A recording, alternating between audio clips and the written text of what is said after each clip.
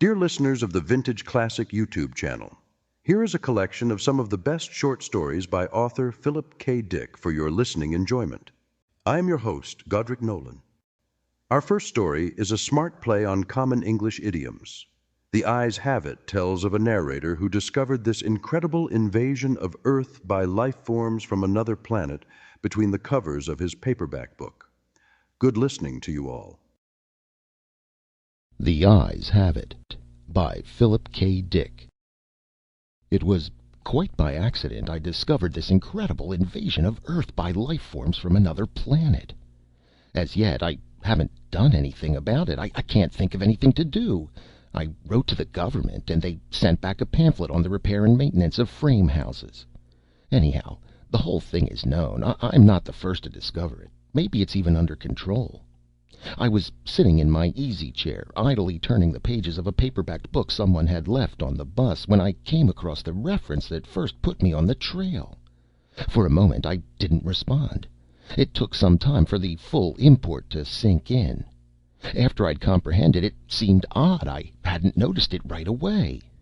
The reference was clearly to a non-human species of incredible properties, not indigenous to Earth. A species, I hasten to point out, customarily masquerading as ordinary human beings. Their disguise, however, became transparent in the face of the following observations by the author. It was at once obvious the author knew everything, and was taking it in his stride. The line, and I tremble, remembering it even now, read, "His eyes slowly roved about the room." Vague chills assailed me. I tried to picture the eyes. Did they roll like dimes? The passage indicated not. They seemed to move through the air, not over the surface. Rather rapidly, apparently. No one in the story was surprised. That's what tipped me off. No sign of amazement at such an outrageous thing. Later, the matter was amplified. His eyes moved from person to person. There it was in a nutshell. The eyes had clearly come apart from the rest of him and were on their own. My heart pounded and my breath choked in my windpipe. I had stumbled on an accidental mention of a totally unfamiliar race. Obviously non-terrestrial. Yet, to the characters in the book, it was perfectly natural, which suggested they belonged to the same species. A slow suspicion burned in my mind. The author was taking it rather too easily in his stride. Evidently he felt this was quite a usual thing. He made absolutely no attempt to conceal this knowledge. The story continued. Presently his eyes fastened on Julia. Julia, being a lady, had at least the breeding to feel indignant. She is described as blushing and knitting her brows angrily. At this I sighed with relief. They weren't all non-terrestrials. The narrative continues. Slowly, calmly, his eyes examined every inch of her. Great Scott! But here the girl turned and stomped off, and the matter ended. I lay back in my chair, gasping with horror. My wife and family regarded me in wonder. "What's wrong, dear?" my wife asked. I couldn't tell her. Knowledge like this was too much for the ordinary run-of-the-mill person. I had to keep it to myself. "Nothing," I gasped. I leaped up, snatched the book, and hurried out of the room. In the garage I continued reading. There was more. Trembling, I read the next revealing passage. He put his arm around Julia. Presently she asked him if he would remove his arm. He immediately did so, with a smile. It's not said what was done with the arm after the fellow had removed it. Maybe it was left standing upright in the corner. Maybe it was thrown away. I don't care. In any case, the full meaning was there, staring me right in the face. Here was a race of creatures capable of removing portions of their anatomy at will. Eyes, arms, and maybe more. Without batting an eyelash. My knowledge of biology came in handy at this point. Obviously, they were simple beings, unicellular, some sort of primitive, single-celled things. Beings no more developed than starfish. Starfish can do the same thing, you know. I read on, and came to this incredible revelation, tossed off coolly by the author without the faintest tremor. Outside the movie theater, we split up. Part of us went inside. Hart over to the cafe for dinner. Binary fission, obviously. Splitting in half and forming two entities. Probably each lower half went to the cafe, it being farther, and the upper halves to the movies. I read on, hands shaking. I had really stumbled onto something here. My mind reeled as I made out this passage. I'm afraid there's no doubt about it. Poor Bibney has lost his head again. Which was followed by, and Bob says he has utterly no guts. Yet Bibney got around as well as the next person. The next person, however, was just as strange. He was soon described as totally lacking in brains. There was no doubt of the thing in the next passage. Julia, whom I had thought to be the one normal person, reveals herself as also being an alien life form, similar to the rest. Quite deliberately, Julia had given her heart to the young man. It didn't relate what the final disposition of the organ was, but I didn't really care. It was evident Julia had gone right on living in her usual manner, like all the others in the book, without heart, arms, eyes, brains, viscera, dividing up in two when the occasion demanded, without a qualm. Thereupon she gave him her hand. I sickened. The rascal now had her hand as well as her heart. I shudder to think what he's done with them by this time. He took her arm. Not content to wait, he had started dismantling her on his own. Flushing crimson, I slammed the book shut and leapt to my feet, but not in time to escape one last reference to those carefree bits of anatomy whose travels had originally thrown me on the track. Her eyes followed him all the way down the road and across the meadow. I rushed from the garage and back inside the warm house, as if the accursed thing were following me. My wife and children were playing Monopoly in the kitchen. I joined them and played with frantic fervor, brow feverish, teeth chattering. I had had enough of the thing. I wanted to hear no more about it. Let them come on. Let them invade Earth. I don't want to get mixed up in it. I have absolutely no stomach for it. Dear listeners, please like and subscribe to the Vintage Classics YouTube channel. Our next story is Beyond the Door. A man buys a cuckoo clock for his wife, who has always wanted one. When he catches her cheating on him, the man throws his wife out of the house with her lover. Though he never really cared for the clock, he keeps winding it because he dislikes the silence. But the cuckoo clock, who preferred the wife's company, begins to plot against its owner. Happy listening. Beyond the Door by Philip K. Dick. Larry Thomas bought a cuckoo clock for his wife, without knowing the price he would have to pay.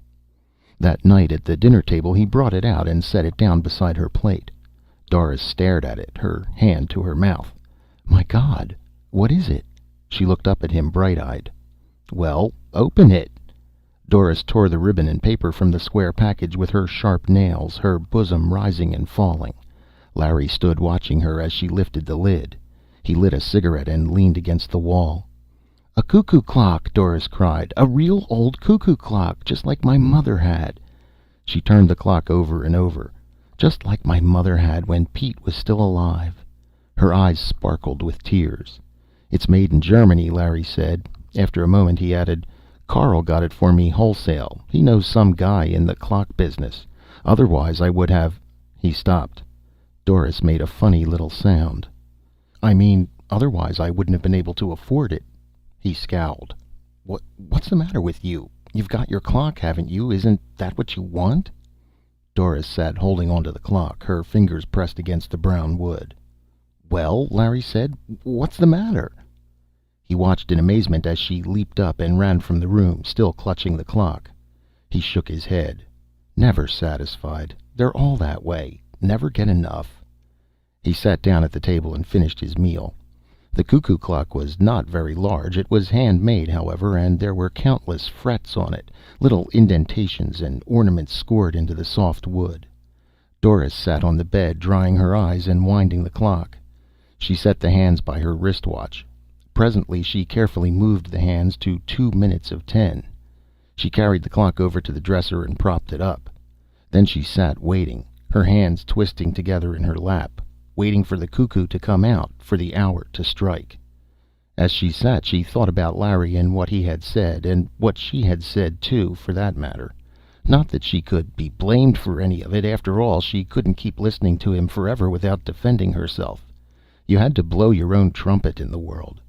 She touched her handkerchief to her eyes suddenly. Why did he have to say that about getting it wholesale? Why did he have to spoil it all? If he felt that way, he needn't have gotten in the first place. She clenched her fists. He was so mean, so damn mean. But she was glad of the little clock sitting there ticking to itself, with its funny grilled edges and the door. Inside the door was the cuckoo, waiting to come out. Was he listening, his head cocked on one side, listening to hear the clock strike so that he would know to come out? Did he sleep between hours? Well, she would soon see him. She could ask him. And she would show the clock to Bob. He would love it. Bob loved old things, even old stamps and buttons. He liked to go with her to the stores. Of course, it was a little awkward, but Larry had been staying at the office so much, and that helped. If only Larry didn't call up sometimes to... There was a whir. The clock shuddered, and all at once the door opened. The cuckoo came out, sliding swiftly. He paused and looked around solemnly, scrutinizing her, the room, the furniture. It was the first time he had seen her, she realized, smiling to herself in pleasure. She stood up, coming toward him shyly. "Go on," she said. "I'm waiting." The cuckoo opened his bill. He whirred and chirped quickly, rhythmically. Then, after a moment of contemplation, he retired, and the door snapped shut. She was delighted. She clapped her hands and spun in a little circle. He was marvelous. Perfect. And the way he had looked around, studying her, sizing her up. He liked her. She was certain of it. And she, of course, loved him at once, completely. He was just what she had hoped would come out of the little door. Doris went to the clock. She bent over the little door, her lips close to the wood. "Do you hear me?" she whispered. "I think you're the most wonderful cuckoo in the world." She paused, embarrassed. "I hope you'll like it here." Then she went downstairs again, slowly, her head high. Larry and the cuckoo clock really never got along well from the start. Doris said it was because he didn't wind it right, and it didn't like being only half wound all the time. Larry turned the job of winding over to her. The cuckoo came out every quarter hour and ran the spring down without remorse, and someone had to be ever after it, winding it up again. Doris did her best, but she forgot a good deal of the time. Then Larry would throw his newspaper down with an elaborate, weary motion and stand up. He would go into the dining room where the clock was mounted on the wall over the fireplace. He would take the clock down, and making sure that he had his thumb over the little door, he would wind it up. "Why do you put your thumb over the door?" Doris asked once. "You're supposed to." She raised an eyebrow. "Are you sure? I wonder if it isn't that you don't want him to come out while you're standing so close." "Why not?" "Maybe you're afraid of him." Larry laughed. He put the clock back on the wall and gingerly removed his thumb. When Doris wasn't looking, he examined his thumb. There was still a trace of the nick cut out of the soft part of it. Who or what had pecked at him? One Saturday morning, when Larry was down at the office working over some important special accounts, Bob Chambers came to the front porch and rang the bell. Doris was taking a quick shower. She dried herself and slipped into her robe. When she opened the door, Bob stepped inside, grinning. "Hi," he said, looking around. "It's all right? Larry's at the office?" "Fine." Bob gazed at her slim legs below the hem of the robe. "How nice you look today." She laughed. "Be careful. Maybe I shouldn't let you in after all." They looked at one another, half amused, half frightened. Presently Bob said, "If you want, I'll—" "No, for God's sake." She caught hold of his sleeve. "Just get out of the doorway so I can close it. Mrs. Peters across the street, you know." She closed the door. "And I want to show you something," she said. "You haven't seen it." He was interested. "An antique or what?" She took his arm, leading him toward the dining room. "You'll love it, Bobby." She stopped, wide-eyed. "I hope you will. You must. You must love it. It means so much to me. He means so much." "He?" Bob frowned. "Who is he?" Doris laughed. "You're jealous. Come on." A moment later they stood before the clock, looking up at it. "He'll come out in a few minutes. Wait until you see him. I know you two will get along just fine." What does Larry think of him? They don't like each other. Sometimes when Larry's here, he won't come out. Larry gets mad if he doesn't come out on time. He says... Says what? Doris looked down. He always says that he's been robbed, even if he did get it wholesale. She brightened. But I know he won't come out because he doesn't like Larry. When I'm here alone, he comes right out for me every 15 minutes, even though he really only has to come out on the hour. She gazed up at the clock. He comes out for me because he wants to. We talk. I tell him things, of course. I'd like to have him upstairs in my room, but it wouldn't be right. There was the sound of footsteps on the front porch. They looked at each other, horrified. Larry pushed the front door open, grunting. He set his briefcase down and took off his hat. Then he saw Bob for the first time. Chambers, I'll be damned. His eyes narrowed. What are you doing here? He came into the dining room. Doris drew her robe about her, helplessly backing away. Bob began. That is, we... He broke off, glancing at Doris. Suddenly the clock began to whir. The cuckoo came rushing out, bursting into sound. Larry moved towards him. Shut that din off, he said. He raised his fist toward the clock. The cuckoo snapped into silence and retreated. The door closed. That's better. Larry studied Doris and Bob standing mutely together. I came over to look at the clock, Bob said. Doris told me that it's a rare antique and that... Nuts. I bought it myself. Larry walked up to him. Get out of here. He turned to Doris. You too. And take that damn clock with you. He paused, rubbing his chin. No. Leave the clock here. It's mine. I bought it and paid for it. In the weeks that followed after Doris left, Larry and the cuckoo clock got along even worse than before. For one thing, the cuckoo stayed inside most of the time. Sometimes even at 12 o'clock when he should have been busiest. And if he did come out at all, he usually spoke only once or twice, never the correct number of times. And there was a sullen, uncooperative note in his voice, a jarring sound that made Larry uneasy and a little angry. But he kept the clock wound, because the house was very still and quiet, and it got on his nerves not to hear someone running around, talking and dropping things. And even the whirring of a clock sounded good to him. But he didn't like the cuckoo at all, and sometimes he spoke to him. Listen, he said late one night to the closed little door. I know you can hear me. I ought to give you back to the Germans, back to the Black Forest. He paced back and forth. I wonder what they're doing now, the two of them. That young punk with his books and his antiques. A man shouldn't be interested in antiques. That's for women. He set his jaw. Isn't that right? The clock said nothing. Larry walked up in front of it. Isn't that right? He demanded.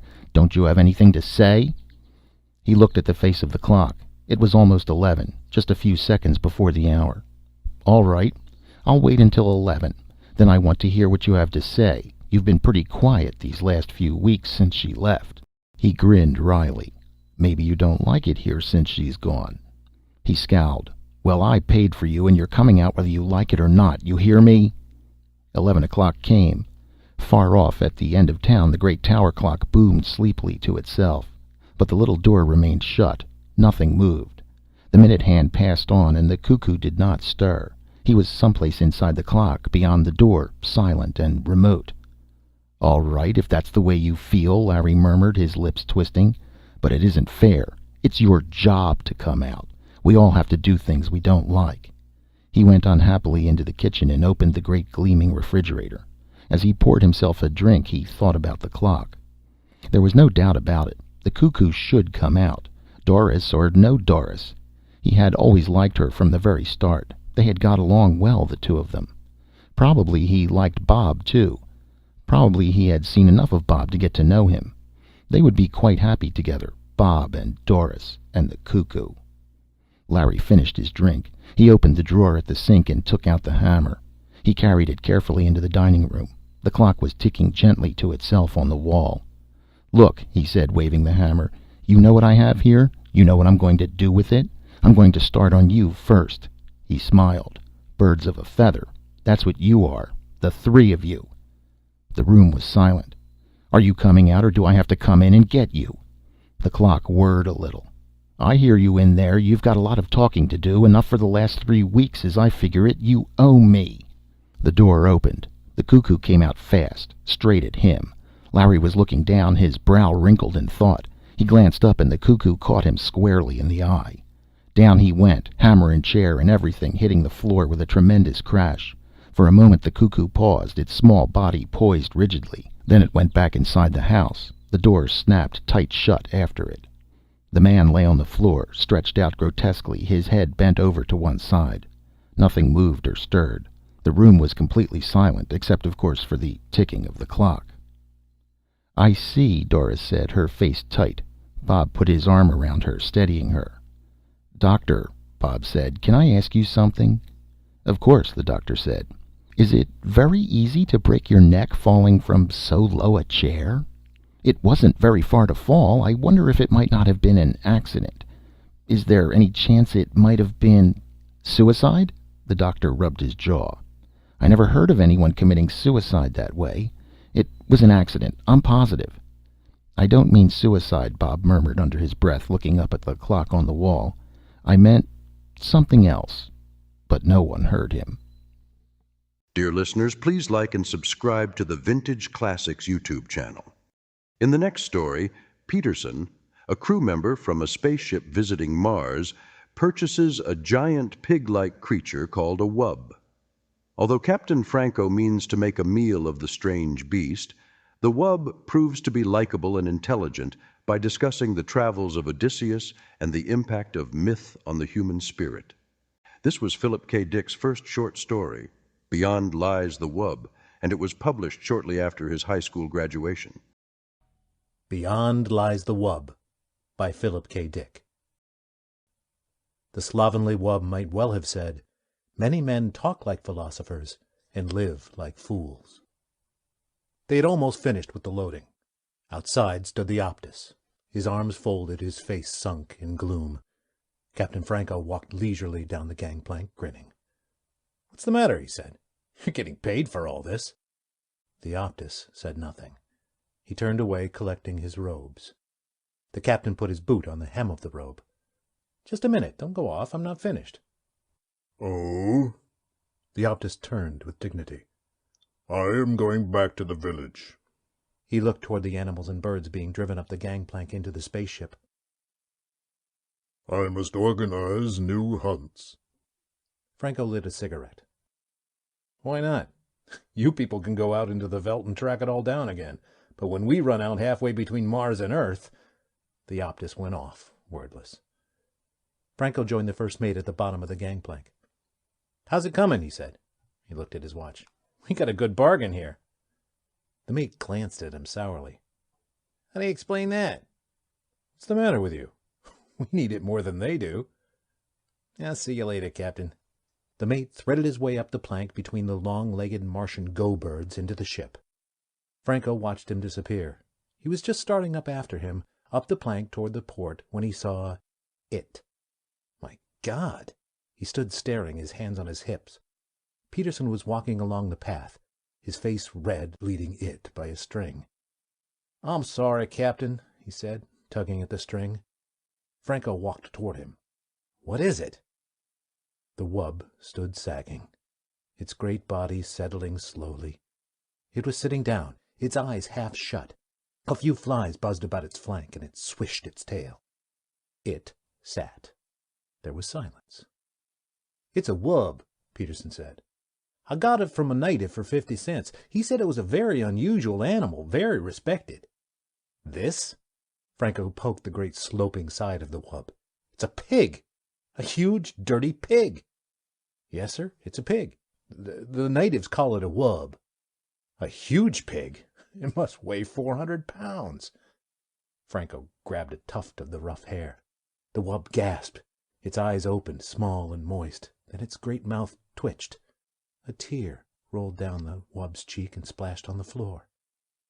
"Maybe it's good to eat," Peterson said nervously. "We'll soon find out," Franco said. The wub survived the takeoff, sound asleep in the hold of the ship. When they were out in space and everything was running smoothly, Captain Franco bade his men fetch the wub upstairs so he might perceive what manner of beast it was. The wub grunted and wheezed, squeezing up the passageway. "Come on," Jones grated, pulling at the rope.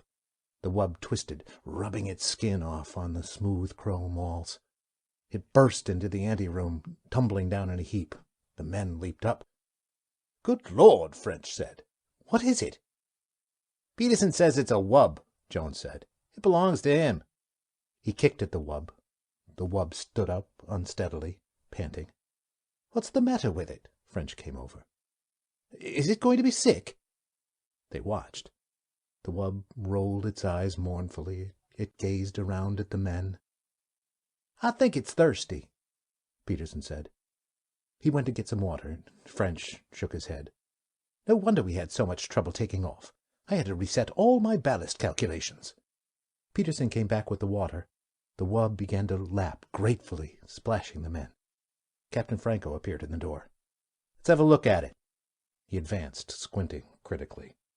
"You got this for 50 cents?" "Yes, sir," Peterson said. "It eats almost anything. I fed it on grain, and it liked that, then potatoes and mash and scraps from the table and milk. It seems to enjoy eating. After it eats, it lies down and goes to sleep." "I see," Captain Franco said. "Now, as to its taste, that's the real question. I doubt if there's much point in fattening it up any more. Seems fat enough to me already. Where's the cook? I want him here. I want to find out—" The wub stopped lapping and looked up at the captain. "Really, Captain," the wub said, "I suggest we talk of other matters." The room was silent. "What was that?" Franco said. "Just now." "The wub, sir," Peterson said. It spoke." They all looked at the wub. "What did it say? What did it say?" "It suggested we talk about other things."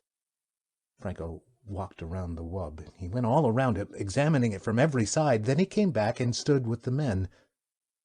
"I wonder if there's a native inside it," he said thoughtfully. "Maybe we should open it up and have a look." "Oh, goodness," the wub cried. "Is that all you people can think of, killing and cutting?" Franco clenched his fist. "Come out of there! Whoever you are, come out!" Nothing stirred. The men stood together, their faces blank, staring at the wub. The wub swished its tail. It belched suddenly. "I beg your pardon," the wub said. "I don't think there's anyone in there," Jones said in a low voice. They all looked at each other. The cook came in. You wanted me, Captain? He said. What's this thing? "This is a wub," Franco said. "It's to be eaten. Will you measure it and figure out—" "I think we should have a talk," the wub said. "I'd like to discuss this with you, Captain, if I might. I can see that you and I do not agree on some basic issues." The captain took a long time to answer. The wub waited good-naturedly, licking the water from its jowls. "Come into my office," the captain said at last. He turned and walked from the room. The wub rose and padded after him. The men watched it go out. They heard it climbing the stairs. I wonder what the outcome will be, the cook said. "Well, I'll be in the kitchen. Let me know as soon as you hear." "Sure," Jones said. "Sure." The wub eased itself down in the corner with a sigh. "You must forgive me," it said. "I'm afraid I'm addicted to various forms of relaxation. When one is as large as I—" The captain nodded impatiently. He sat down at his desk and folded his hands. All right, he said. "Let's get started. You're a wub, is that correct?" The wub shrugged. "I suppose so. That's what they call us. The natives, I mean. We have our own term." "And you speak English? You've been in contact with Earthmen before?" "No." "Then how do you do it?"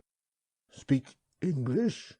Am I speaking English? I am not conscious of speaking anything in particular. I examined your mind." "My mind?" "I studied the contents, especially the semantic warehouse, as I refer to it." "I see," the captain said. "Telepathy, of course." "We are a very old race," the wub said.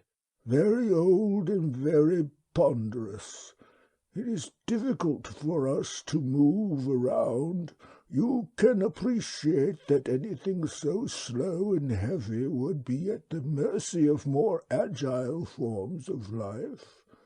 There was no use in our relying on physical defences. How could we win? Too heavy to run, too soft to fight, too good-natured to hunt for game. How do you live? Plants, vegetables.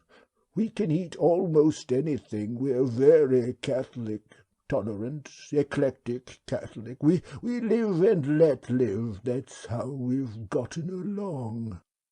The wub eyed the captain.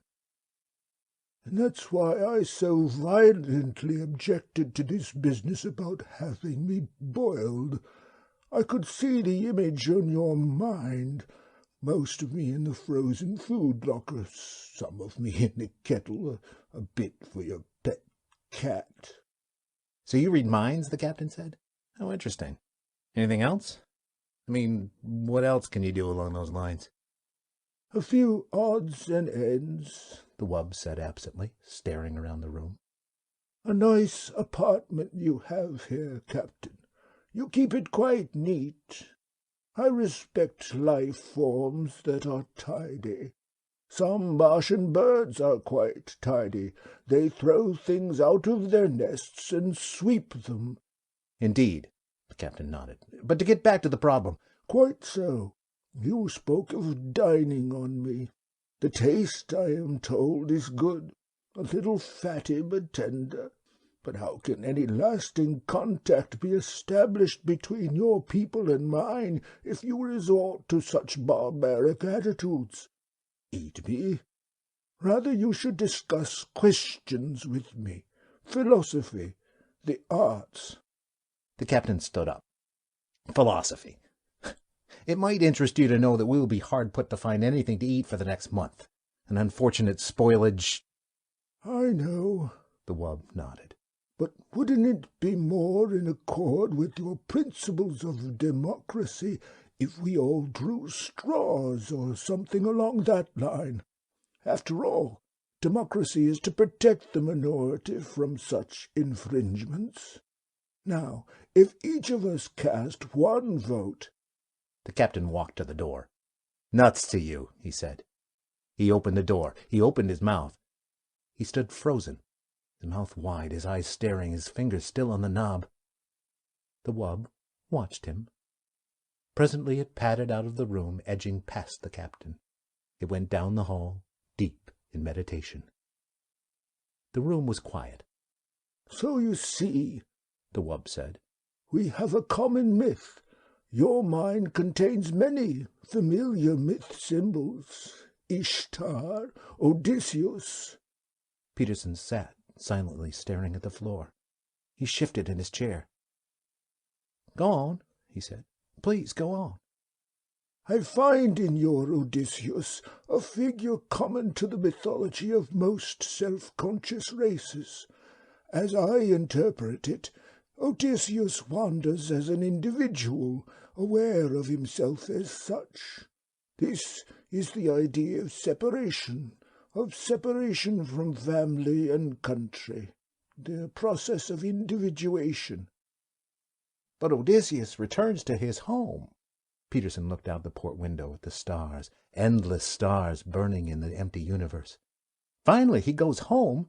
As must all creatures. The moment of separation is a temporary period, a brief journey of the soul. It begins, it ends. The wanderer returns to land and race. The door opened. The wub stopped, turning its great head. Captain Franco came into the room, the men behind him. They hesitated at the door. Are you all right? French said. Do you mean me? Peterson said, surprised. Why me? Franco lowered his gun. Come over here, he said to Peterson. Get up and come here. There was silence. Go ahead, the wub said. It doesn't matter. Peterson stood up. What for? It's an order. Peterson walked to the door. French caught his arm. What's going on? Peterson wrenched loose. What's the matter with you? Captain Franco moved toward the wub. The wub looked up from where it lay in the corner, pressed against the wall. "It is interesting," the wub said, "that you are obsessed with the idea of eating me. I wonder why." "Get up," Franco said. "If you wish." The wub rose, grunting. Be patient. It is difficult for me." It stood, gasping, its tongue lolling foolishly. "Shoot it now," French said. "For God's sake!" Peterson exclaimed. Jones turned to him quickly, his eyes gray with fear. "You didn't see him. Like a statue standing there, his mouth open. If we hadn't come down, he'd still be there." "Who? The captain?" Peterson stared around. "But he's all right now." They looked at the wub, standing in the middle of the room, its great chest rising and falling. "Come on," Franco said. "Out of the way." The men pulled aside toward the door. "You're quite afraid, aren't you?" the wub said. "Have I done anything to you? I am against the idea of hurting. All I have done is try to protect myself. Can you expect me to rush eagerly to my death?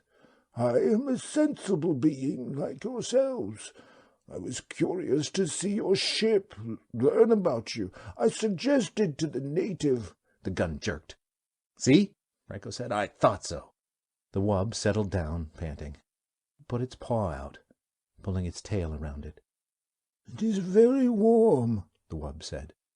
"I understand that we are close to the jets. Atomic power. You have done many wonderful things with it, technically. Apparently your scientific hierarchy is not equipped to solve moral, ethical—" Franco turned to the men, crowding behind him, wide-eyed, silent. "I'll do it. You can watch." French nodded. "Try to hit the brain. It's no good for eating. Don't hit the chest. If the rib cage shatters, we'll have to pick bones out."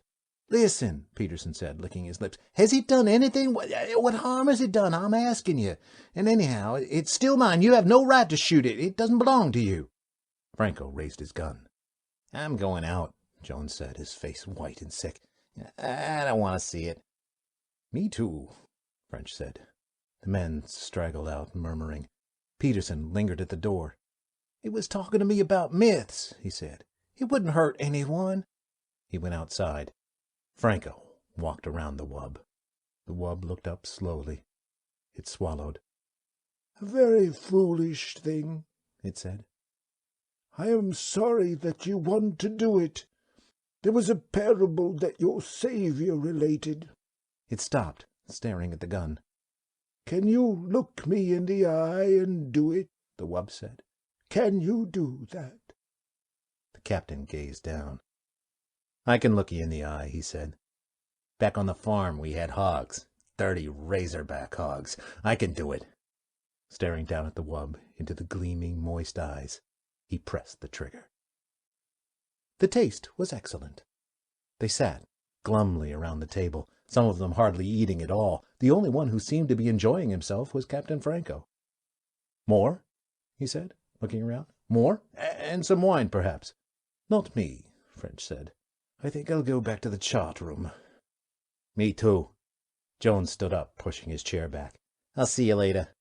The captain watched them go. Some of the others excused themselves. "What do you suppose the matter is?" the captain said. He turned to Peterson. Peterson sat staring down at his plate, at the potatoes, the green peas, and at the thick slab of tender, warm meat. He opened his mouth. No sound came.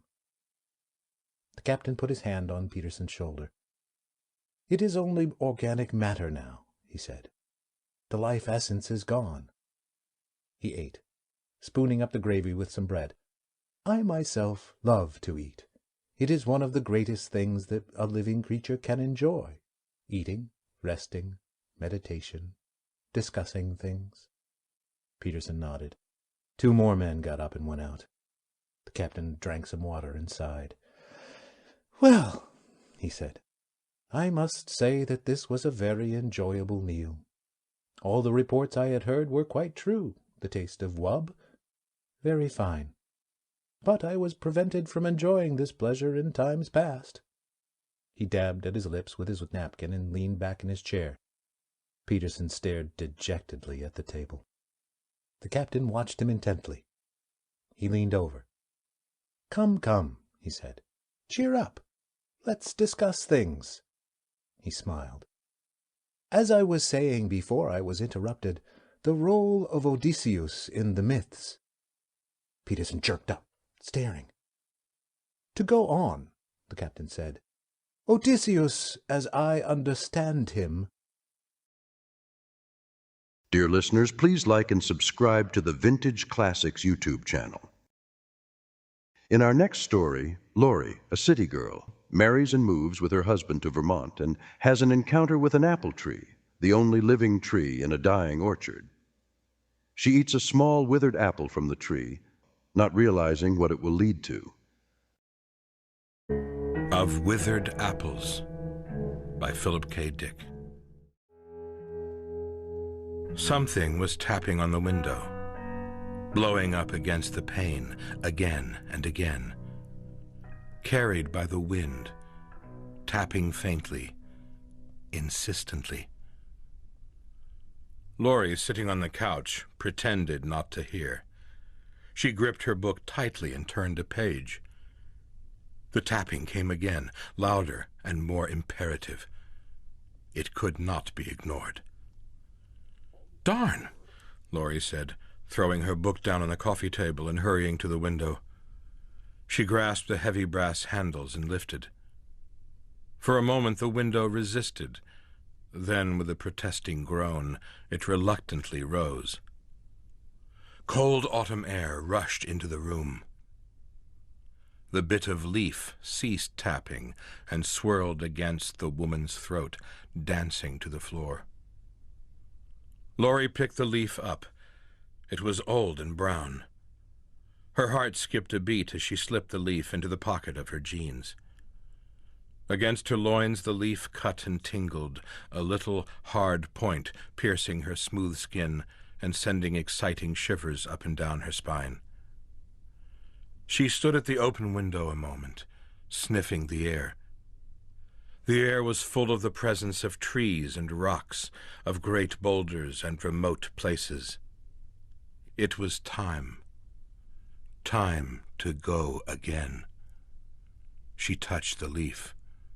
She was wanted. Quickly, Lori left the big living room, hurrying through the hall into the dining room. The dining room was empty. A few chords of laughter drifted from the kitchen. Lori pushed the kitchen door open. "Steve?" Her husband and his father were sitting around the kitchen table, smoking their cigars and drinking steaming black coffee. "What is it?" Steve demanded, frowning at his young wife. "Ed and I are in the middle of business." I want to ask you something." The two men gazed at her. Brown-haired Stephen, his dark eyes full of the stubborn dignity of New England men, and his father, silent and withdrawn in her presence. Ed Patterson scarcely noticed her. He rustled through a sheaf of feed bills, his broad back turned toward her. "What is it?" Steve demanded impatiently. "What do you want? Can't it wait?" "I have to go," Lori blurted. "Go where?" "Outside." Anxiety flooded over her. "This is the last time, I promise. I won't go again after this, okay?" She tried to smile, but her heart was pounding too hard. "Please let me, Steve." "Where does she go?" Ed rumbled. Steve grunted in annoyance. "Up in the hills. Some old abandoned place up there." Ed's gray eyes flickered. "Abandoned farm?" "Yes, you know it." "The old Rickley farm. Rickley moved away years ago. Couldn't get anything to grow. Not up there. Ground's all rocks. Bad soil. A lot of clay and stones. The place is all overgrown. Tumbled down." "What kind of farm was it?" "Orchard. Fruit orchard. Never yielded a damn thing. Thin old trees. Waste of effort." Steve looked at his pocket watch. You'll be back in time to fix dinner? Yes. Laurie moved toward the door. Then I can go? Steve's face twisted as he made up his mind. Laurie waited impatiently, scarcely breathing. She had never got used to Vermont men and their slow, deliberate way.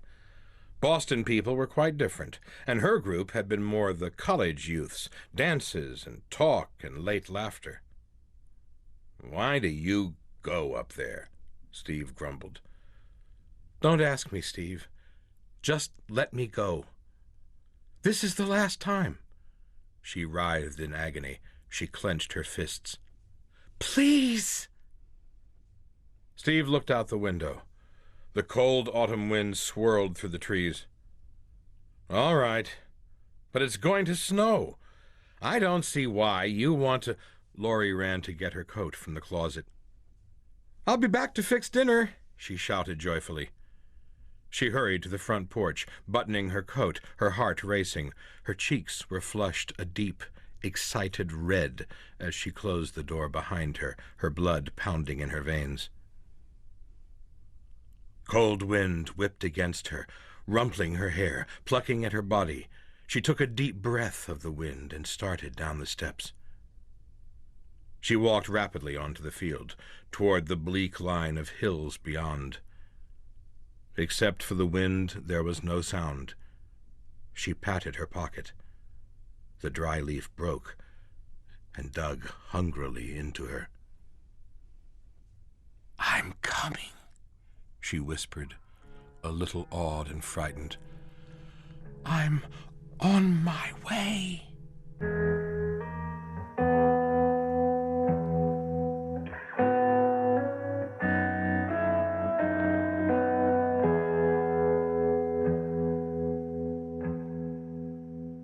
Higher and higher the woman climbed. She passed through a deep cleft between two rocky ridges. Huge roots from old stumps spurted out on all sides. She followed a dried-up creek bed, winding and turning. After a time, low mists began to blow about her. At the top of the ridge, she halted, breathing deeply, looking back the way she had come. A few drops of rain stirred the leaves around her. Again the wind moved through the great dead trees along the ridge. Laurie turned and started on, her head down, hands in her coat pockets. She was on a rocky field, overgrown with weeds and dead grass. After a time she came to a ruined fence, broken and rotting. She stepped over it. She passed a tumbled-down well, half filled with stones and earth. Her heart beat quickly, fluttering with nervous excitement. She was almost there. She passed the remains of a building, sagging timbers and broken glass, a few ruined pieces of furniture strewn nearby, an old automobile tire caked and cracked, some damp rags heaped over rusty, bent bed springs. And there it was, directly ahead. Along the edge of the field was a grove of ancient trees, lifeless trees, withered and dead, their thin, blackened stalks rising up leaflessly, broken sticks stuck in the hard ground, row after row of dead trees, some bent and leaning, torn loose from the rocky soil by the unending wind. Laurie crossed the field to the trees, her lungs laboring painfully. The wind surged against her without respite, whipping the foul-smelling mists into her nostrils and face. Her smooth skin was damp and shiny with the mist.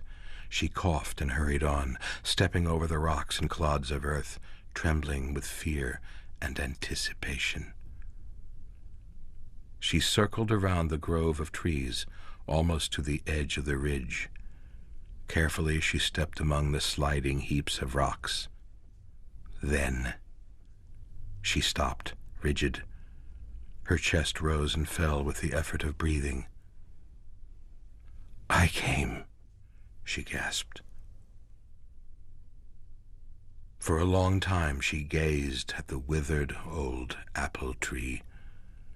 She could not take her eyes from it, The sight of the ancient tree fascinated and repelled her. It was the only one alive, the only tree of all the grove still living. All the others were dead, dried up. They had lost the struggle. But this tree still clung to life.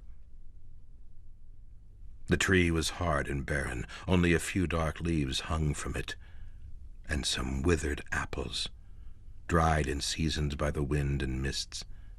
They had stayed there on the branches, forgotten and abandoned. The ground around the tree was cracked and bleak, stones and decayed heaps of old leaves in ragged clumps. "I came," Laurie said again. She took the leaf from her pocket and held it cautiously out. "This tapped at the window. I knew when I heard it." She smiled mischievously, her red lips curling. "It tapped and tapped, trying to get in. I ignored it. It was so impetuous. It annoyed me." The tree swayed ominously. Its gnarled branches rubbed together. Something in the sound made Laurie pull away. Terror rushed through her. She hurried back along the ridge, scrambling frantically out of reach. "Don't," she whispered. "Please." The wind ceased. The tree became silent. For a long time, Laurie watched it apprehensively. Night was coming. The sky was darkening rapidly. A burst of frigid wind struck her, half turning her around. She shuddered, bracing herself against it, pulling her long coat around her. Far below, the floor of the valley was disappearing into shadow, into the vast cloud of night. In the darkening mists, the tree was stern and menacing, more ominous than usual. A few leaves blew from it, drifting and swirling with the wind. A leaf blew past her, and she tried to catch it. The leaf escaped, dancing back toward the tree. Laurie followed a little way and then stopped, gasping and laughing. "No," she said firmly, her hands on her hips. "I won't." There was silence.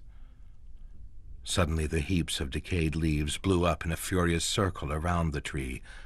They quieted down, settling back. "No," Laurie said. "I'm not afraid of you. You can't hurt me." But her heart was hammering with fear. She moved back farther away. The tree remained silent. Its wiry branches were motionless. Laurie regained her courage. "This is the last time I can come," she said. "Steve says I can't come anymore. He doesn't like it." She waited, but the tree did not respond. "They're sitting in the kitchen, the two of them, smoking cigars and drinking coffee, adding up feed bills." She wrinkled her nose. "That's all they ever do. Add and subtract feed bills, figure and figure. Profit and loss, government, taxes, depreciation on the equipment." The tree did not stir. Laurie shivered. A little more rain fell, big icy drops that slid down her cheeks, down the back of her neck, and inside her heavy coat. She moved closer to the tree. "I won't be back. I won't see you again. This is the last time. I wanted to tell you." The tree moved. Its branches whipped into sudden life. Laurie felt something hard and thin cut across her shoulder. Something caught her around the waist, tugging her forward. She struggled desperately, trying to pull herself free. Suddenly the tree released her. She stumbled back, laughing and trembling with fear. "No," she gasped. "You can't have me." She hurried to the edge of the ridge. "You'll never get me again. Understand? And I'm not afraid of you." She stood waiting and watching, trembling with cold and fear. Suddenly she turned and fled, down the side of the ridge, sliding and falling on the loose stones. Blind terror gripped her. She ran on, down the steep slope, grabbing at roots and weeds. Something rolled beside her shoe, something small and hard. She bent down and picked it up. It was a little dried apple. Laurie gazed back up the slope at the tree. The tree was almost lost in the swirling mists. It stood, jutting up against the black sky, a hard, unmoving pillar. Laurie put the apple in her coat pocket and continued down the side of the hill. When she reached the floor of the valley, she took the apple out of her pocket. It was late. A deep hunger began to gnaw inside her. She thought suddenly of dinner, the warm kitchen, the white tablecloth, steaming stew and biscuits. As she walked, she nibbled on the little apple.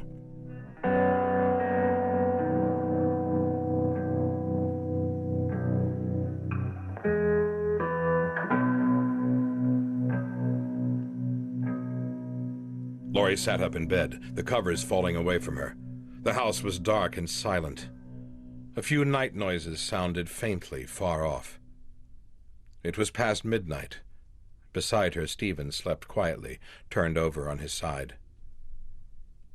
What had wakened her? Laurie pushed her dark hair back out of her eyes, shaking her head. What? A spasm of pain burst loose inside her. She gasped and put her hand to her stomach. For a time she wrestled silently, jaws locked, swaying back and forth. The pain went away. Laurie sank back. She cried out, a faint, thin cry. "Steve!" Stephen stirred. He turned over a little, grunting in his sleep. The pain came again, harder. She fell forward on her face, writhing in agony. The pain ripped at her, tearing at her belly. She screamed, a shrill wail of fear and pain. Steve sat up. "For God's sake!" He rubbed his eyes and snapped on the lamp. "What the hell?" Laurie lay on her side, gasping and moaning, her eyes staring, knotted fists pressed into her stomach. The pain twisted and seared, devouring her, eating into her. "Laurie," Stephen grated, "what is it?" She screamed, again and again, until the house rocked with echoes. She slid from the bed onto the floor, her body writhing and jerking, her face unrecognizable. Ed came hurrying into the room, pulling his bathrobe around him. "What's going on?" The two men stared helplessly down at the woman on the floor. "Good God," Ed said. He closed his eyes.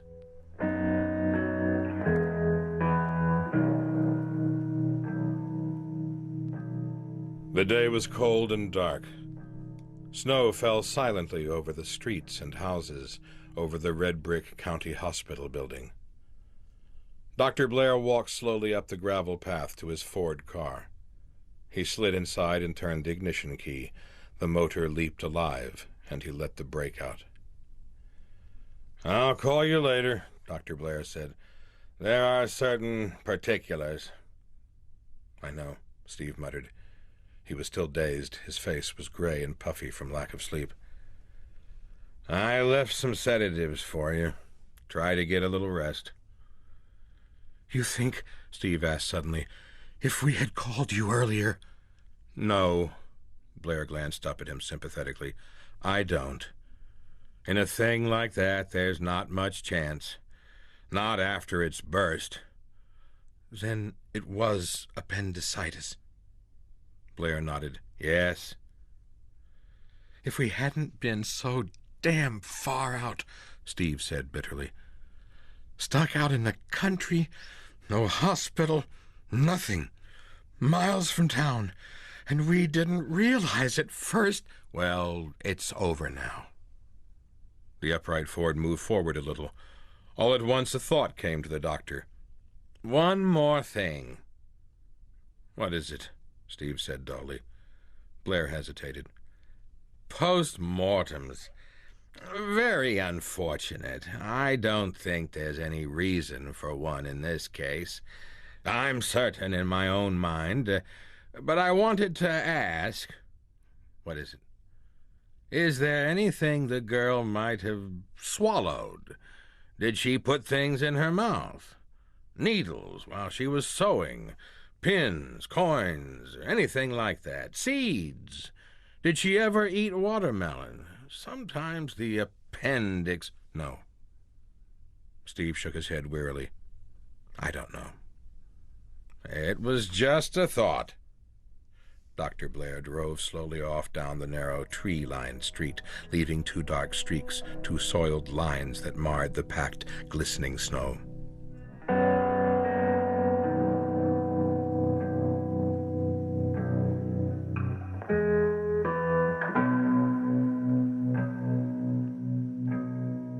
Spring came, warm and sunny.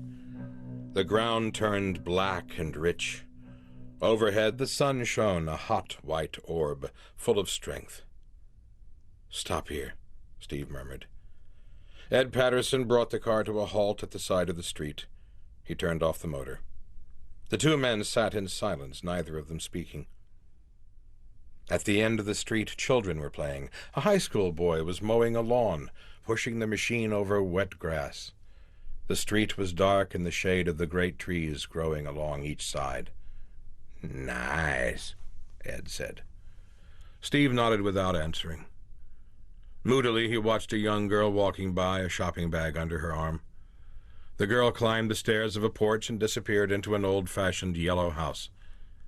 Steve pushed the car door open. "Come on. Let's get it over with."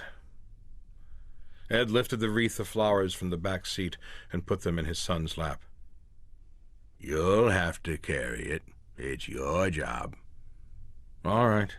Steve grabbed the flowers and stepped out onto the pavement.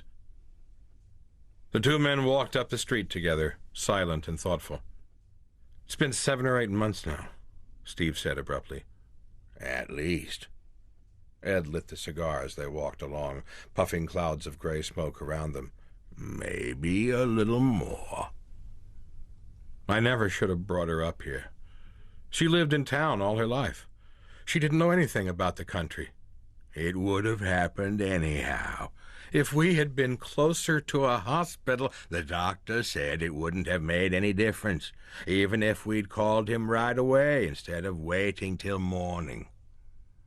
They came to the corner and turned. "And as you know..." "Forget it," Steve said, suddenly tense.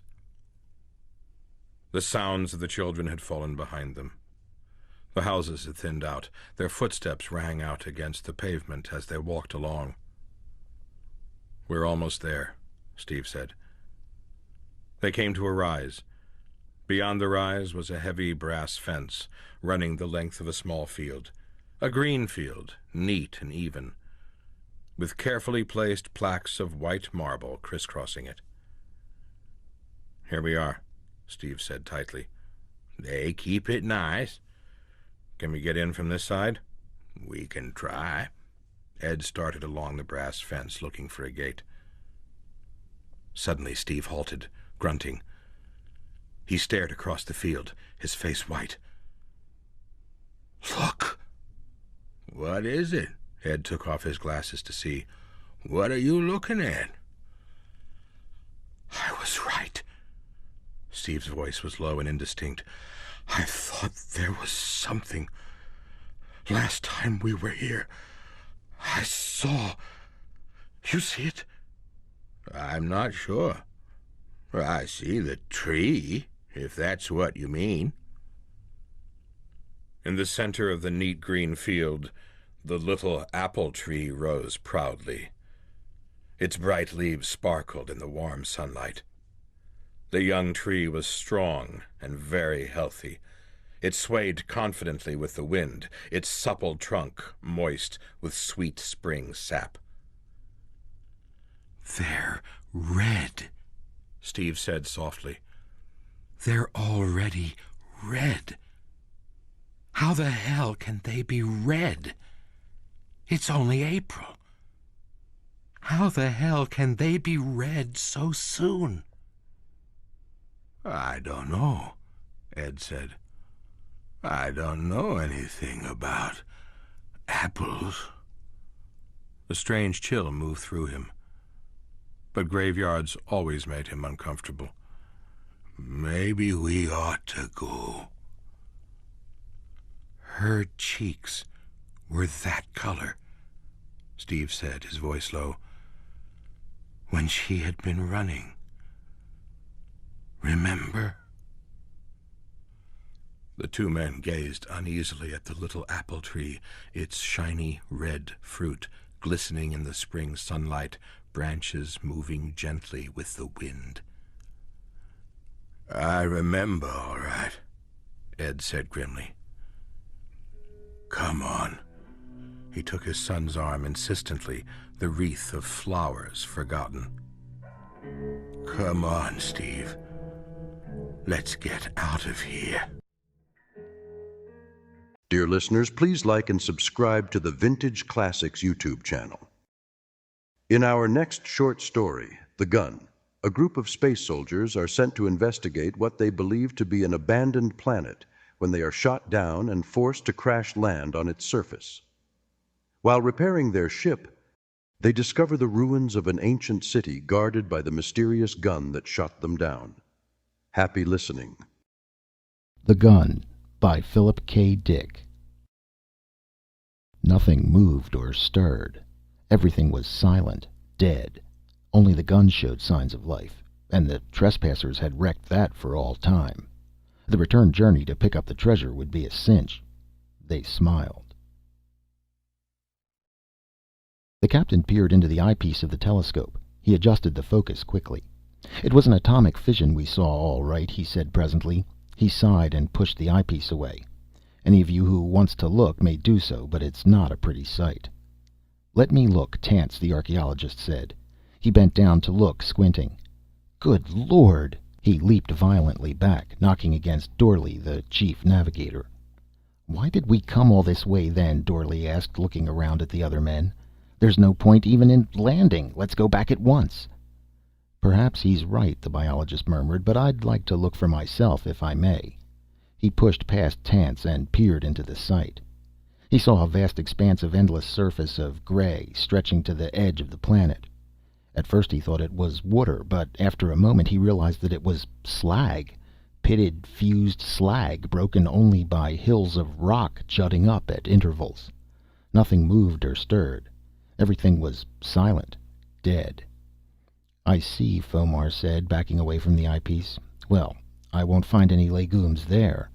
He tried to smile, but his lips stayed unmoved. He stepped away and stood by himself, staring past the others.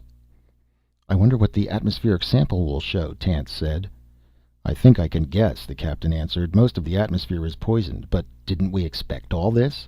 I don't see why we're so surprised. A fission visible as far away as our system must be a terrible thing." He strode off down the corridor, dignified and expressionless. They watched him disappear into the control room. As the captain closed the door, the young woman turned. "What did the telescope show, good or bad?" "Bad.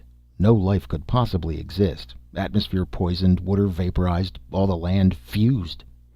"Could they have gone underground?"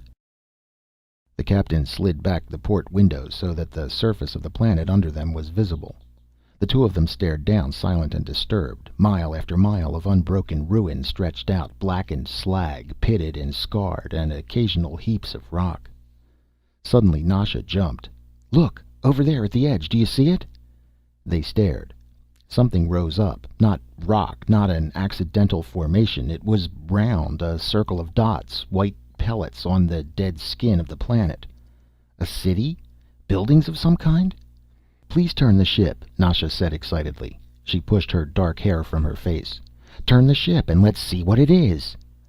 The ship turned, changing its course. As they came over the white dots, the captain lowered the ship, dropping it down as much as he dared. "Piers," he said. "Piers of some sort of stone, perhaps poured artificial stone. The remains of a city." "Oh dear," Nasha murmured. "How awful." She watched the ruins disappear behind them. In a half circle, the white squares jutted from the slag, chipped and cracked like broken teeth. "There's nothing alive," the captain said at last. "I think we'll go right back. I know most of the crew want to. Get the government receiving station on the sender and tell them what we found and that we—" He staggered. The first atomic shell had struck the ship, spinning it around. The captain fell to the floor, crashing into the control table. Papers and instruments rained down on him. As he started to his feet, the second shell struck. The ceiling cracked open. Struts and girders twisted and bent. The ship shuddered, falling suddenly down, then righting itself as automatic controls took over. The captain lay on the floor by the smashed control board. In the center, Nasha struggled to free herself from the debris. Outside, the men were already sealing the gaping leaks in the side of the ship, through which the precious air was rushing, dissipating into the void beyond. "Help me!" Dorley was shouting. "Fire over here! Wiring ignited!" 2 men came running. Tance watched helplessly, his eyeglasses broken and bent. "So there is life here after all," he said, half to himself. "But how could—" "Give us a hand," Fomar said, hurrying past. "Give us a hand. We've got to land the ship." It was night. A few stars glinted above them, winking through the drifting silt that blew across the surface of the planet. Dorley peered out, frowning. What a place to be stuck in. He resumed his work, hammering the bent metal hull of the ship back into place. He was wearing a pressure suit. There were still many small leaks, and radioactive particles from the atmosphere had already found their way into the ship. Nasha and Fomar were sitting at the table in the control room, pale, solemn, studying the inventory lists. "Low on carbohydrates," Fomar said. "We can break down the stored fats if we want to, but I wonder if we could find anything outside." Nasha went to the window. "How uninviting it looks." She paced back and forth, very slender and small, her face dark with fatigue. "What do you suppose an exploring party would find?" Fomar shrugged. "Not much. Maybe a few weeds growing in cracks here and there. Nothing we could use. Anything that would adapt to this environment would be toxic, lethal." Nasha paused, rubbing her cheek. There was a deep scratch there, still red and swollen. "Then how do you explain it? According to your theory, the inhabitants must have died in their skins, fried like yams. But who fired on us? Somebody detected us, made a decision, aimed a gun." "And gauged distance," the captain said feebly from the cot in the corner. He turned toward them. "That's the part that worries me. The first shell put us out of commission. The second almost destroyed us. They were well aimed, perfectly aimed. We're not such an easy target." "True," Fomar nodded. "Well, perhaps we'll know the answer before we leave here. What a strange situation. All our reasoning tells us that no life could exist. The whole planet burned dry, the atmosphere itself gone, completely poisoned." "The gun that fired the projectiles survived," Nasha said. "Why not people?" "It's not the same. Metal doesn't need air to breathe. Metal doesn't get leukemia from radioactive particles. Metal doesn't need food and water." There was silence. "A paradox," Nasha said. "Anyhow, in the morning I think we should send out a search party. And meanwhile we should keep on trying to get the ship in condition for the trip back." "It'll be days before we can take off," Fomar said. "We should keep every man working here. We can't afford to send out a party." Nasha smiled a little. "We'll send you out in the first party. Maybe you can discover— what was it you were so interested in?" "Legumes. Edible legumes. Maybe you can find some of them. Only—" "Only what?" "Only watch out. They fired on us once without even knowing who we were or what we came for. Do you suppose they fought with each other? Perhaps they couldn't imagine anyone being friendly under any circumstances. What a strange evolutionary trait, interspecies warfare, fighting within the race." "We'll know in the morning," Fomar said. "Let's get some sleep." The sun came up chill and austere. The 3 people, 2 men and a woman, stepped through the port, dropping down on the hard ground below. "What a day," Dorley said grumpily. "I said how glad I'd be to walk on firm ground again, but—" "Come on," Nasha said. "Up beside me. I want to say something to you. Will you excuse us, Tance?" Tance nodded gloomily. Dorley caught up with Nasha. They walked together, their metal shoes crunching the ground underfoot. Nasha glanced at him. "Listen, the captain is dying. No one knows except the 2 of us. By the end of the day period of this planet, he'll be dead. The shock did something to his heart. He was almost 60, you know." Dorley nodded. "That's bad. I have a great deal of respect for him. You will be captain in his place, of course, since you're vice captain now.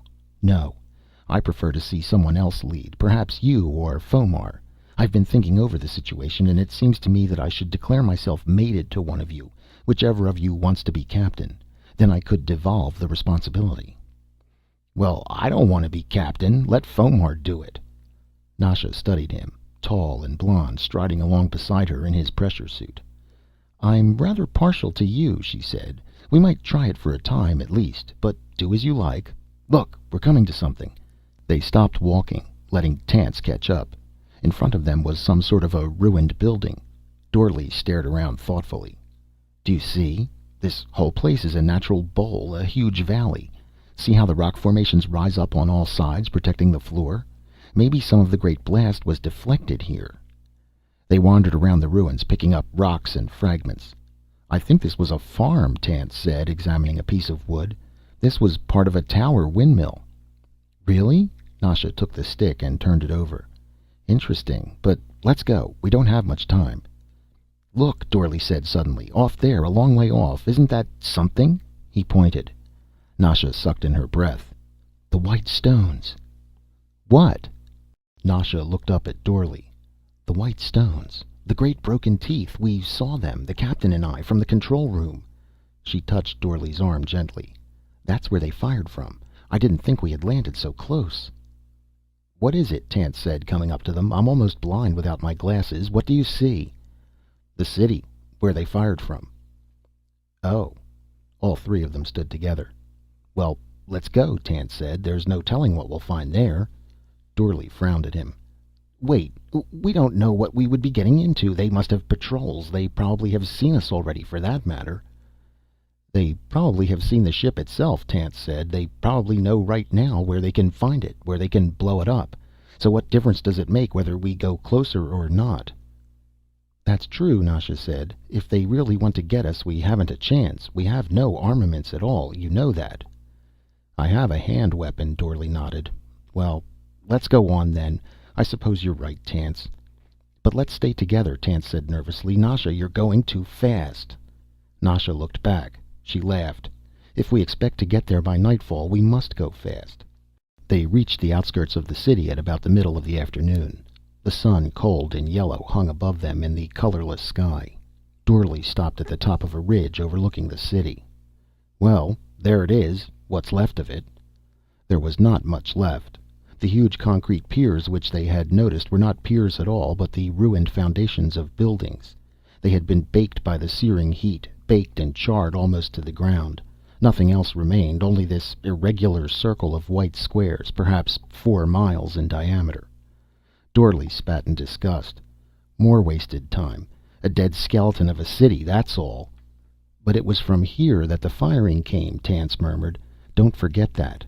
And by someone with a good eye and a great deal of experience, Nasha added. Let's go. They walked into the city between the ruined buildings. No one spoke. They walked in silence, listening to the echo of their footsteps. It's macabre, Dorley muttered. I've seen ruined cities before, but they died of old age and fatigue. This was killed, seared to death. This city didn't die. It was murdered. I wonder what the city was called, Nasha said. She turned aside, going up the remains of a stairway from one of the foundations. Do you think we might find a signpost? Some kind of plaque? She peered into the ruins. There's nothing there, Dorley said impatiently. Come on. Wait. Nasha bent down, touching a concrete stone. There's something inscribed on this. What is it? Tance hurried up. He squatted in the dust, running his gloved fingers over the surface of the stone. Letters, all right. He took a writing stick from the pocket of his pressure suit and copied the inscription on a bit of paper. Dorley glanced over his shoulder. The inscription was, Franklin Apartments. That's this city, Nasha said softly. That was its name. Tance put the paper in his pocket and they went on. After a time, Dorley said, Nasha, you know, I think we're being watched, but don't look around. The woman stiffened. Oh? Why do you say that? Did you see something? No, I can feel it, though, don't you? Nasha smiled a little. I feel nothing, but perhaps I'm more used to being stared at. She turned her head slightly. Oh! Dorley reached for his hand weapon. What is it? What do you see? Tance had stopped dead in his tracks, his mouth half open. "The gun," Nasha said. "It's the gun." "Look at the size of it, the size of the thing." Dorley unfastened his hand weapon slowly. "That's it, all right." The gun was huge, stark and immense. It pointed up at the sky, a mass of steel and glass set in a huge slab of concrete. Even as they watched, the gun moved on its swivel base, whirring underneath. A slim vane turned with the wind, a network of rods atop a high pole. "It's alive," Nasha whispered. "It's listening to us, watching us." The gun moved again, this time clockwise. It was mounted so that it could make a full circle. The barrel lowered a trifle, then resumed its original position. "But who fires it?" Tance said. Dorley laughed. "No one. No one fires it." They stared at him. "What do you mean?" "It fires itself." They couldn't believe him. Nasha came close to him, frowning, looking up at him. "I don't understand. What do you mean it fires itself?" "Watch, I'll show you. Don't move." Dorley picked up a rock from the ground. He hesitated a moment and then tossed the rock high in the air. The rock passed in front of the gun. Instantly the great barrel moved, the vanes contracted. The rock fell to the ground. The gun paused, then resumed its calm swivel, its slow circling. "You see," Dorley said, "it noticed the rock as soon as I threw it up in the air. It's alert to anything that flies or moves above the ground level. Probably it detected us as soon as we entered the gravitational field of the planet. It probably had a bead on us from the start. We don't have a chance. It knows all about the ship. It's just waiting for us to take off again." "I understand about the rock," Nasha said, nodding. "The gun noticed it, but not us, since we're on the ground, not above. It's only designed to combat objects in the sky. The ship is safe until it takes off again. Then the end will come." "But what's this gun for?" Tance put in. "There's no one alive here. Everyone is dead." "It's a machine," Dorley said. "A machine that was made to do a job, and it's doing the job. How it survived the blast, I don't know. On it goes, waiting for the enemy. Probably they came by air in some sort of projectiles." "The enemy," Nasha said. "Their own race. It is hard to believe that they really bombed themselves, fired at themselves." "Well, it's over with, except right here where we're standing. This one gun, still alert, ready to kill. It'll go on until it wears out." "And by that time, we'll be dead," Nasha said bitterly. "There must have been hundreds of guns like this," Dorley murmured. "They must have been used to the sight. Guns, weapons, uniforms. Probably they accepted it as a natural thing, part of their lives, like eating and sleeping. An institution, like the church and the state.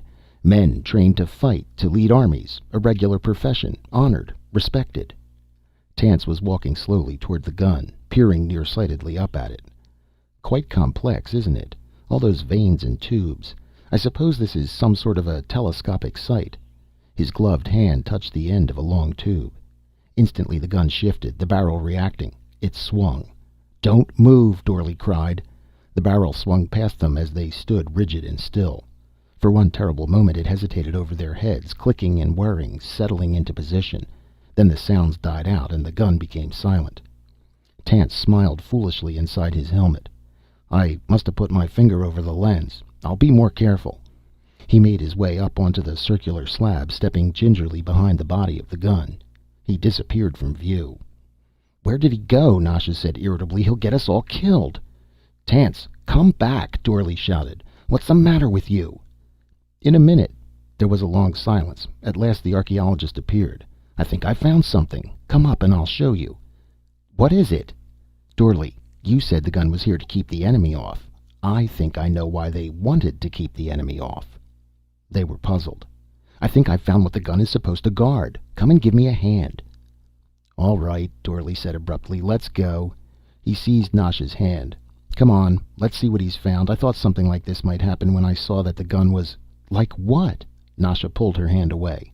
"What are you talking about? You act as if you knew what he's found." "I do." Dorley smiled down at her. "Do you remember the legend that all races have? The myth of the buried treasure and the dragon, the serpent that watches it, guards it, keeps everyone away?" She nodded. "Well?" Dorley pointed up at the gun. "That," he said, "is the dragon. Come on." Between the three of them they managed to pull up the steel cover and lay it to one side. Dorley was wet with perspiration when they finished. "It isn't worth it," he grunted. He stared into the dark, yawning hole. Or is it? Nasha clicked on her hand lamp, shining the beam down the stairs. The steps were thick with dust and rubble. At the bottom was a steel door. "Come on," Tance said excitedly. He started down the stairs. They watched him reach the door and pull hopefully on it without success. "Give a hand." "All right." They came gingerly after him. Dorley examined the door. It was bolted shut, locked. There was an inscription on the door, but he could not read it. "Now what?" Nasha said. Dorley took out his hand weapon. "Stand back. I can't think of any other way." He pressed the switch. The bottom of the door glowed red. Presently it began to crumble. Dorley clicked the weapon off.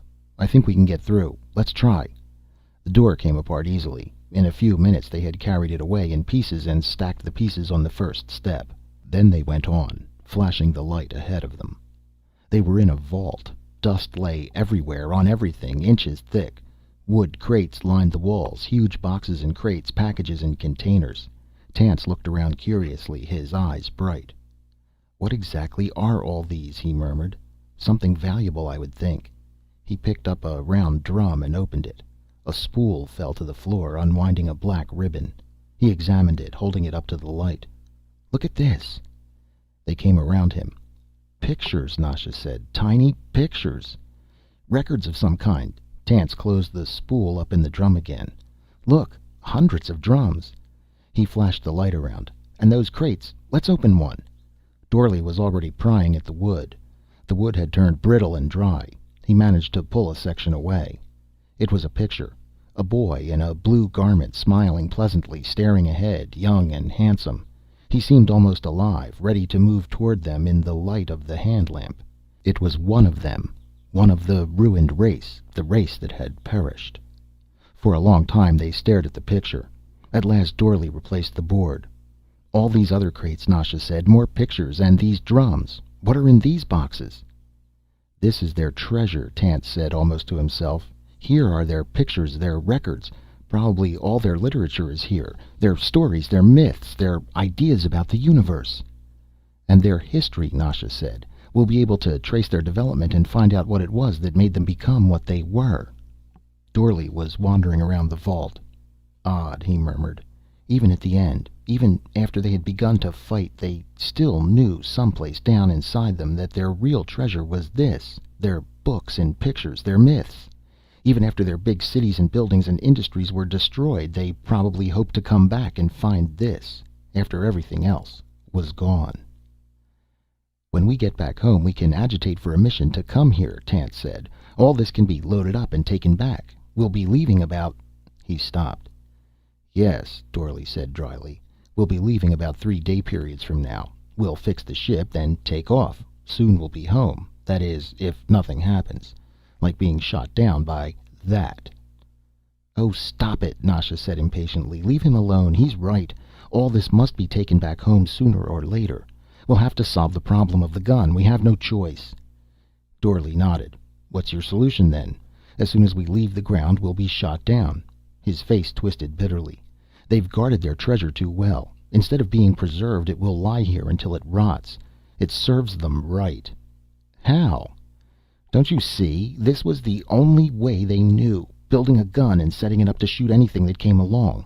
They were so certain that everything was hostile, the enemy, coming to take their possessions away from them. Well, they can keep them." Nasha was deep in thought, her mind far away. Suddenly she gasped.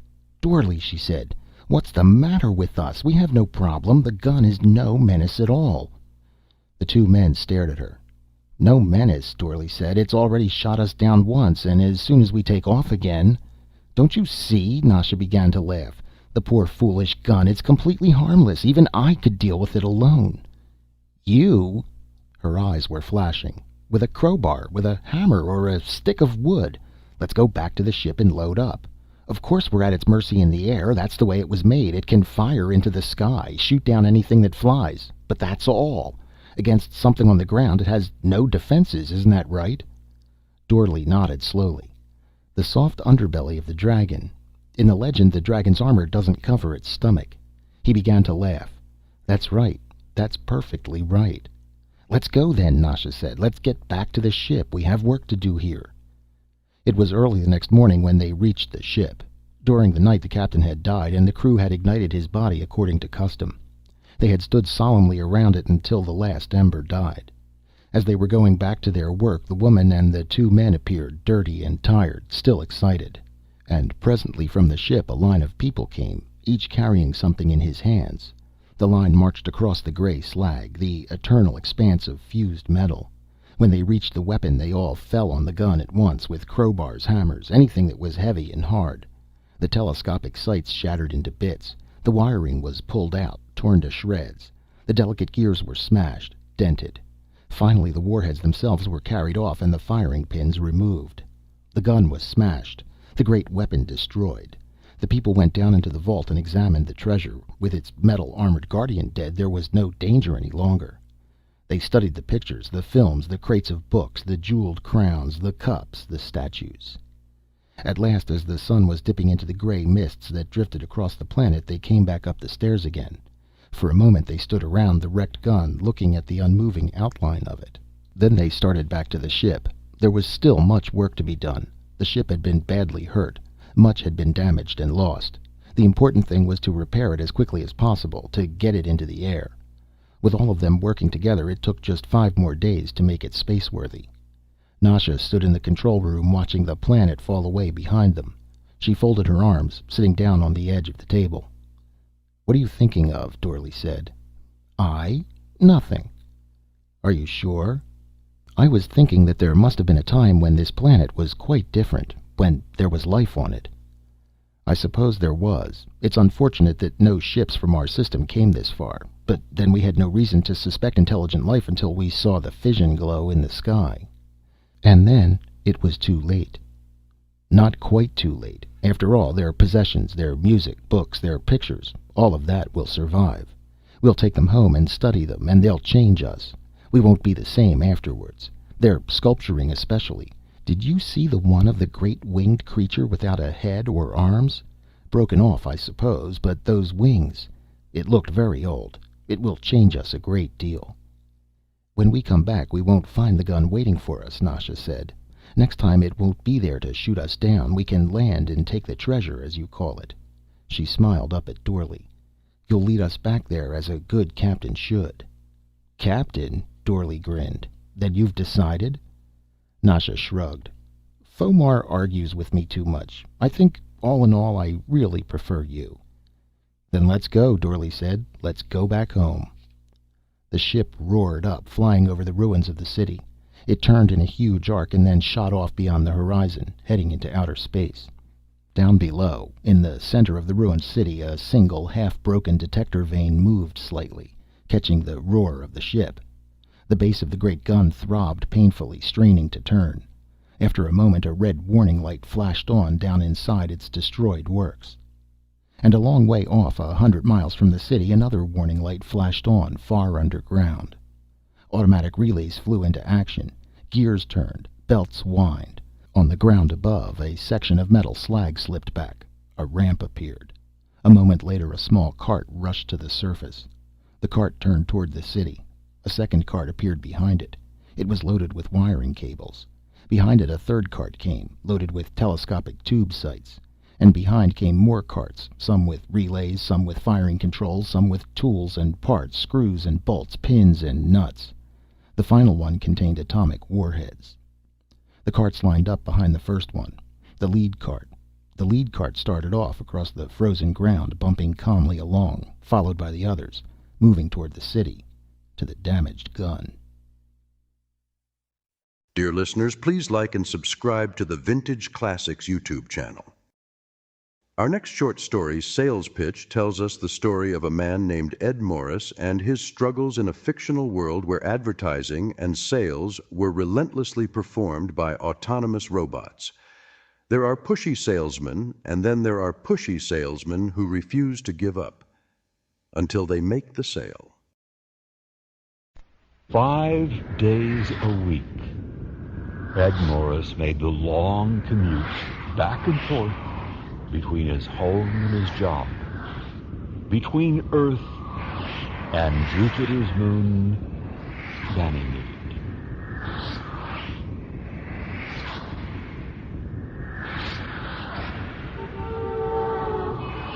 Look out, you void brain! Morris hated rocket traffic. There was only one thing he hated more. It was something he couldn't escape, no matter where he went. Sci-Fi Radio presents an adaptation of Philip K. Dick's Sales Pitch.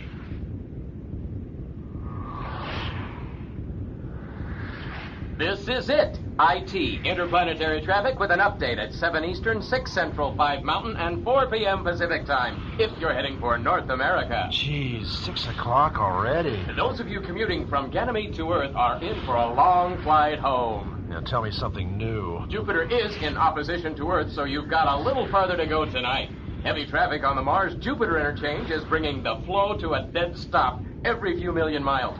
So watch out for emerging craft there. Thank God, I'm already past that. And speaking of dead stops, there's a 15-ship pileup working on the Ganymede Earth Artery, 6.5 million miles on the Earth side of the interchange. Oh, no. Repair ships are on the scene, so if you see any floating debris coming your way, duck. That's about it. IT, interplanetary traffic, back with more good news in 15 minutes. So that's why we've stopped. Sally's gonna kill me. Police ships, just great. Hey, wait a minute. I'll follow them out of this mess. Yeah, who cares if it's illegal? I'll just cut in between those two slow commercial transports. Yeah, I'm out of there. Woohoo! Nice driving, Morris. I need a smoke. Autopilot lock. Autopilot release. Lord, how tired can you get? Trendseller Products greet you. Damn audio ads. Is your attention index pushed over the safety margin by the ordinary frustrations of the day? Shut up! Then you need an IT Persona unit, so small it can be worn behind the ear close to the frontal lobe so that you have instant... The closer the home, the more they dump this stuff on you. Drivers, thousands of unnecessary deaths each year from interplanetary driving. Hypno-motor control from an expert source point ensures your safety. Surrender your body and save your life. Never! Industrial experts say that by the next decade there should be a 24-second Hey, what the hell is that? Oh, a giant naked blonde girl with enormous... Men. Banish internally caused obnoxious odors forever. Oh, no. A visual audio ad. Removal by modern painless methods of the gastrointestinal tract and the substitution of our system will relieve you of the most acute cause of social rejection. Hey, don't look at me. Does this happen to you when you're with your lover? During erotic sex play, do you offend your love partner by the presence of gastric processes which cause... Oh, my eyes. It ought to be illegal to project visual ads right into the brain. A man has a right to close his eyes and see nothing if he wants to. I've got to get home. You there, Mr. and Ms. Wage Earner. Leave me alone.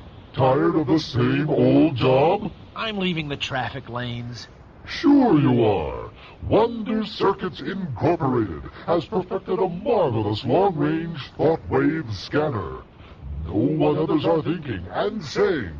Get the edge on fellow employees. I can't take this anymore. I'm stepping on it. Right through the barrier into the dead zone. While you learn facts and figures about your employer's personal existence. Banish uncertainty. But wait, that's not all. If you act right now, you'll... At last, some peace and quiet. It's ridiculous. Look at all this space, this expanse, and they jam us into a narrow corridor to honk and curse and smash into one another while advertisements blare at us. Ah, good. There's the tractor beam for the commute field. All right, take me home. All I want to do is sleep. Sleep and dream. Thank God they haven't figured out a way to put ads in your dreams. Yet. If I could just make it home without... Nope, here comes one now. Good evening, sir. You look a little tired.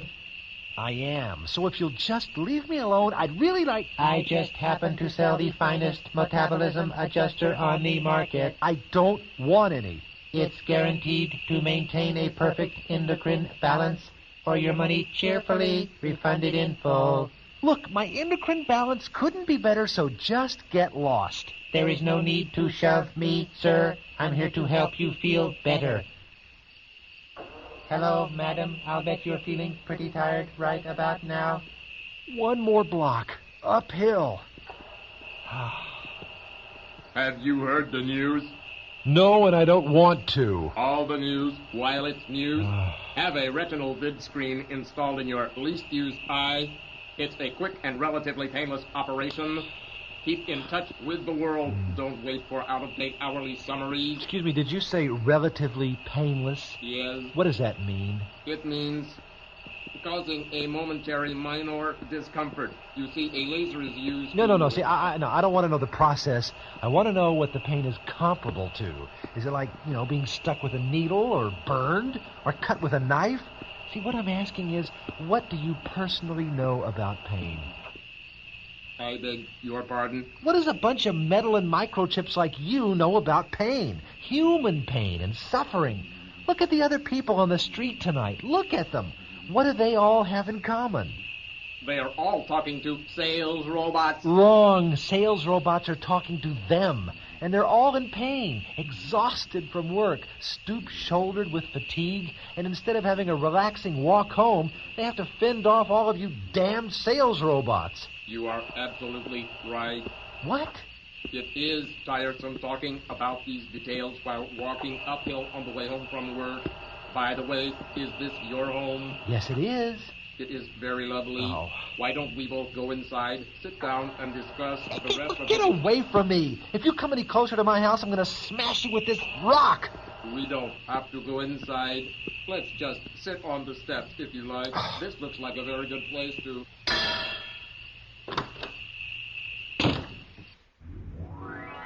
Darling. Oh, you poor thing. You look so tired.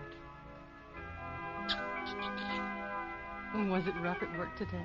No, it was rough coming home. You mean you didn't want to come home? Oh, no, of course I did. The traffic was bad, and all the robots... Oh, here, let me give your coat to the closet.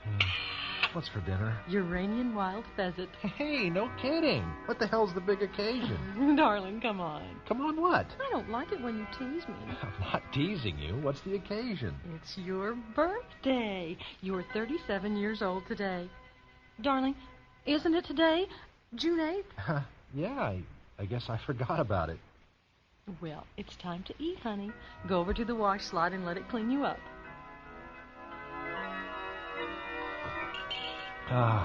Fresh hot coffee made from the bean. Was everything all right? Oh, just great, honey. Real butter and white bread. Yeah. Real mashed potatoes and peas. We gotta eat like this more often. I'm glad you liked it. But there's something bothering me. Something we need to talk about. What is it, dear? Well, there's the drive from work, for one thing. Oh, that. I wish you could get a position on Mars like Bob Young. Maybe if you talk to the Employment Commission and explain to them how all the strain... No. It's not just the drive. It's them. They're right out in front, everywhere, waiting for me, all day and all night. Who, dear? Robots selling things. As soon as I set the ship down, they're after me. They follow you around until you die. I know, honey. When I go shopping, they follow me in clusters, all talking at once. It's really a panic. You can't understand half of what they're saying. We've got to break out. Break out? What do you mean? We've got to get away from them. They're destroying us. Here, look at this. It was circulated in the office among the men. That got to me, and I kept it. Well, what does it mean? Dear, I don't think you got all of it. There must be more than this. A new world where they haven't got to yet. It's a long way off, out beyond the solar system, out in the stars. Proxima? In the Centaurus system. Only a few thousand people out there. Families, workers, some industrial survey teams. Land free for the asking. But it's so... Dear, isn't it sort of underdeveloped? They say it's like living back in the 20th century. Flush toilets, bathtubs, gasoline-driven car? That's right. It's 100 years behind the time. No kitchens that prepare dinner by themselves. No living rooms taken straight from the pages of galactic architecture today. We'll have to do without. We'll have to get used to a simpler life, the way our ancestors lived. Ed, Think of it. No ads, no sales robots, traffic moving at 60 miles an hour instead of 60 million. We could raise passage on one of the big trans-system liners. I could sell my commute rocket. Ed, I think we should think it over more. What about your job? What would you do out there? Well, I'd find something. But what? Haven't you got that part figured out yet? It seems to me we should consider that part just a little before we throw everything away and just take off. Look, if we don't go, they'll get us. There isn't much time left. I don't know how much longer I can hold them off. Really, Ed, you make it sound so melodramatic. Ed, it's your birthday. Let's go out tonight and celebrate, okay? I'll put on my new plaster robe, the one I've never had enough nerve to wear. You know the one I mean. When you're up close, it's translucent, but as you get farther off, it becomes more and more sheer. You know, I know the one. I've seen them advertised all the time on the way home from work. Sally? Yes? We need to talk more about Proxima. When the time is right, we'll talk about it. It's time now.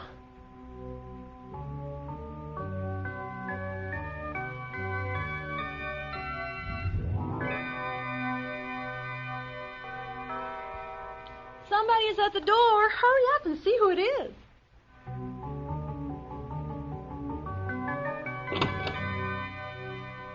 Well, what do you want?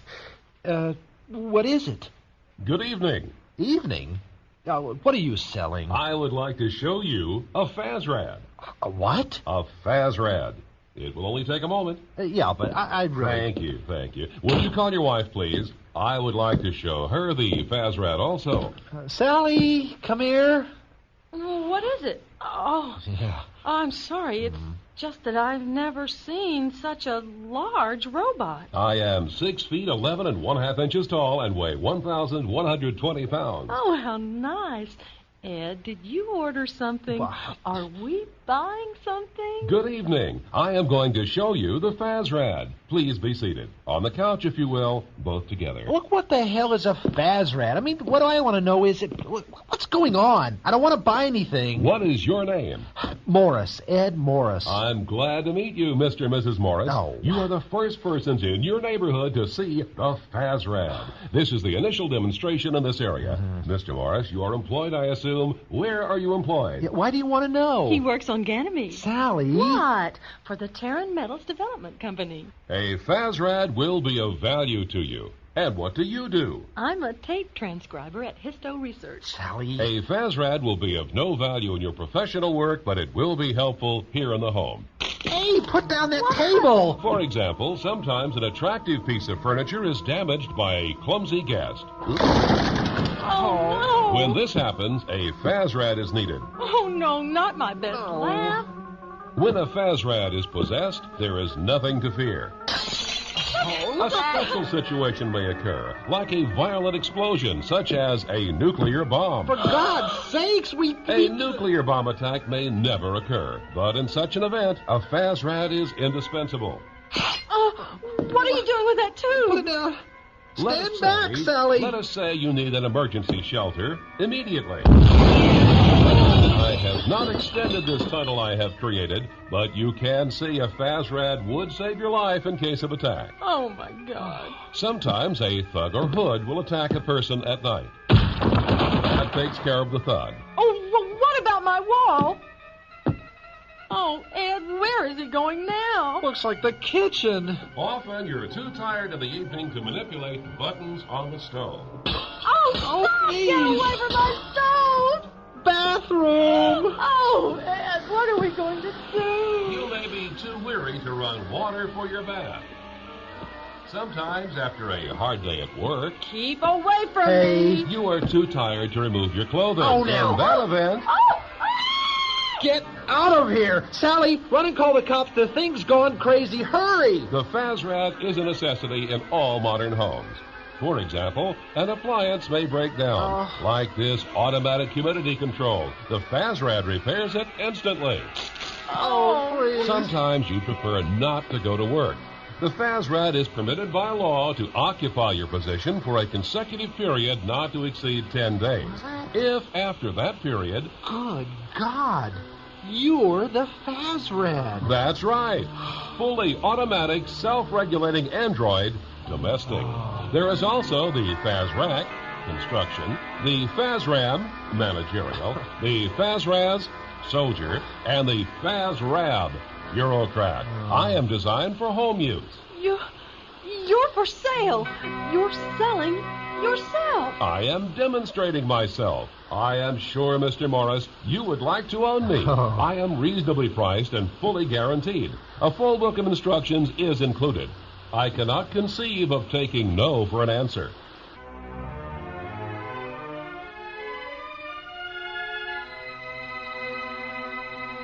For heaven's sake, it's 12:30, Ed. Finish untying your shoes and come to bed. You have to be up at 5:30. I love lying under the radiant lens. Even though it's windy and cold outside, I feel like I'm on a tropical island. Yeah, stranded on a lovely tropical island with a FazRad. Come on, what's wrong with you? It fixed all the things it broke. It was just demonstrating itself. Oh, what are you doing? Putting my shoe back on. Where are you going? Can you hear me? Certainly. I'm never an operative. Sometimes an emergency occurs at night. A child is sick or an accident takes place. You have no children as yet, but in the event... Well, shut up. I don't want to hear any more of your artificial voice. You asked me a question. Self-regulating androids are plugged into a central information exchange. Sometimes a person wishes immediate information. The FazRad is always ready to answer any theoretical or factual inquiry, anything not metaphysical. Okay, I've got one for you. Why isn't there a law in this society that would prevent sales robots from invading the privacy of human beings? That is a metaphysical question. Look, it is not. The FazRad can do thousands of things. The FazRad never wears out. The FazRad never makes a mistake. Well, you made a mistake coming here because I'm not going to buy you. Never. Not in a million years. Oh, yes, you are. This is an opportunity you can't afford to miss. You can't turn me down, Mr. Morris. A FazRad is an indispensable necessity in the modern home. Get out of here. Get out of my house and don't ever come back. I'm not your FazRad to order around. Until you've purchased me at the regular list price, I'm responsible only to Self-Regulating Android Incorporated. Their instructions were to the contrary. I'm to remain with you until you buy me. Suppose I never buy you. I'll continue to remain with you. Eventually, you'll buy me. You'll see more and more situations in which a FazRad is indispensable. Eventually, you'll wonder how you ever existed without one. Is there anything you can't do? Oh, yes, there's a great deal I can't do, but I can do anything you can do, and considerably better. Yeah, well, I'd be insane to buy you. You've got to buy me. I am useful in all situations. Notice how fluffy and free of dust this rug is. I have sprayed for moths. In addition to repairing the damage caused by my demonstration, I have painted the living room, reinforced the bathroom ceiling, increased the number of heating vents, put in new electrical wiring, examined your financial accounts, computed your income tax for next year, and sharpened all your pencils. Oh, well, gee, thanks. Hey, how about my blood pressure? Give me your wrist. Hey, let go. What are you doing? Just as I suspected, your high blood pressure is psychosomatic. You'll feel better after you've turned responsibility over to me. Did you know I threw out some old soup your wife was saving? Why? Danger of botulism. Your wife is sexually attractive, but not capable of a high order of intellectualization. Okay, that does it. Where are you going? To the office. At this time of night? Sally, Sally. My sweet Sally. Not a care in the world. Sound asleep on your tropical island. How do you manage to be so happy?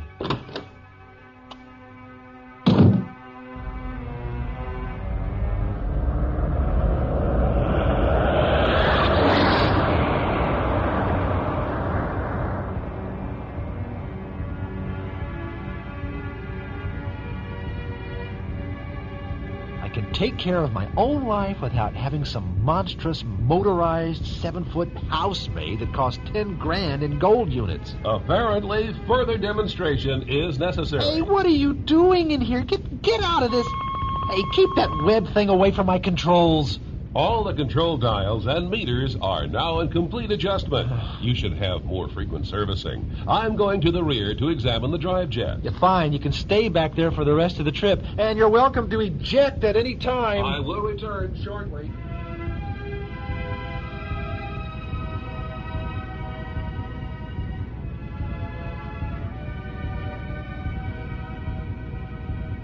This is the best time to drive. Almost no traffic. Plenty of cool, black space. It's quiet. No ads. You can think about how vast the universe is and be happy. Your jets aren't in good repair. I don't like that knock on the main brake drive. As soon as you land, I'll make an extensive repair. Oh, the company doesn't mind you're doing favors for me? The company considers me your FazRad. An invoice will be mailed to you at the end of the month. I will explain the 4 easy payment plans here on paper. Oh, boy. 10,000 gold units cash means a 3% discount. Yeah, that's nice. In addition, a number of household items may be traded in, items you won't have further need for. If you wish to divide the purchase in 4 parts, the first is due at once, the last in 90 days. No, I always pay cash. There's no carrying charge for the 90-day plan, and for the 6-month plan, there's a 6% per annum charge, which will amount to approximately... We've changed course. That's right. We've left the official traffic lanes. What are you doing? There's a 2-unit fine for this. We're moving out of the solar system. The current telemetry will send us toward Proxima Centaurus. You guessed it. Mr. Morris, hadn't you better call your wife? The main turbines are beginning to heat. Emergency fuel supply activate. I'll call Mrs. Morris. We'll be beyond range in a short while. Oh, don't bother. She'll worry. Mr. Morris, this ship is not equipped for intersystem travel. It's a Class D 4-shaft domestic model for home consumption only. It was never made to stand this velocity. Well, to get to Proxima, we need this velocity. I can take some of the strain off the wiring system with this cable, but unless you rev her back to normal, I can't be responsible for the deterioration of the jet. The hell with the jets. We are out of the charted area. We are out of the stall system, Mr. Morris. It's too late to vid your line. There are 3 emergency rockets in the stern. If you want, I'll fire them off in the hope of attracting a passing military transport. Oh, why? They can take us in tow and return us to the Sol system. There's a 600 gold unit fine, but under the circumstances, it seems to me the best policy. Come on, we need more velocity. There go my instruments. Mr. Morris, you must prepare for death. The statistical probabilities of turbine explosion are 70-30. I'll do what I can, but the danger point has already passed. There they are, the twin stars of Centaurus. They look tremendous, don't they? 20 planets. Proxima's the important one. How are the jets holding now? I can't tell. The instruments are burned out. Mr. Morris, Yes? I'll go back and examine them. All right, now, this is it. Give me full power.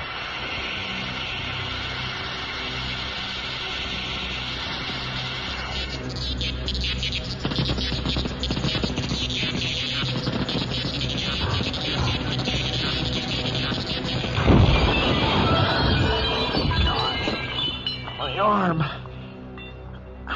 I can't move. There they are. The twin suns of Centaurus. They're what I've always wanted. In a day or two, I'll float into your center and burn into nothing.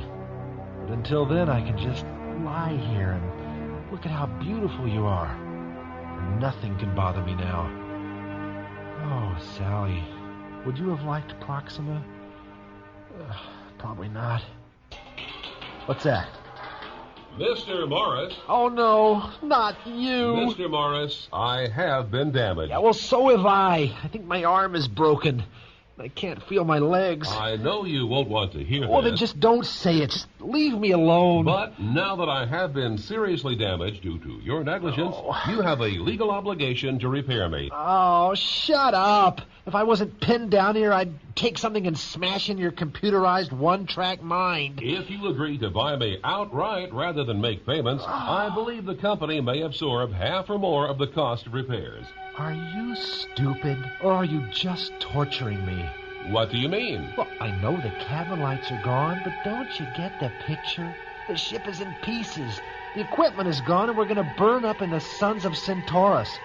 Which wouldn't be so bad, but I'm going to burn up listening to you babbling your sales pitch. You are to blame for the explosion of this craft. That wasn't a very smart thing to do, Mr. Morris. Not smart? You want to talk about smart? Oh, boy, you call yourself a salesman and you blow it on your first call. What does that mean? Blow it. It means you're going to be incinerated very shortly. Incinerated? Gone, kablooey, destroyed. We do not have to be destroyed.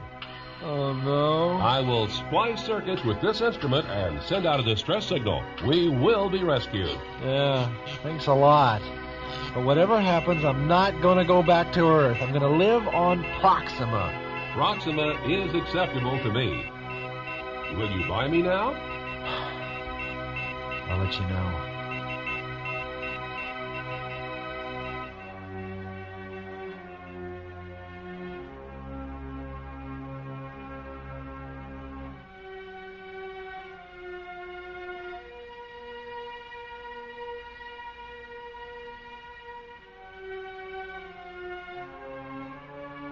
Proxima Centauri, a new world around a distant star, a haven from the hectic pace of modern life, a world with none of the modern conveniences.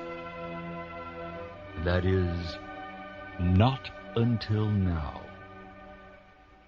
Little do they know that they'll soon be blessed with a Phasrad,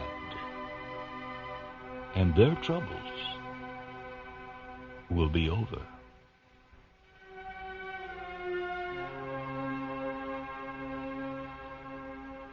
Sales Pitch featured Rick Spiegel as Ed Morris, Charlotte Taylor as Sally, and Bryce Armstrong was Phasrad. Other voices included Pam Doherty and David Roth. The original story Sales Pitch was written by Philip K. Dick and adapted for Sci-Fi Radio by Brad Schreiber. The director was John O. Williams.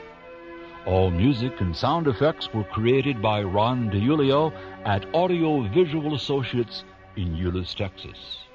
Producers are Kevin Singer and Ron DiUlio. Support for Sci-Fi Radio has been provided by a grant from the Corporation for Public Broadcasting.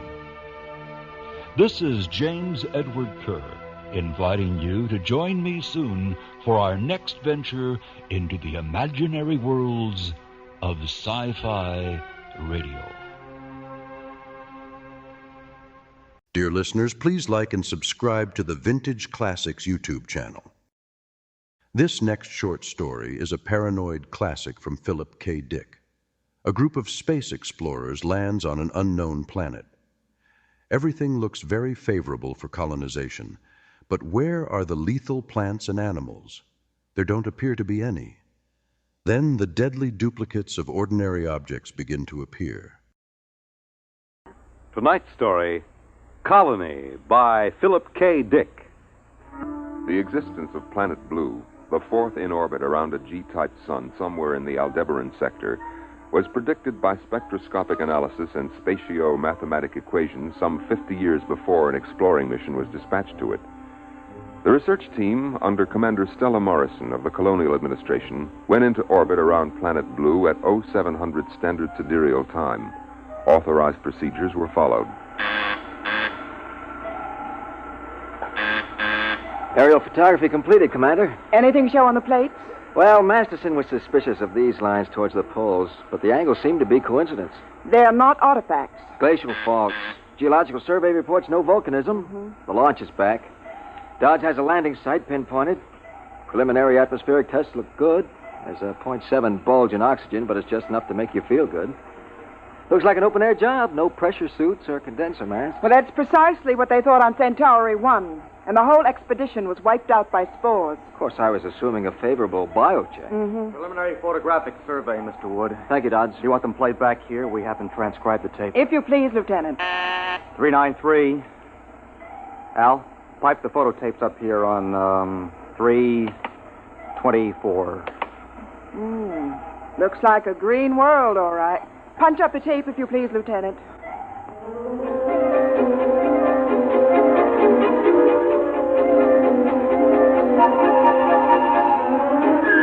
All orbital checks proved positive. The atmosphere and gravity Earth normal to 3 places on the Grayson scale. And the exploratory research ship lowered itself by the Meyerson-Lay atmospheric skip method, came into a stalled tail landing just before sunset on a day marked in the logs as planetfall 0. The hatches remained sealed as a 2-mile perimeter was scanned by direct instrumentation. Major Lawrence Hall of Biosurvey reported EEG sweeps to the bridge. Of course, it isn't conclusive. We've run into life forms that didn't broadcast a brainwave at all. The Grylodon lizard on Ganymede. Skull acted as an effective shielding due to a heavy lead constituent in the body chemistry. Major Hall, I am not interested in a lecture on extraterrestrial zoology. Is there or is there not life within the range of your instruments? Well, I'm sorry, Stella. The readings show no electrical brain activity whatsoever, and that covers life down to the level of invertebrates. There may be a few worms turning out there, and unless they're thinking awfully hard about something, we wouldn't pick them up. Well, thank you. I want preliminary drones out for sampling. How long do you think that will take? Well, a thorough job. Take about 2 weeks. I have a schedule, Major. How long till you can give me a protective Schedule C clearance? 2 days. And I ought to check airborne spores and microorganisms. Carry on, Major. All right, Stella. I'll let you know if I turn up any, special diseases on Planet Blue.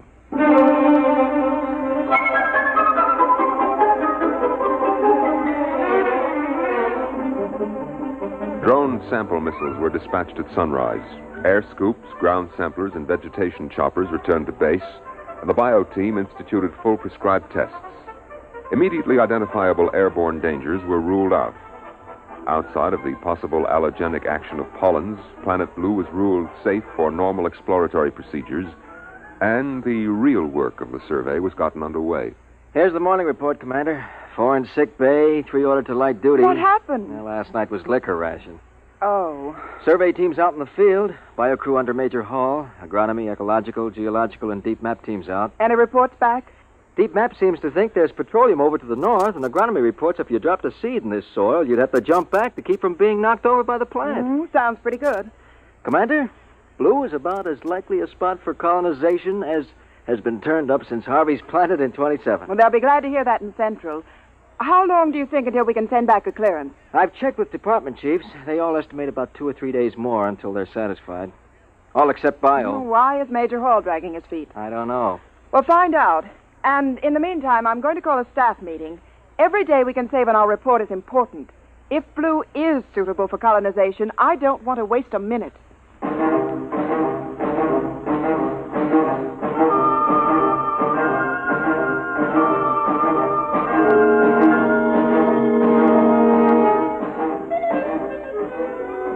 By planetfall plus 3 weeks, all departments had reported favorably except biology.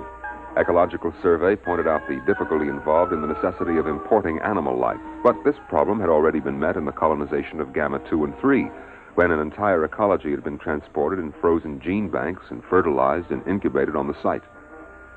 Biology, however, still withheld a favorable report. Look, Larry. What is the secret, Stella? Cold formality on the bridge and Larry when you're in my lab? Well, I'm serious. Well, I've just gotten an official query from Central. They want to fish or cut bait on Blue. Your department is the only one holding it up. We're 2 weeks behind schedule. And the first colony on Vishnu was right on schedule, and 7,000 died of green spot. That was before the full bio-check technique was worked out. My dear, do you know how many different microorganisms there are in a cup full of dirt? I'm not a freshman student of biology. Oh, dear. and I was hoping I could tempt you into some field work. Someday, Larry, you're going to make some remark in front of some junior officers or even enlisted personnel, and I'm going to have to call you on it. I'm afraid for your dignity, my Jane. Look, I'm in charge of this expedition. My dignity happens to be a function of command, and as such, it's a survival factor. Ah, well, then you had better take it easy at officers' mess. You know, I saw two biomates watching you climbing the ladder to the bridge. Do you know what their affectionate name for you is? Major Hall.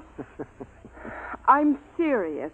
I want a bio clearance as soon as possible. And you will get it. As soon as possible. And when will that be? When I'm satisfied.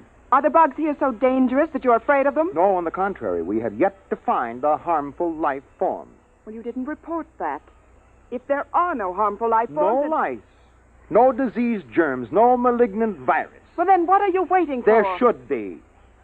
There should be at least one little fellow who could give you a common cold. Look, sociology section found no native narcotic plant life. And inasmuch as there is no humanoid life, there is no bootlegging, gambling, immorality, and pornography either.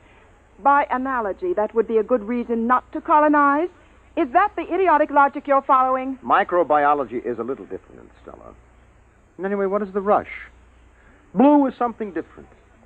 There's something peaceful in the air. Why rush to bring picnickers who drop candy wrappers and fill the pools up with empty beer cans? Larry, I have a planned board conference in 10 minutes. If you don't bring in some kind of a report by then, I'll have to supersede you under a Section 23. Ah, yes, that's what happened on Vishnu, isn't it? Followed by Green Spot and the wagons to drag the corpses out of the colony streets. Never mind that, Major. I want a report. In the biology section lab, Major Lawrence Hall continued to examine tissue samples from lower fauna and flora samples brought in from Planet Blue. He settled a container of prepared slides and flipped the switch on the electron microscope.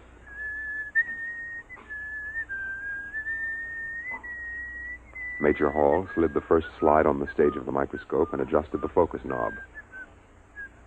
Come on. Ah, there you are. All right, come on, kid, eat something. The microorganisms, a form of rotifer, displayed none of the characteristics of ferocity and aggression which were normal on several dozen other planets. Presently, however, Major Hall stopped whistling. Inasmuch as the two eyepieces of his microscope twisted suddenly around his windpipe and started to strangle him. Ooh. Hall tore at them, but they dug relentlessly into his throat, steel prongs closing like the claws of a trap. With a convulsive effort, he managed to break free and fling the microscope from him. Oh, that's crazy. I don't let go of my leg. He kicked the microscope loose and drew his blaster. As the microscope scuttled away, rolling on its coarse adjustment knobs, he fired.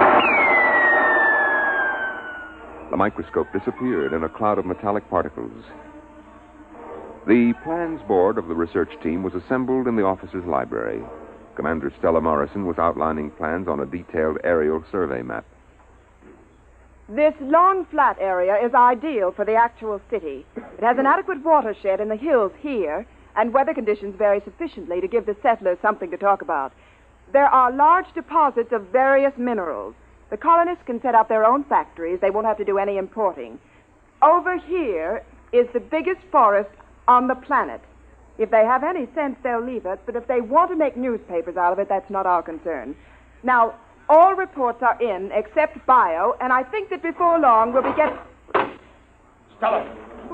Major Hall, may I remind you that when the consul is in session, no one is permitted to interrupt... Come to my lab. Look, Hall, if you're not feeling well, you look a little sick. Yes, well, I should be. My microscope just tried to strangle me. Oh? Oh, I see. It almost got me, but I blasted it. Well, that's not the worst. It isn't? No. The microscope is still there. After I blasted it, I found it under the lab bench, untouched. Look, Major, you sure you don't need a psych test? Well, I don't know. I suppose it does sound a little... You look post-trauma to me. Huh? Oh. Well, you're right. Well, I'm sorry. I'm sorry. Commander. Put Major Hall on psycho report. I think we'll have to proceed to order colonization here without him.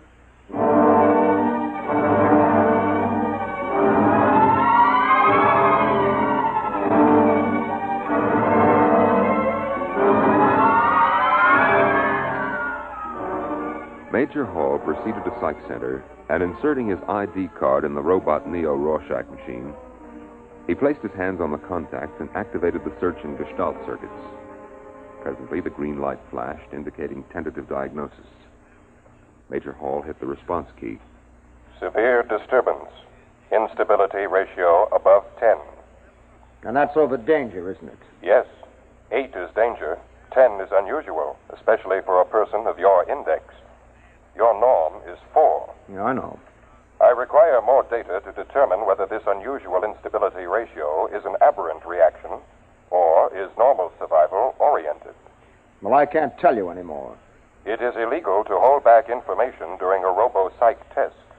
You will deliberately distort diagnosis, which is punishable by 6 months forfeiture of pay and allowances, or such other penalty as a court-martial may direct.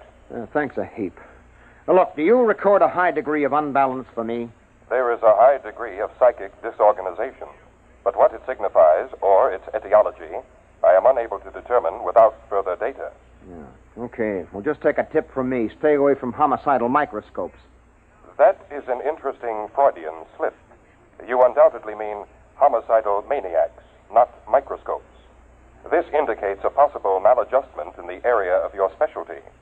Why don't you go grease your id? I will consider that suggestion.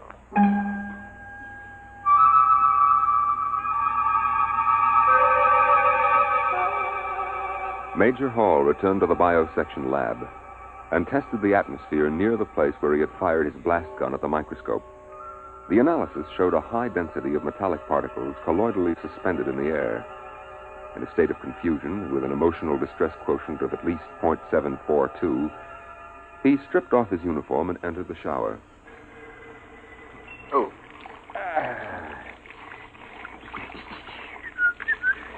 Oh, well, you can't expect anybody to believe a story like that. I must be off my rocker.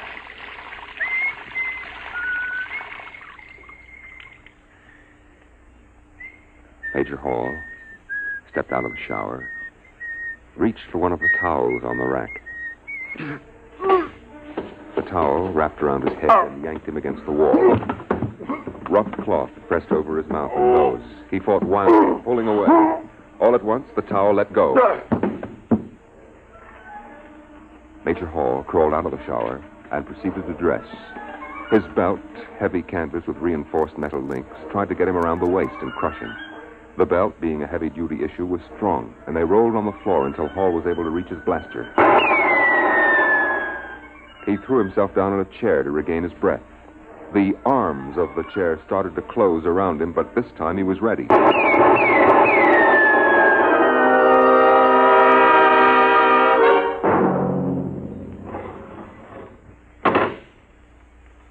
Major, I don't believe you were announced. Look, Commander, Stella. You're armed. You know that regulations I'm sorry, Stella, this is important. Well, what do you want? I have a report here from the robo-psych tester. It says you've hit a ratio of 10 within the last 24-hour period. We've known each other for a long time. Larry, what's happening to Stella, you? I told you. A little while ago, my microscope tried to strangle me. Then when I was getting out of the shower, a bath towel tried to smother me.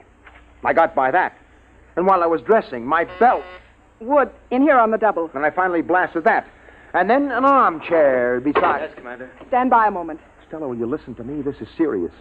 Ordinary objects suddenly turning lethal. Maybe this is what we've been looking for. Maybe this is... Your microscope tried to kill you? I told you, its stems got me here around the windpipe. No one else saw this happen? No. I blasted it, and then I found it again, perfectly all right. I see. Wood. Yes, ma'am. Get 2 guards and take Major Hall down to Captain Taylor in sickbay. Have him confined until he can be sent back to Terra for examination. Listen, Stella... Sorry, Major. You can't prove this story, and we'll just have to assume it's a psychotic projection on your part. And we can't afford to have any psychotics running around loose on this planet. Wood, carry on.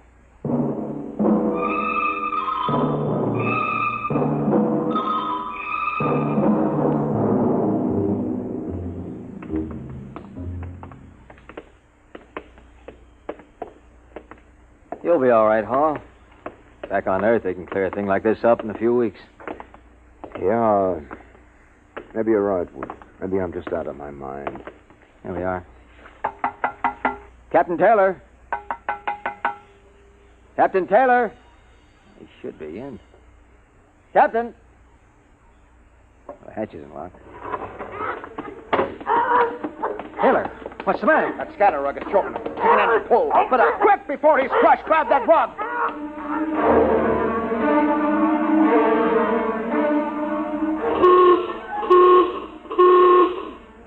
Now hear this. Now hear this.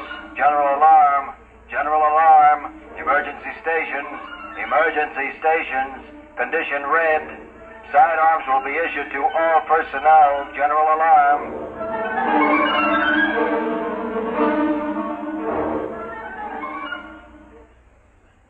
Captain Taylor tells me the rug came from Terra. His grandmother braided it. That's what I was trying to tell you. It was not the rug that attacked them. Then what was it? Something that looked like this rug. And it was something that looked like a microscope that went for me. And the towel and the belt. You mean there's some life form that can imitate anything? Yes, it seems so. And it's deadly.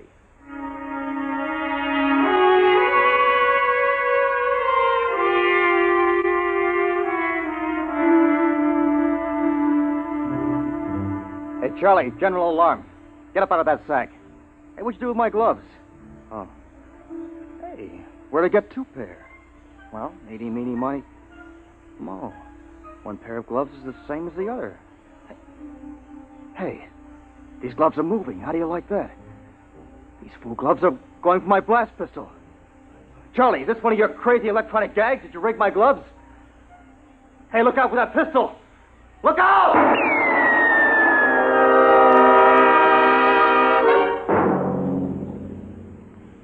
Commander, there's another casualty.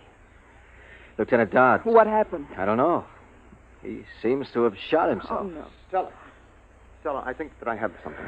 Dodge is dead. Look, we know that this thing can camouflage itself. It can imitate any object it leans up against. All right, now, listen to this. Larry, we've got This is the answer. It's a tape from Captain Galt. He was out on bio-survey. He had a throat mic on. He was talking to the operator at base. Now, listen to this.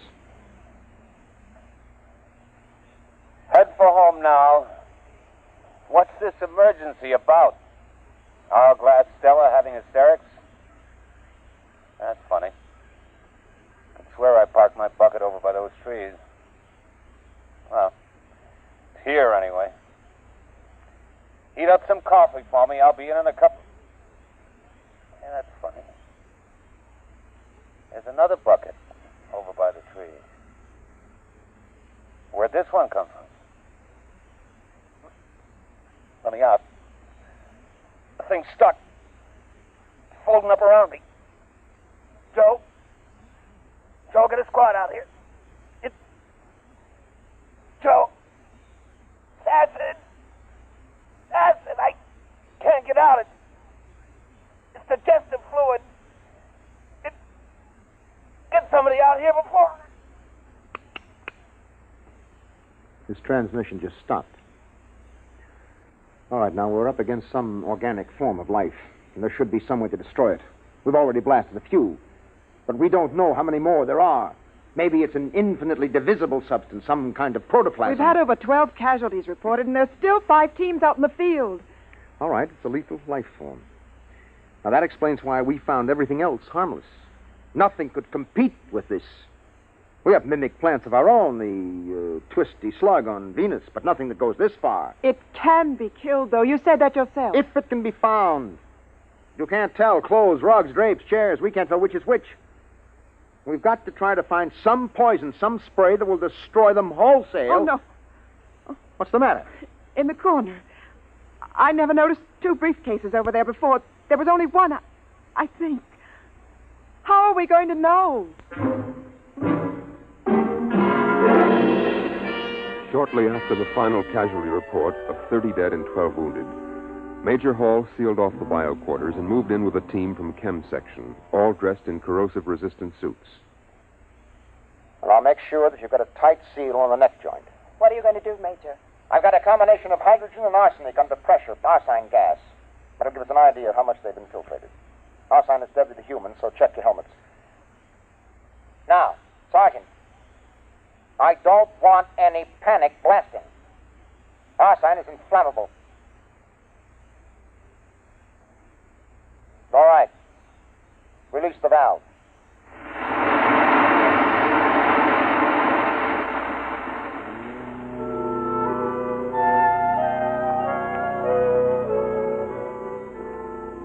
As the gas filled the room, the first to go was a filing cabinet, which melted and oozed to the floor, stars and test tubes.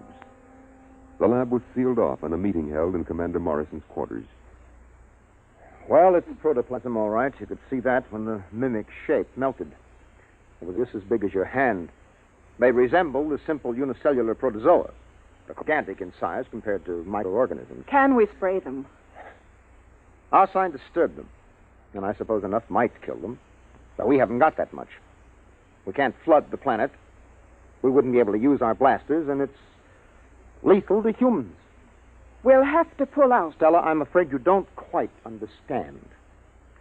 We can't take the chance of carrying them back to the system disguised as a boot or a towel or anything. And they seem to multiply by binary fission.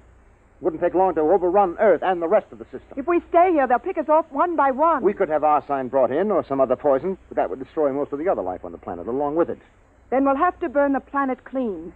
Wood? Yes, ma'am. Set up a call to system monitor. I'm going to get the unit off here out of danger. After that, we can work out the best way of cleaning off this planet. You'll run the risk of taking them back to Terra. Can they imitate higher life forms? Can they masquerade as humans? Apparently not. They seem to be limited to inorganic subjects.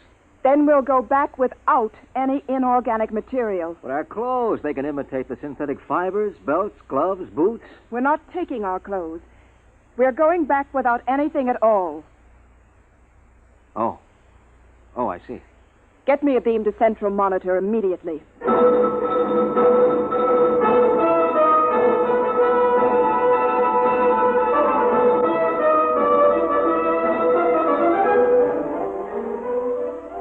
The nearest cruiser was 2 light hours away, Captain Daniel Davis commanding. Tight beam communication was established after coordinates were flashed from central monitor. This is Captain Davis. Can you read me? I read you. Commander Morrison here. Captain, you are to make a planetfall as soon as possible at coordinates to be supplied you. We are going to board your ship naked. Naked? That's right. That's, well... When will you land? At about 1,500 hours, I'd say. Captain, would it be possible for your men to... I'll have my crew below decks. We'll land on robot control. Thank you. Wood, sign off the transmission. Yes, ma'am. There was some objection among the enlisted personnel, particularly in the women's quarters. The ship landed at 1,200 hours, 3 hours sooner than expected. All hands disrobe immediately. All personnel report to field, ready to embark. So soon? I didn't hear the ship land. It's there, all right. We'd better go. Larry. Mm-hmm. Larry, you go ahead. I'd rather get ready alone.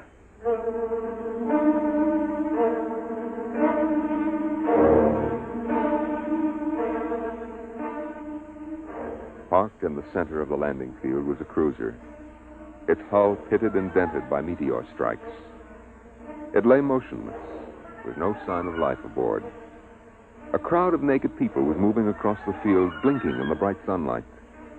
Commander Stella Morrison, without any sign of rank apparent, paused on the raft and spoke to Major Lawrence Hall beside her. Larry. Yeah? What is it? I'm scared. Why? I don't know. Psychological reaction. Forget it. It's a reaction to nudity carried over from early childhood. Come on, we're holding up the line. Larry, I want to go back. Stella, look. Now, at least Davis kept his promise. There are no enlisted men lining the hatches to enjoy the view. You see, it's dark in there. There's nothing to worry about. Come on. Up you go.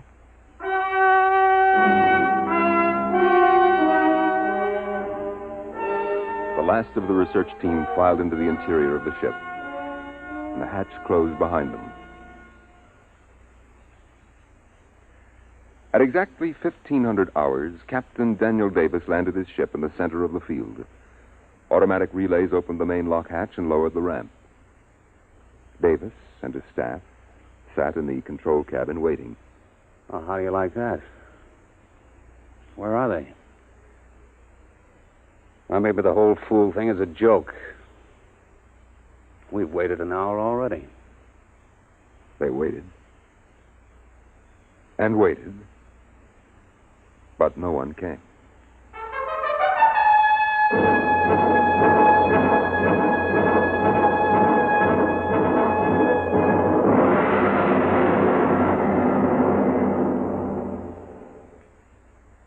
You have just heard X-1, presented by the National Broadcasting Company in cooperation with Galaxy Science Fiction Magazine, which this month features Double Dare by Robert Silverberg, which demonstrates that pride can lead to much worse than a fall.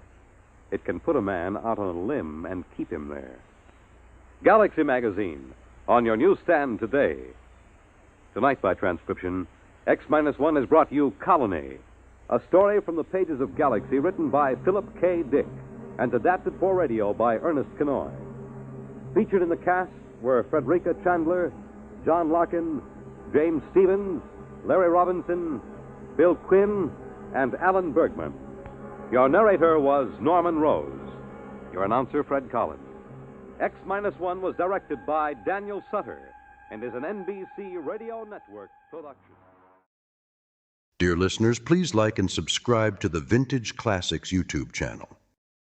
In our next story, The Crystal Crypt, Earth and Mars are poised on the verge of war. On the last spaceship to leave Mars for Earth, law enforcement officials are looking for 3 fugitives who somehow made a great Martian city disappear. Unable to find the perpetrators, the officials allow the ship to disembark for Earth. A businessman named Thatcher strikes up a conversation with a young woman and 2 men who reveal a very interesting secret to him about the mysterious case. The Crystal Crypt by Philip K. Dick.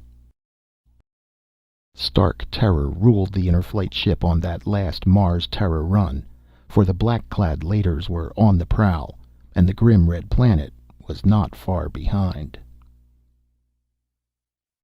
Attention, Interflight ship, attention. You are ordered to land at the control station on Deimos for inspection. Attention, you are to land at once. The metallic rasp of the speaker echoed through the corridors of the great ship. The passengers glanced at each other uneasily, murmuring and peering out the port windows at the small speck below, the dot of rock that was the Martian checkpoint Deimos. "What's up?" an anxious passenger asked one of the pilots, hurrying through the ship to check the escape lock. "We have to land. Keep seated," the pilot went on. "Land? But why?" They all looked at each other. Hovering above the bulging Interflight ship were 3 slender Martian pursuit craft, poised and alert for any emergency. As the Interflight ship prepared to land, the pursuit ships dropped lower, carefully maintaining themselves a short distance away. "There's something going on," a woman passenger said nervously. "Lord, I thought we were finally through with those Martians. Now what?" "I don't blame them for giving us one last going over," a heavy-set businessman said to his companion. "After all, we're the last ship leaving Mars for Terra. We're damn lucky they let us go at all." "You think there really will be a war?" a young man said to the girl sitting in the seat next to him. "Those Martians won't dare fight, not with our weapons and ability to produce. We could take care of Mars in a month. It's all talk." The girl glanced at him. "Don't be so sure. Mars is desperate. They'll fight tooth and nail. I've been on Mars 3 years." She shuddered. "Thank goodness I'm getting away. If—" "Prepare to land," the pilot's voice came. The ship began to settle slowly, dropping down toward the tiny emergency field on the seldom visited moon.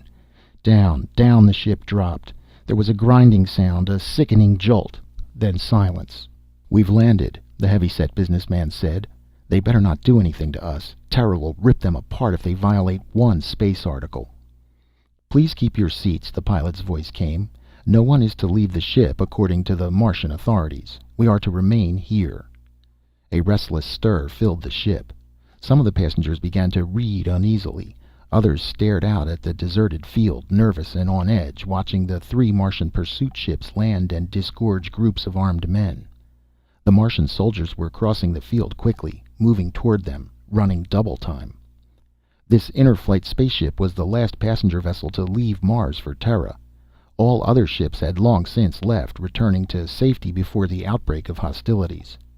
The passengers were the very last to go, the final group of Terrans to leave the grim red planet. Businessmen, expatriates, tourists, any and all Terrans who had not already gone home. "What do you suppose they want?" the young man said to the girl. "It's hard to figure Martians out, isn't it? First they give the ship clearance, let us take off, and now they radio us to set down again. By the way, my name's Thatcher, Bob Thatcher, since we're going to be here a while." The port lock opened.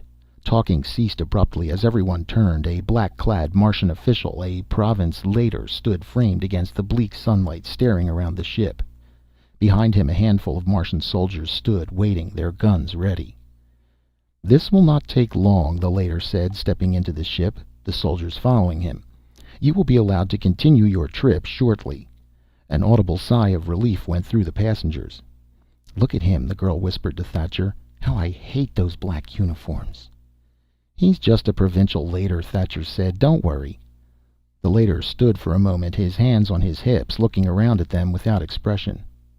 "I have ordered your ship grounded so that an inspection can be made of all persons aboard," he said. "You Terrans are the last to leave our planet. Most of you are ordinary and harmless. I am not interested in you. I am interested in finding 3 saboteurs, 3 Terrans, 2 men and a woman, who have committed an incredible act of destruction and violence. They are said to have fled to this ship." Murmurs of surprise and indignation broke out on all sides. The leader motioned the soldiers to follow him up the aisle. 2 hours ago a Martian city was destroyed. Nothing remains, only a depression in the sand where the city was. The city and all its people have completely vanished. An entire city destroyed in a second. Mars will never rest until the saboteurs are captured, and we know they are aboard this ship. "It's impossible," the heavy-set businessman said. "There aren't any saboteurs here." "We'll begin with you," the leader said to him, stepping up beside the man's seat. One of the soldiers passed the leader a square metal box. "This will soon tell us if you are speaking the truth. Stand up. Get on your feet." The man rose slowly, flushing. "See here. Are you involved in the destruction of the city? Answer." The man swallowed angrily. "I know nothing about any destruction of any city, and furthermore—" "He is telling the truth," the metal box said tonelessly. "Next person." The leader moved down the aisle. A thin, bald-headed man stood up nervously. "No, sir," he said. "I don't know a thing about it." "He is telling the truth," the box affirmed. "Next person. Stand up." One person after another stood, answered, and sat down again in relief. At last there were only a few people left who had not been questioned. The leader paused, studying them intently. "Only 5 left. The 3 must be among you. We have narrowed it down." His hand moved to his belt. Something flashed, a rod of pale fire. He raised the rod, pointing it steadily at the 5 people. "All right. The first one of you. What do you know about this destruction? Are you involved with the destruction of our city?" "No, not at all," the man murmured. "Yes, he's telling the truth," the box intoned. "Next." "Nothing. I know nothing. I had nothing to do with it." "True," the box said. The ship was silent. 3 people remained, a middle-aged man and his wife and their son, a boy of about 12. They stood in the corner, staring white-faced at the leader, at the rod in his dark fingers. "It must be you," the leader grated, moving toward them. The Martian soldiers raised their guns. "It must be you. You there, the boy. What do you know about the destruction of our city? Answer." The boy shook his head. "Nothing," he whispered. The box was silent for a moment. "He is telling the truth," it said reluctantly. "Next." "Nothing," the woman muttered. "Nothing." "The truth." "Next." "I had nothing to do with blowing up your city," the man said. "You're wasting your time." "It is the truth," the box said. For a long time the Later stood toying with his rod. At last he pushed it back in his belt and signaled the soldiers toward the exit lock. "You may proceed on your trip," he said. He walked after the soldiers. At the hatch he stopped, looking back at the passengers, his face grim. "You may go, but Mars will not allow her enemies to escape. The 3 saboteurs will be caught, I promise you." He rubbed his dark jaw thoughtfully. "It is strange. I was certain they were on this ship." Again he looked coldly around at the Terrans. "Perhaps I was wrong. All right, proceed. But remember, the 3 will be caught. Even if it takes endless years, Mars will catch them and punish them. I swear it." For a long time no one spoke. The ship lumbered through space again, its jets firing evenly, calmly, moving the passengers toward their own planet, toward home. Behind them, Deimos and the red ball that was Mars dropped farther and farther away each moment, disappearing and fading into the distance. A sigh of relief passed through the passengers. "What a lot of hot air that was," one grumbled. "Barbarians," a woman said. A few of them stood up, moving out into the aisle toward the lounge and the cocktail bar. Beside Thatcher, the girl got to her feet, pulling her jacket around her shoulders. "Pardon me," she said, stepping past him. "Going to the bar?" Thatcher said. "Mind if I come along?" "I suppose not." They followed the others into the lounge, walking together up the aisle. "You know," Thatcher said, "I don't even know your name yet." "My name is Mara Gordon." "Mara? That's a nice name. What part of Terra are you from? North America? New York?" "I've been in New York," Mara said. "New York is very lovely."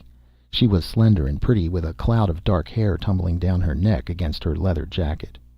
They entered the lounge and stood undecided. "Let's sit at a table," Mara said, looking around at the people at the bar, mostly men. "Perhaps that table over there."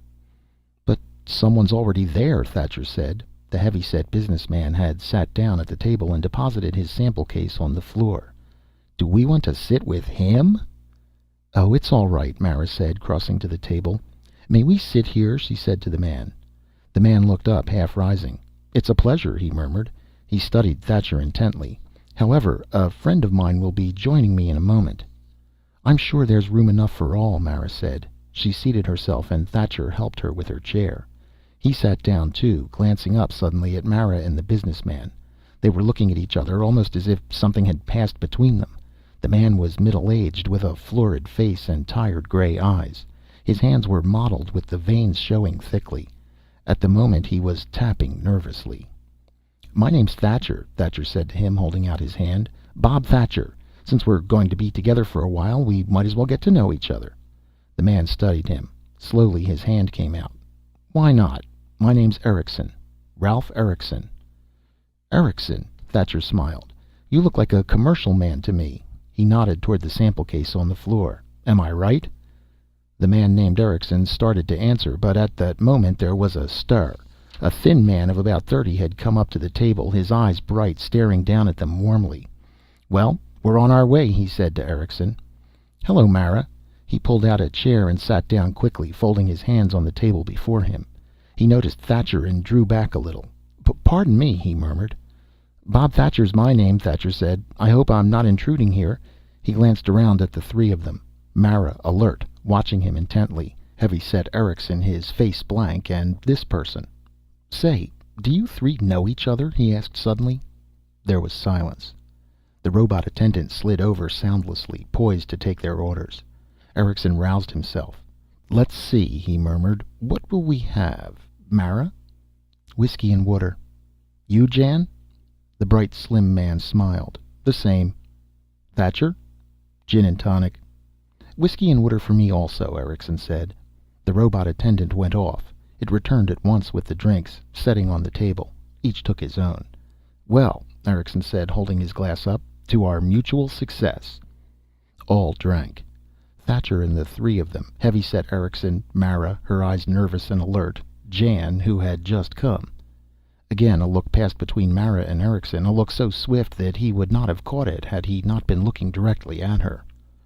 "What line do you represent, Mr. Erickson?" Thatcher asked. Erickson glanced at him, then down at the sample case on the floor. He grunted.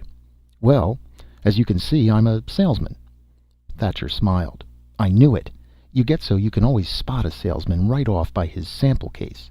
A salesman always has to carry something to show. What are you in, sir? Erickson paused. He licked his lips, his eyes blank and lidded like a toad's. At last he rubbed his mouth with his hand and reached down, lifting up the sample case. He set it on the table in front of him. Well, he said, perhaps we might even show Mr. Thatcher. They all stared down at the sample case. It seemed to be an ordinary leather case with a metal handle and a snap lock. I'm getting curious, Thatcher said. What's in there? You're all so tense. Diamonds? Stolen jewels? Jan laughed harshly, mirthlessly. Eric, put it down. We're not far enough away yet. Nonsense, Eric rumbled. We're away, Jan. Please, Mara whispered. Wait, Eric. Wait? Why? What for? You're so accustomed to... Eric, Mara said. She nodded towards Thatcher. We don't even know him, Eric. Please. He's a Terran, isn't he? Erickson said. All Terrans are together in these times. He fumbled suddenly at the catch lock on the case. Yes, Mr. Thatcher, I'm a salesman. We're all salesmen, the three of us. Then you do know each other.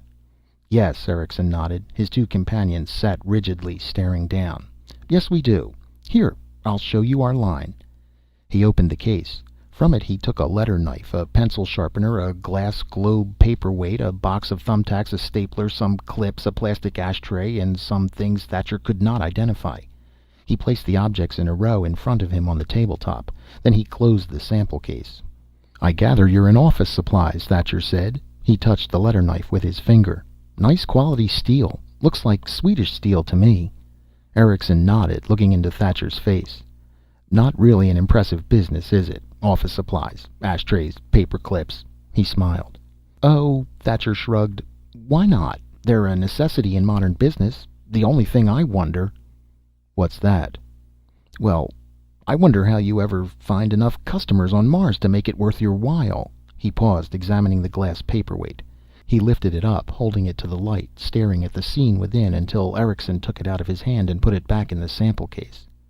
And another thing, if you three know each other, why did you sit apart when you got on? They looked at him quickly. And why didn't you speak to each other until we left Deimos? He leaned towards Erickson, smiling at him. 2 men and a woman, 3 of you, sitting apart in the ship, not speaking until the check station was passed. I find myself thinking over what the Martian said. 3 saboteurs, a woman and 2 men. Erickson put the things back in the sample case. He was smiling, but his face had gone chalk white. Mara stared down, playing with a drop of water on the edge of her glass. Jan clenched his hands together nervously, blinking rapidly. You 3 are the ones the Later was after, Thatcher said softly. You are the destroyers, the saboteurs. But their lie detector, why didn't it trap you? How did you get by that? And now you're safe outside the check station. He grinned, staring around at them. I'll be damned. And I really thought you were a salesman, Erickson. You really fooled me. Erickson relaxed a little. Well, Mr. Thatcher, it's in a good cause. I'm sure you have no love for Mars either. No Terran does, and I see you're leaving with the rest of us. True, Thatcher said. You must certainly have an interesting account to give, the 3 of you. He looked around the table.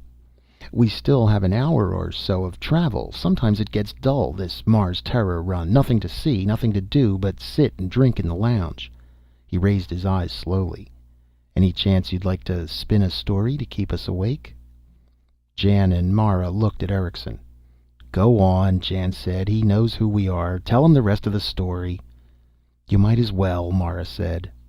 Jan let out a sigh suddenly, a sigh of relief. Let's put the cards on the table. Get this weight off us. I'm tired of sneaking around, slipping. Sure, Erickson said expansively. Why not?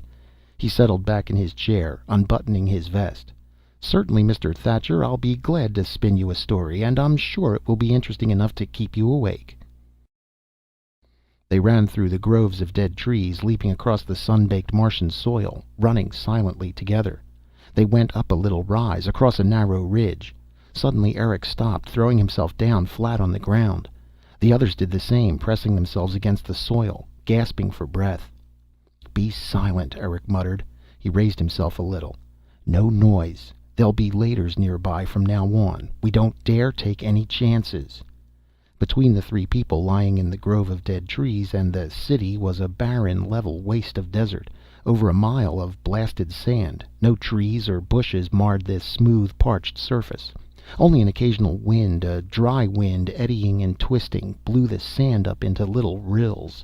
A faint odor came to them, a bitter smell of heat and sand carried by the wind. Eric pointed. "Look, the city. There it is." They stared, still breathing deeply from their race through the trees. The city was close, closer than they had ever seen it before.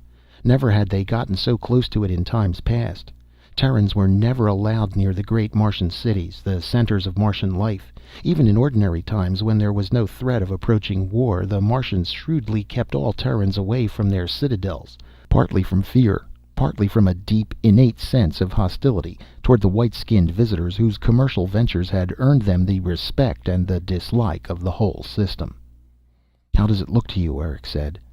The city was huge, much larger than they had imagined from the drawings and models they had studied so carefully back in New York in the War Ministry office.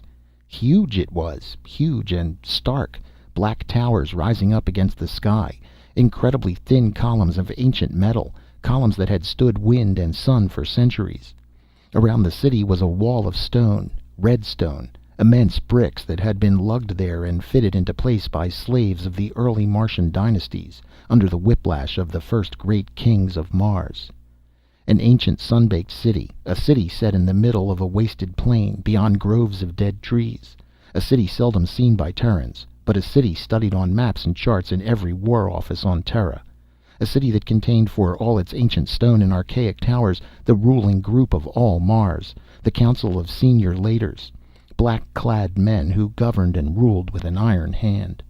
The Senior Leiters, 12 fantastic and devoted men, black priests, but priests with flashing rods of fire, lie detectors, rocket ships, intraspace cannon, and many more things the Terran Senate could only conjecture about the Senior Leiters and their subordinate Province Leiters. Eric and the two behind him suppressed a shudder. "We've got to be careful," Eric said again. "We'll be passing among them soon. If they guess who we are or what we're here for." He snapped open the case he carried, glancing inside for a second. Then he closed it again, grasping the handle firmly. "Let's go," he said. He stood up slowly. "You two, come up beside me. I want to make sure you look the way you should." Mara and Jan stepped quickly ahead. Eric studied them critically as the three of them walked slowly down the slope onto the plain toward the towering black spires of the city. "Jan," Eric said, "take hold of her hand. Remember, you're going to marry her. She's your bride, and Martian peasants think a lot of their brides." Jan was dressed in the short trousers and coat of the Martian farmer, a knotted rope tied around his waist, a hat on his head to keep off the sun. His skin was dark, colored by dye until it was almost bronze. "You look fine," Eric said to him. He glanced at Mara. Her black hair was tied in a knot, looped through a hollowed-out uke bone. Her face was dark too, dark and lined with colored ceremonial pigment, green and orange stripes across her cheeks. Earrings were strung through her ears. On her feet were tiny slippers of Peru hide, laced around her ankles, and she wore long translucent Martian trousers with a bright sash tied around her waist. Between her small breasts a chain of stone beads rested, good luck charms for the coming marriage. "All right," Eric said. He himself wore the flowing gray robe of a Martian priest, dirty robes that were supposed to remain on him all his life, to be buried around him when he died. "I think we'll get past the guards. There should be heavy morning traffic on the road." They walked on, the hard sand crunching under their feet.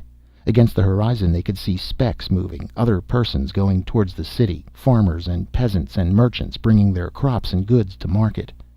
"See the cart?" Mara exclaimed.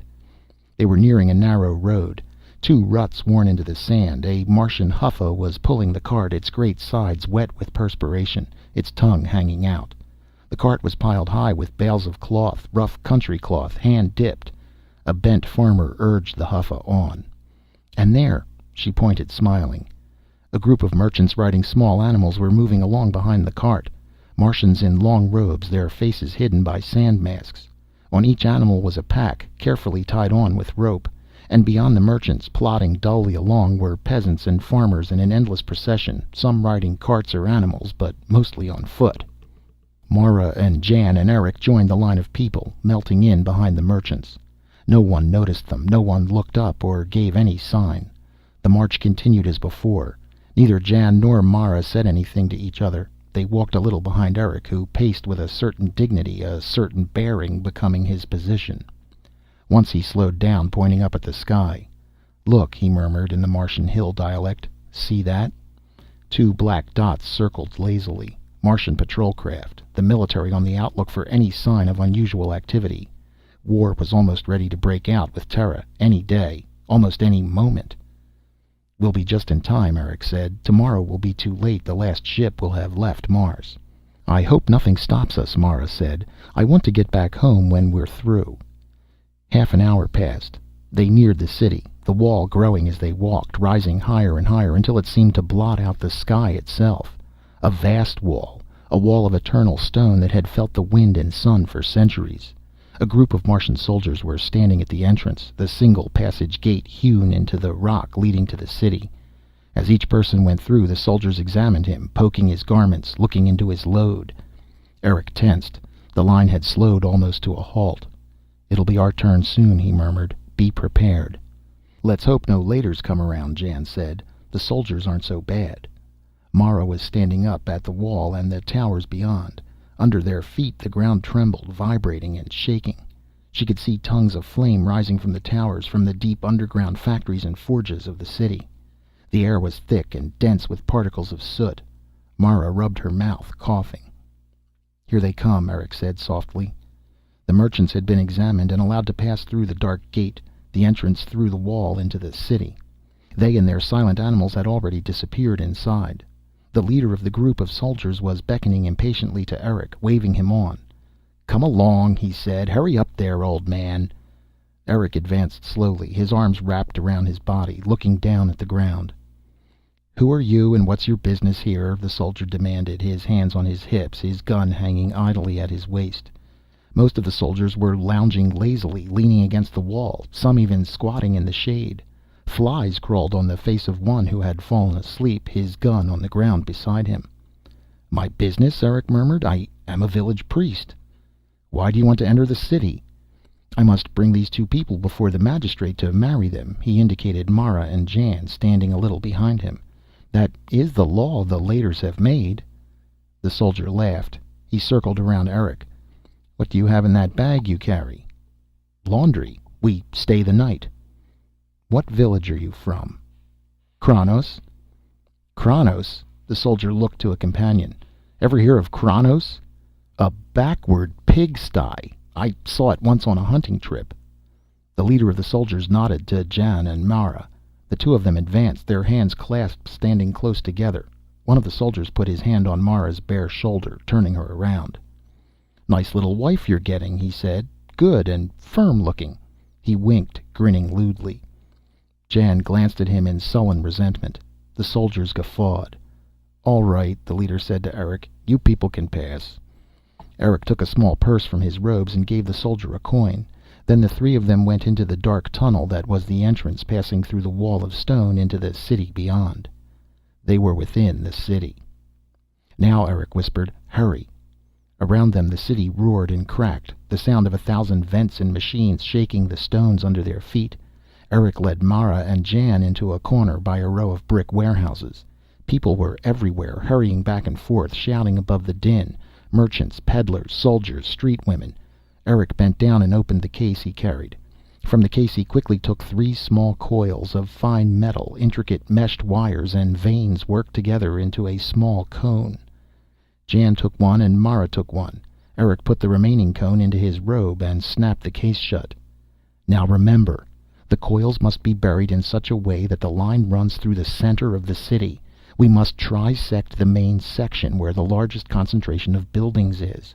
Remember the maps. Watch the alleys and streets carefully. Talk to no one if you can help it. Each of you has enough Martian money to buy your way out of trouble. Watch especially for cut purses, and for heaven's sake, don't get lost." Eric broke off. 2 black-clad Laiters were coming along the inside of the wall, strolling together with their hands behind their backs. They noticed the 3 who stood in the corner by the warehouses and stopped. "Go," Eric muttered, "and be back here at sundown," he smiled grimly, "or never come back." Each went off a different way, walking quickly without looking back. The Laters watched them go. "The little bride was quite lovely," one Later said. "Those hill people have the stamp of nobility in their blood from the old times." "A very lucky young peasant to possess her," the other said. They went on. Eric looked after them, still smiling a little. Then he joined the surging mass of people that milled eternally through the streets of the city. At dusk they met outside the gate. The sun was soon to set, and the air had turned thin and frigid. It cut through their clothing like knives. Mara huddled against Jan, trembling and rubbing her bare arms. "Well," Eric said, "did you both succeed?" Around them peasants and merchants were pouring from the entrance, leaving the city to return to their farms and villages, starting the long trip back across the plain toward the hills beyond. None of them noticed the shivering girl and the young man and the old priest standing by the wall. "Mine's in place," Jan said, "on the other side of the city, on the extreme edge, buried by a well." "Mine's in the industrial section," Mara whispered, her teeth chattering. "Jan, give me something to put over me. I'm freezing." "Good," Eric said. "Then the 3 coils should trisect dead center, if the models were correct." He looked up at the darkening sky. Already stars were beginning to show. 2 dots, the evening patrol, moved slowly toward the horizon. "Let's hurry. It won't be long." They joined the line of Martians moving along the road away from the city. Behind them the city was losing itself in the somber tones of night, its black spires disappearing into darkness. They walked silently with the country people until the flat ridge of dead trees became visible on the horizon. Then they left the road and turned off, walking towards the trees. "Almost time," Eric said. He increased his pace, looking back at Jan and Mara impatiently. "Come on." They hurried, making their way through the twilight, stumbling over rocks and dead branches up the side of the ridge. At the top Eric halted, standing with his hands on his hips, looking back. "See," he murmured, "the city. The last time we'll ever see it this way." "Can I sit down?" Mara said. "My feet hurt me." Jan pulled at Eric's sleeve. "Hurry, Eric, not much time left." He laughed nervously. "If everything goes right, we'll be able to look at it forever." "But not like this," Eric murmured. He squatted down, snapping his case open. He took some tubes and wiring out and assembled them together on the ground at the peak of the ridge. A small pyramid of wire and plastic grew, shaped by his expert hands. At last he grunted, standing up. "All right." "Is it pointed directly at the city?" Mara asked anxiously, looking down at the pyramid. Eric nodded. "Yes, it's placed according—" He stopped, suddenly stiffening. "Get back! It's time! Hurry!" Jan ran down the far side of the slope, away from the city, pulling Mara with him. Eric came quickly after, looking back at the distant spires, almost lost in the night sky. "Down!" Jan sprawled out, Mara beside him, her trembling body pressed against his. Eric settled down into the sand and dead branches, still trying to see. "I want to see it," he murmured. "A miracle. I want to see." A flash, a blinding burst of violet light lit up the sky. Eric clapped his hands over his eyes. The flash whitened, growing larger, expanding. Suddenly there was a roar, and a furious hot wind rushed past him, throwing him on his face in the sand. The hot, dry wind licked and seared at them, crackling the bits of branches into flame. Mara and Jan shut their eyes, pressed tightly together. "God," Eric muttered. The storm passed. They opened their eyes slowly. The sky was still alive with fire, a drifting cloud of sparks that was beginning to dissipate with the night wind. Eric stood up unsteadily, helping Jan and Mara to their feet. The 3 of them stood, staring silently across the dark waste, the black plain, none of them speaking. The city was gone. At last Eric turned away. "That part's done," he said. "Now the rest. Give me a hand, Jan. There'll be 1,000 patrol ships around here in a minute." "I see one already," Mara said, pointing up. A spot winked in the sky, a rapidly moving spot. "They're coming, Eric." There was a throb of chill fear in her voice. "I know." Eric and Jan squatted on the ground around the pyramid of tubes and plastic, pulling the pyramid apart. The pyramid was fused together like molten glass. Eric tore the pieces away with trembling fingers. From the remains of the pyramid he pulled something forth, something he held up high, trying to make it out in the darkness. Jan and Mara came close to see, both staring up intently, almost without breathing. "There it is," Eric said. "There." In his hand was a globe, a small transparent globe of glass. Within the glass something moved, something minute and fragile, spires almost too small to be seen, microscopic, a complex web swimming within the hollow glass globe. A web of spires. A city. Eric put the globe into the case and snapped it shut.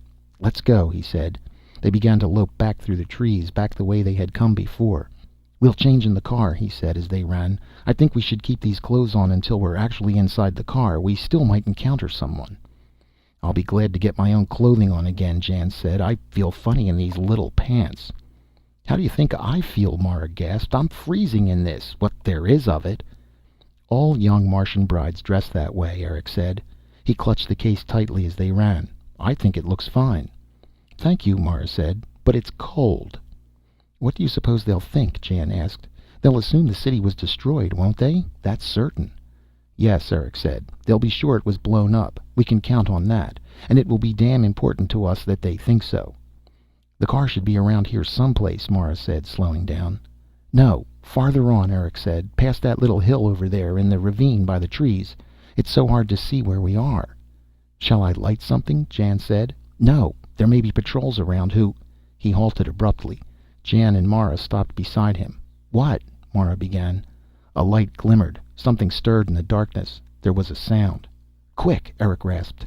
He dropped, throwing the case far away from him into the bushes. He straightened up tensely. A figure loomed up, moving through the darkness, and behind it came more figures. Men, soldiers in uniform. The light flashed up brightly, blinding them. Eric closed his eyes. The light left him, touching Mara and Jan, standing silently together, clasping hands. Then it flicked down to the ground and around in a circle. A later stepped forward, a tall figure in black, with his soldiers close behind him, their guns ready. "You three," the later said. "Who are you? Don't move. Stand where you are." He came up to Eric, peering at him intently, his hard Martian face without expression. He went all around Eric, examining his robes, his sleeves. "Please," Eric began in a quavering voice, but the later cut him off. "I'll do the talking. Who are you three? What are you doing here? Speak up." We are going back to our village," Eric muttered, staring down, his hands folded. "We were in the city, and now we are going home." One of the soldiers spoke into a mouthpiece. He clicked it off and put it away. "Come with me," the later said. "We're taking you in. Hurry along." "In? Back to the city?" One of the soldiers laughed. "The city is gone," he said. "All that's left of it you can put in the palm of your hand." "But what happened?" Mara said. "No one knows. Come on, hurry it up." There was a sound. A soldier came quickly out of the darkness. "A senior later," he said. "Coming this way." He disappeared again. "A senior later." The soldiers stood, waiting, standing at respectful attention. A moment later the senior later stepped into the light, a black-clad old man, his ancient face thin and hard, like a bird's eyes, bright and alert. He looked from Eric to Jan.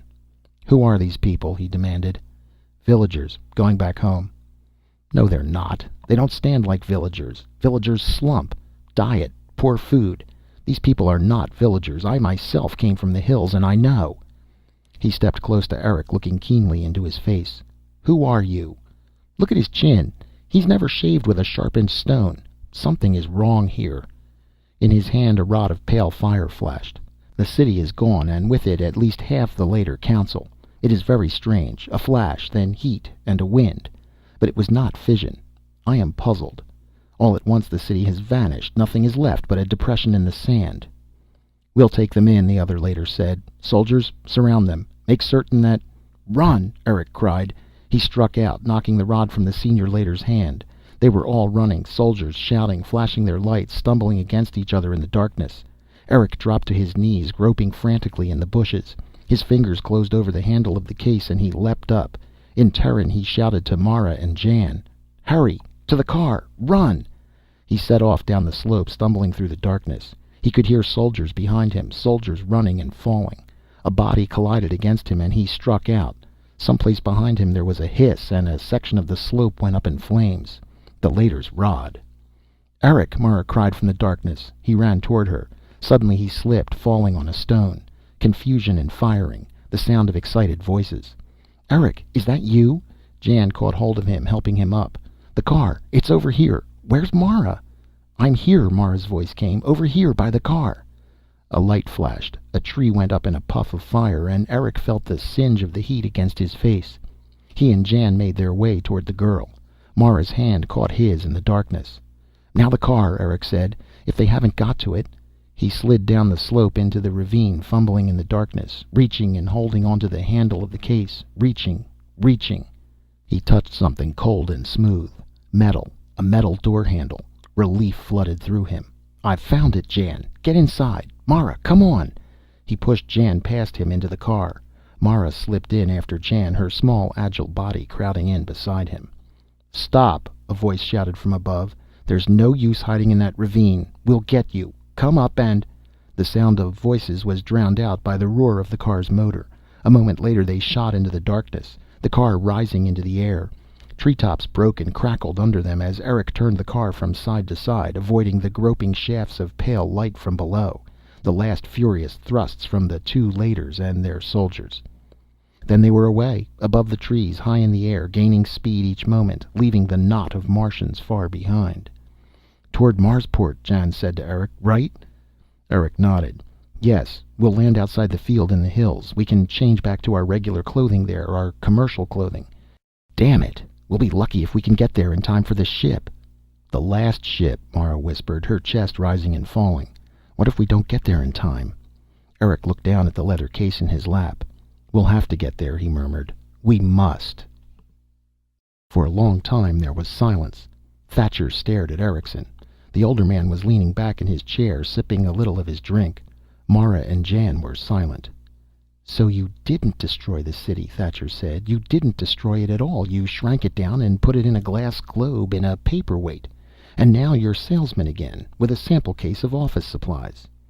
Erickson smiled. He opened the briefcase and reached into it. He brought out the glass globe paperweight. He held it up, looking into it. "Yes, we stole the city from the Martians.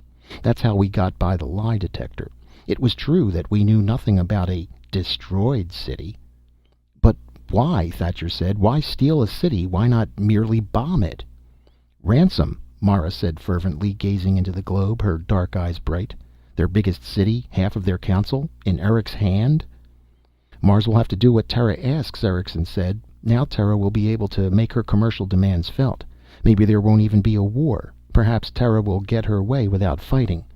Still smiling, he put the globe back into the briefcase and locked it. "Quite a story," Thatcher said. "What an amazing process. Reduction of size. A whole city reduced to microscopic dimensions. Amazing. No wonder you were able to escape. With such daring as that, no one could hope to stop you." He looked down at the briefcase on the floor. Underneath them the jets murmured and vibrated evenly as the ship moved through space toward distant Terra. "We still have quite a way to go," Jan said. "You've heard our story, Thatcher. Why not tell us yours? What sort of line are you in? What's your business?" "Yes," Mara said. "What do you do?" "What do I do?" Thatcher said. "Well, if you like, I'll show you."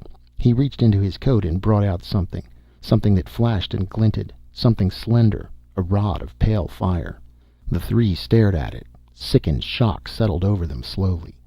Thatcher held the rod loosely, calmly, pointing it at Erickson. "We knew you three were on the ship," he said. "There was no doubt of that. But we did not know what had become of the city. My theory was that the city had not been destroyed at all, that something else had happened to it. Council instruments measured a sudden loss of mass in that area, a decrease equal to the mass of the city. Somehow the city had been spirited away, not destroyed. But I could not convince the other council leaders of it. I had to follow you alone." Thatcher turned a little, nodding to the men sitting at the bar. The men rose at once, coming toward the table. "A very interesting process you have. Mars will benefit a great deal from it. Perhaps it will even turn the tide in our favor. When we return to Marsport, I wish to begin work on it at once. And now, if you will, please pass me the briefcase." Dear listeners, please like and subscribe to the Vintage Classics YouTube channel. In our next story, Henry Harris, an Army doctor, is startled when a soldier returns from a mission on an asteroid claiming to be a plant. When several more men return from the same asteroid also claiming to be plants, Harris travels to the asteroid himself to investigate the strange phenomenon. Piper in the Woods by Philip K. Dick. Earth maintained an important garrison on asteroid Y3. Now, suddenly it was imperiled with a biological impossibility: men becoming plants. Well, Corporal Westerberg, Dr. Henry Harris said gently. "Just why do you think you're a plant?" As he spoke, Harris glanced down again at the card on his desk. It was from the base commander himself, made out in Cox's heavy scrawl. "Doc, this is the lad I told you about. Talk to him and try to find out how he got this delusion. He's from the new garrison, the new check station on asteroid Y3, and we don't want anything to go wrong there. Especially a silly damn thing like this." Harris pushed the card aside and stared back up at the youth across the desk from him. The young man seemed ill at ease and appeared to be avoiding answering the question Harris had put to him. Harris frowned. Westerberg was a good-looking chap, actually handsome in his patrol uniform, a shock of blonde hair over one eye. He was tall, almost 6 feet, a fine, healthy lad, just 2 years out of training, according to the card. Born in Detroit, had measles when he was 9, interested in jet engines, tennis, and girls. 26 years old. "Well, Corporal Westerberg," Dr. Harris said again, "why do you think you're a plant?" The corporal looked up shyly. He cleared his throat. "Sir, I am a plant. I don't just think so. I've been a plant for several days now." "I see." The doctor nodded. "You mean that you weren't always a plant?" "No, sir. I just became a plant recently." "And what were you before you became a plant?" "Well, sir, I was just like the rest of you." There was silence. Dr. Harris took up his pen and scratched a few lines, but nothing of importance came. A plant, and such a healthy-looking lad. Harris removed his steel-rimmed glasses and polished them with his handkerchief. He put them on again and leaned back in his chair. "Care for a cigarette, Corporal?" "No, sir." The doctor lit one himself, resting his arm on the edge of the chair. "Corporal, you must realize that there are very few men who become plants, especially on such short notice. I have to admit you are the first person who has ever told me such a thing." "Yes, sir, I realize it's quite rare."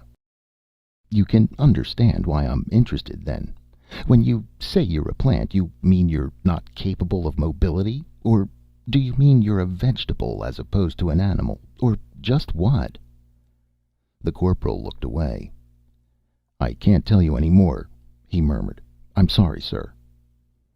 "Well, would you mind telling me how you became a plant?" Corporal Westerberg hesitated. He stared down at the floor, then out the window at the spaceport, then at a fly on the desk. At last he stood up, getting slowly to his feet. "I can't even tell you that, sir," he said. "You can't? Why not?" Because I promised not to." The room was silent. Dr. Harris rose too, and they both stood facing each other. Harris frowned, rubbing his jaw. "Corporal, just who did you promise?" "I can't even tell you that, sir. I'm sorry." The doctor considered this. At last he went to the door and opened it. "All right, Corporal, you may go now, and thanks for your time." "I'm sorry I'm not more helpful." The corporal went slowly out, and Harris closed the door after him. Then he went across his office to the vidphone. He rang Commander Cox's letter. A moment later, the beefy, good-natured face of the base commander appeared. "Cox, this is Harris. I talked to him, all right. All I could get is the statement that he's a plant. What else is there? What kind of behavior pattern?" "Well," Cox said, "the first thing they noticed was that he wouldn't do any work. The garrison chief reported that this Westerberg would wander off outside the garrison and just sit all day long. Just sit." "In the sun?" "Yes, just sit in the sun. Then at nightfall he would come back in. When they asked why he wasn't working in the jet repair building, he told them he had to be out in the sun. Then he said—" Cox hesitated. "Yes? Said what?" "He said that work was unnatural, that it was a waste of time, that the only worthwhile thing was to sit and contemplate outside." "What then?" Then they asked him how he got that idea, and he revealed to them that he had become a plant. "I'm going to have to talk to him again, I can see," Harris said. "And he applied for a permanent discharge from the patrol. What reason did he give?" "The same, that he's a plant now and has no more interest in being a patrolman. All he wants to do is sit in the sun. It's the damnedest thing I ever heard." "All right. I think I'll visit him in his quarters." Harris looked at his watch. "I'll go over after dinner." "Good luck," Cox said gloomily. "But who ever heard of a man turning into a plant? We told him it wasn't possible, but he just smiled at us." "I'll let you know how I make out," Harris said. Harris walked slowly down the hall. It was after 6. The evening meal was over. A dim concept was coming into his mind, but it was much too soon to be sure. He increased his pace, turning right at the end of the hall. 2 nurses passed, hurrying by. Westerburg was quartered with a buddy, a man who had been injured in a jet blast and who was now almost recovered. Harris came to the dorm wing and stopped, checking the numbers on the doors. "Can I help you, sir?" the robot attendant said, gliding up. "I'm looking for Corporal Westerburg's room." 3 doors to the right." Harris went on. Asteroid Y3 had only recently been garrisoned and staffed. It had become the primary checkpoint to halt and examine ships entering the system from outer space. The garrison made sure that no dangerous bacteria, fungus, or whatnot arrived to infect the system. A nice asteroid it was, warm, well-watered, with trees and lakes and lots of sunlight, and the most modern garrison in the 9 planets. He shook his head, coming to the 3rd door. He stopped, raising his hand and knocking. "Who's there?" sounded through the door. "I want to see Corporal Westerburg." The door opened. A bovine youth with horn-rimmed glasses looked out, a book in his hand. "Who are you?" "Dr. Harris." "I'm sorry, sir. Corporal Westerburg is asleep." "Would he mind if I woke him up? I want very much to talk to him." Harris peered inside. He could see a neat room with a desk, a rug and lamp, and 2 bunks. On one of the bunks was Westerburg, lying face up, his arms folded across his chest, his eyes tightly closed. "Sir," the bovine youth said, "I'm afraid I can't wake him up for you, much as I'd like to." "You can't? Why not?" "Sir, Corporal Westerburg won't wake up. Not after the sun sets. He just won't. He can't be wakened." "Cataleptic? Really?" "But in the morning, as soon as the sun comes up, he leaps out of bed and goes outside. Stays the whole day." "I see," the doctor said. "Well, thanks anyhow." He went back out into the hall, and the door shut after him. "There's more to this man than I realized," he murmured. He went on back the way he had come. It was a warm, sunny day. The sky was almost free of clouds, and a gentle wind moved through the cedars along the bank of the stream. There was a path leading from the hospital building down the slope to the stream. At the stream a small bridge led over to the other side, and a few patients were standing on the bridge, wrapped in their bathrobes, looking aimlessly down at the water. It took Harris several minutes to find Westerburg. The youth was not with the other patients, near or around the bridge. He had gone farther down, past the cedar trees, and out onto a strip of bright meadow, where poppies and grass grew everywhere. He was sitting on the stream bank on a flat gray stone, leaning back and staring up, his mouth open a little. He did not notice the doctor until Harris was almost beside him. "Hello?" Harris said softly. Westerburg opened his eyes, looking up. He smiled and got slowly to his feet, a graceful flowing motion that was rather surprising for a man of his size. "Hello, doctor. What brings you out here?" "Nothing. Thought I'd get some sun." "Here, you can share my rock." Westerburg moved over, and Harris sat down gingerly, being careful not to catch his trousers on the sharp edges of the rock. He lit a cigarette and gazed silently down at the water.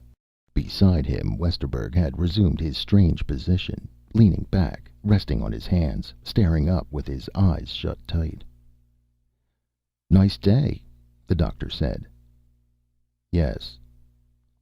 "Do you come here every day?" "Yes." "You like it better out here than inside?"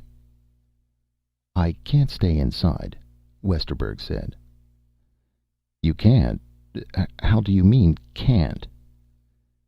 "You would die without air, wouldn't you?" the corporal said. "And you'd die without sunlight?" Westerberg nodded. "Corporal, may I ask you something? Do you plan to do this the rest of your life? Sit out in the sun on a flat rock? Nothing else?" Westerberg nodded. "How about your job? You went to school for years to become a patrolman. You wanted to enter the patrol very badly. You were given a fine rating and a first-class position. How do you feel giving all that up? You know it won't be easy to get back in. Do you realize that?" "I realize it." "And you're really going to give it all up?" "That's right." Harris was silent for a while. At last he put his cigarette out and turned toward the youth. "All right. Let's say you give up your job and sit in the sun. Well, what happens then? Someone else has to do the job instead of you, isn't that true? The job has to be done. Your job has to be done. And if you don't do it, someone else has to." "I suppose so." "Westerberg, suppose everyone felt the way you do. Suppose everyone wanted to sit in the sun all day. What would happen? No one would check ships coming from outer space. Bacteria and toxic crystals would enter the system and cause mass death and suffering. Isn't that right?" "If everyone felt the way I do, they wouldn't be going into outer space." "But they have to. They have to trade. They have to get minerals and products and new plants." "Why?" "To keep society going." "Why?" "Well," Harris gestured, "people couldn't live without society." Westerberg said nothing to that. Harris watched him, but the youth did not answer. "Isn't that right?" Harris said. "Perhaps. It's a peculiar business, Doctor. You know, I struggled for years to get through training. I had to work and pay my own way, wash dishes, work in kitchens, studied at night, learned, crammed, worked on and on. And you know what I think now?" "What?" "I wish I'd become a plant earlier." Dr. Harris stood up. "Westerberg, when you come inside, will you stop off at my office? I want to give you a few tests, if you don't mind." "The shock box?" Westerberg smiled. "I knew that would be coming around. Sure, I don't mind." Nettled, Harris left the rock, walking back up the bank a short distance. "About 3, Corporal." The corporal nodded. Harris made his way up the hill to the path, toward the hospital building. The whole thing was beginning to become more clear to him. A boy who had struggled all his life. Financial insecurity, idealized goal, getting a patrol assignment. Finally reached it, found the load too great, and on asteroid Y3 there was too much vegetation to look at all day. Primitive identification and projection on the flora of the asteroid. Concept of security involved in immobility and permanence. Unchanging forest. He entered the building. A robot orderly stopped him almost at once. "Sir, Commander Cox wants you urgently on the vidphone." "Thanks." Harris strode to his office. He dialed Cox's letter, and the commander's face came presently into focus. "Cox, this is Harris. I've been out talking to the boy. I'm beginning to get this lined up. Now I can see the pattern. Too much load, too long. Finally gets what he wants, and the idealization shatters under the—" "Harris!" Cox barked. "Shut up and listen. I just got a report from Y3. They're sending an express rocket here. It's on the way."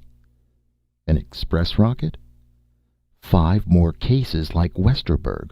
All say they're plants. The garrison chief is worried as hell. Says we must find out what it is, or the garrison will fall apart right away. Do you get me, Harris? Find out what it is." "Yes, sir," Harris murmured. "Yes, sir." By the end of the week there were 20 cases. and all, of course, were from asteroid Y3. Commander Cox and Harris stood together at the top of the hill, looking gloomily down at the stream below. 16 men and 4 women sat in the sun along the bank, none of them moving, none speaking.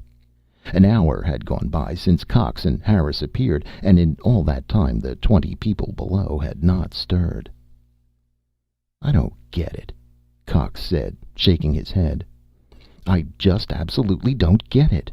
Harris, is this the beginning of the end? Is everything going to start cracking around us? It gives me a hell of a strange feeling to see those people down there, basking away in the sun, just sitting and basking." "Who's that man there with the red hair?" "That's Ulrich Deutsch. He was second in command at the garrison. Now look at him. Sits and dozes with his mouth open and his eyes shut. A week ago that man was climbing, going right to the top. When the garrison chief retires, he was supposed to take over. Maybe another year at the most. All his life he's been climbing to get up there." "And now he sits in the sun," Harris finished. "That woman, the brunette with the short hair, career woman, head of the entire office staff at the garrison. And the man beside her, janitor. And that cute little gal there with the bosom, secretary, just out of school. All kinds. And I got a note this morning, 3 more coming in sometime today." Harris nodded. "The strange thing is, they really want to sit down there. They're completely rational. They could do something else, but they just don't care to." "Well," Cox said, "what are you going to do? Have you found anything? We're counting on you. Let's hear it." "I couldn't get anything out of them directly," Harris said, "but I've had some interesting results with the shock box. Let's go inside and I'll show you." "Fine." Cox turned and started toward the hospital. "Show me anything you've got. This is serious. Now I know how Tiberius felt when Christianity showed up in high places." Harris snapped off the light. The room was pitch black. "I'll run this first reel for you. The subject is one of the best biologists stationed at the garrison, Robert Bradshaw. He came in yesterday. I got a good run from the shock box because Bradshaw's mind is so highly differentiated. There's a lot of repressed material of a non-rational nature, more than usual." He pressed the switch. The projector whirred, and on the far wall a 3-dimensional image appeared in color, so real that it might have been the man himself. Robert Bradshaw was a man of 50, heavy set, with iron-gray hair and a square jaw. He sat in the chair calmly, his hands resting on the arms, oblivious to the electrodes attached to his neck and wrist. "There I go," Harris said. "Watch." His film image appeared, approaching Bradshaw.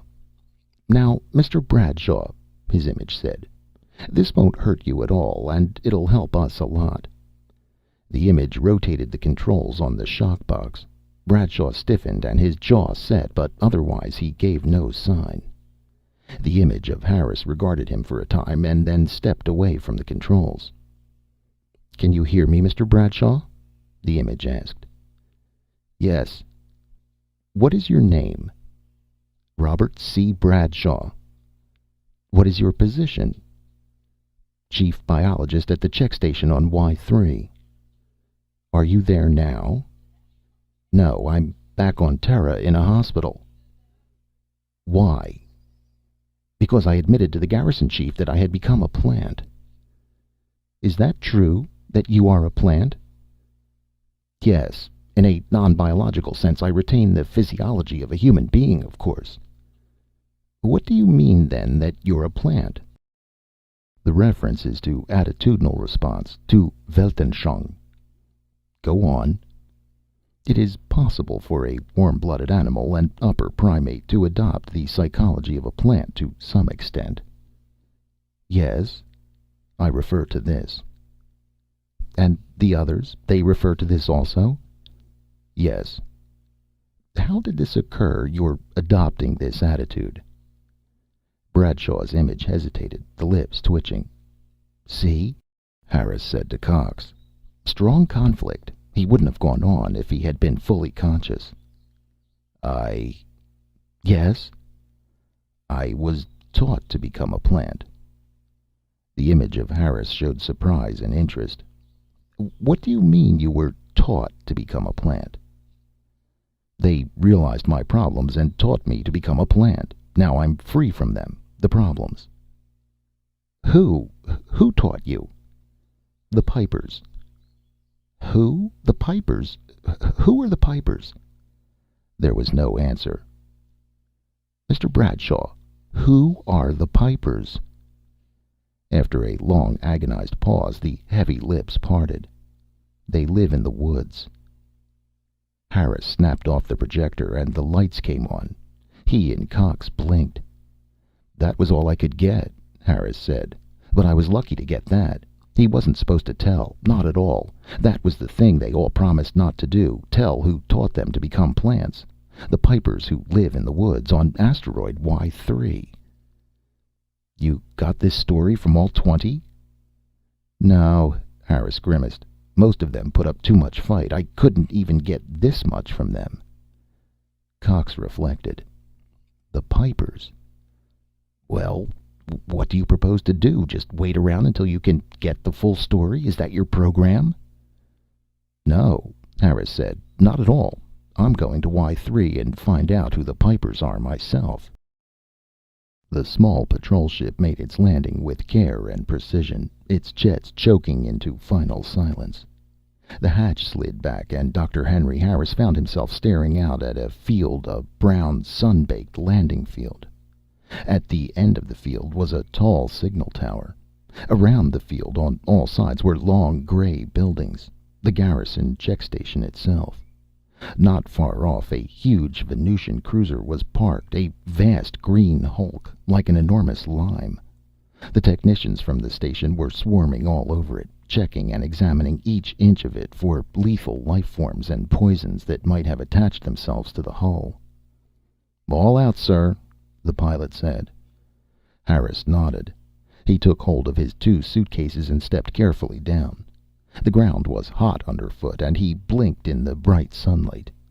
Jupiter was in the sky, and the vast planet reflected considerable sunlight down onto the asteroid.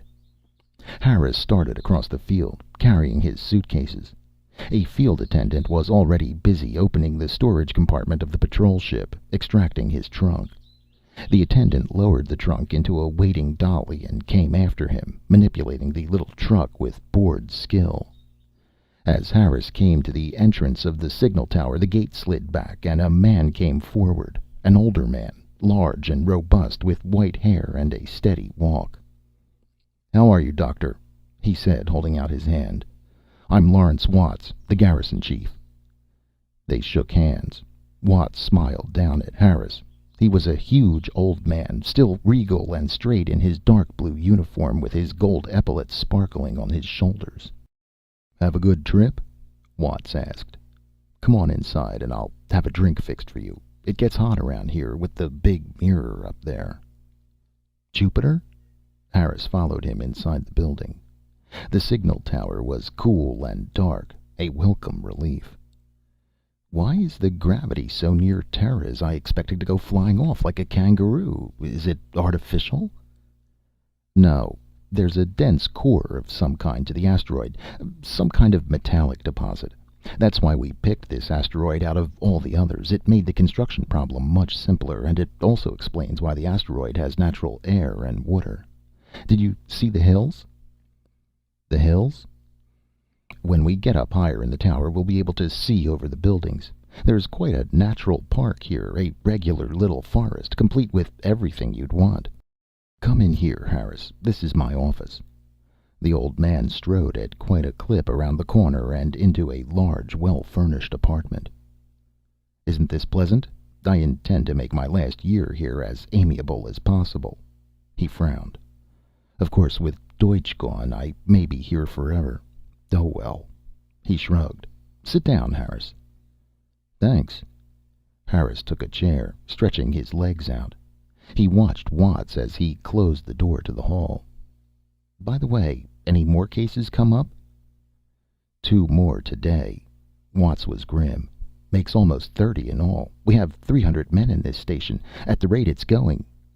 Chief, you spoke about a forest on the asteroid. Do you allow the crew to go into the forest at will? Or do you restrict them to the buildings and grounds? Watts rubbed his jaw. Well, it's a difficult situation, Harris. I have to let the men leave the grounds sometime. They can see the forest from the buildings, and as long as you can see a nice place to stretch out and relax, that does it. Once every 10 days they have a full period of rest, and then they go out and fool around. And then it happens? Yes, I suppose so, but as long as they can see the forest, they'll want to go. I can't help it. I know. I'm not censuring you. Well, what's your theory? What happens to them out there? What do they do? What happens? Once they get out there and take it easy for a while, they don't want to come back and work. It's boondoggling, playing hooky. They don't want to work, so off they go. How about this business of their delusions? Watts laughed good-naturedly. Listen, Harris, you know as well as I do that it's a lot of poppycock. They're no more plants than you or I. They just don't want to work, that's all. When I was a cadet, we had a few ways to make people work. I wish we could lay a few on their backs like we used to. You think this is simple gold bricking, then? Don't you think it is? No, Harris said. They really believe they're plants. I put them through the high-frequency shock treatment, the shock box. The whole nervous system is paralyzed, all inhibitions stopped cold. They tell the truth then, and they said the same thing, and more. Watts paced back and forth, his hands clasped behind his back. Harris, you're a doctor, and I suppose you know what you're talking about, but look at the situation here. We have a garrison, a good, modern garrison. We're probably the most modern outfit in the system. Every new device and gadget is here that science can produce. Harris, this garrison is one vast machine. The men are parts, and each has his job. The maintenance crew, the biologists, the office crew, the managerial staff. Look what happens when one person steps away from his job. Everything else begins to creak. We can't service the bugs if no one services the machines. We can't order food to feed the crews if no one makes out the reports, takes inventories. We can't direct any kind of activity if the second in command decides to go out and sit in the sun all day. 30 people, 1/10 of the garrison. But we can't run without them. The garrison is built that way. If you take the supports out, the whole building falls. No one can leave. We're all tied here, and these people know it. They know they have no right to do that, run off on their own. No one has that right anymore. We're all too tightly interwoven to suddenly start doing what we want. It's unfair to the rest, the majority. Harris nodded. Chief, can I ask you something? What is it? Are there any inhabitants on the asteroid? Any natives? Natives? Watts considered. Yes, there's some kind of aborigines living out there. He waved vaguely toward the window. What are they like? Have you seen them? Yes, I've seen them. At least I saw them when we first came here. They hung around for a while, watching us. Then, after a time, they disappeared. Did they die off? Diseases of some kind? No, they just disappeared into the forest. They're still there someplace. What kind of people are they? Well, the story is that they're originally from Mars, though they don't look much like Martians. They're dark, a kind of coppery color, thin, very agile in their own way. They hunt and fish, no written language. We don't pay much attention to them. I see. Harris paused. Chief, have you ever heard of anything called the Pipers? The Pipers? Watts frowned. No. Why? The patients mentioned something called the Pipers. According to Bradshaw, the Pipers taught him to become a plant. He learned it from them. A kind of teaching. The Pipers? What are they? I don't know, Harris admitted. I thought maybe you might know. My first assumption, of course, was that they're natives, but now I'm not so sure, not after hearing your description of them. The natives are primitive savages. They don't have anything to teach anybody, especially a top-flight biologist. Harris hesitated. Chief, I'd like to go into the woods and look around. Is that possible? Certainly, I can arrange it for you. I'll give you one of the men to show you around. I'd rather go alone. Is there any danger? No, none that I know of, except the Pipers, Harris finished. I know. Well, there's only one way to find them, and that's it.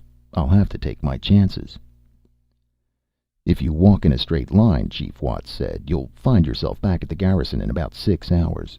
It's a damn small asteroid. There's a couple of streams and lakes, so don't fall in. How about snakes or poisonous insects? Nothing like that reported. We did a lot of tramping around at first, but it's grown back now the way it was. We never encountered anything dangerous. Thanks, Chief, Harris said. They shook hands. I'll see you before nightfall. Good luck. The chief and his 2 armed escorts turned and went back across the rise, down the other side toward the garrison. Harris watched them go until they disappeared inside the building. Then he turned and started into the grove of trees. The woods were very silent around him as he walked. Trees towered up on all sides of him, huge dark green trees like eucalyptus. The ground underfoot was soft with endless leaves that had fallen and rotted into soil. After a while, the grove of high trees fell behind, and he found himself crossing a dry meadow. The grass and weeds burned brown in the sun. Insects buzzed around him, rising up from the dry weed stalks. Something scuttled ahead, hurrying through the undergrowth. He caught sight of a gray ball with many legs, scampering furiously, its antennae weaving. The meadow ended at the bottom of a hill. He was going up now, going higher and higher.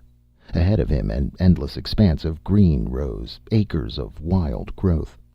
He scrambled to the top finally, blowing and panting, catching his breath. He went on. Now he was going down again, plunging into a deep gully. Tall ferns grew as large as trees. He was entering a living Jurassic forest, ferns that stretched out endlessly ahead of him. Down he went, walking carefully. The air began to turn cold around him. The floor of the gully was damp and silent. Underfoot, the ground was almost wet. He came out on a level table. It was dark, with the ferns growing up on all sides, dense growths of ferns, silent and unmoving. He came upon a natural path, an old stream bed, rough and rocky, but easy to follow. The air was thick and oppressive. Beyond the ferns he could see the side of the next hill, a green field rising up. Something gray was ahead. Rocks, piled up boulders, scattered and stacked here and there. The stream bed led directly to them. Apparently this had been a pool of some kind, a stream emptying from it. He climbed the first of the boulders awkwardly, feeling his way up. At the top he paused, resting again. As yet he had had no luck. So far he had not met any of the natives. It would be through them that he would find the mysterious Pipers that were stealing the men away, if such really existed. If he could find the natives, talk to them, perhaps he could find out something. But as yet he had been unsuccessful. He looked around. The woods were very silent. A slight breeze moved through the ferns, rustling them, but that was all. Where were the natives? Probably they had a settlement of some sort, huts, a clearing. The asteroid was small. He should be able to find them by nightfall. He started down the rocks. More rocks rose up ahead, and he climbed them. Suddenly he stopped, listening. Far off he could hear a sound, the sound of water. Was he approaching a pool of some kind? He went on again, trying to locate the sound. He scrambled down the rocks and up rocks, and all around him there was silence except for the splashing of distant water. Maybe a waterfall, water in motion, a stream. If he found the stream, he might find the natives. The rocks ended and the stream bed began again, but this time it was wet, the bottom muddy and overgrown with moss. He was on the right track. Not too long ago this stream had flowed, probably during the rainy season. He went up on the side of the stream, pushing through the ferns and vines. A golden snake slid expertly out of his path.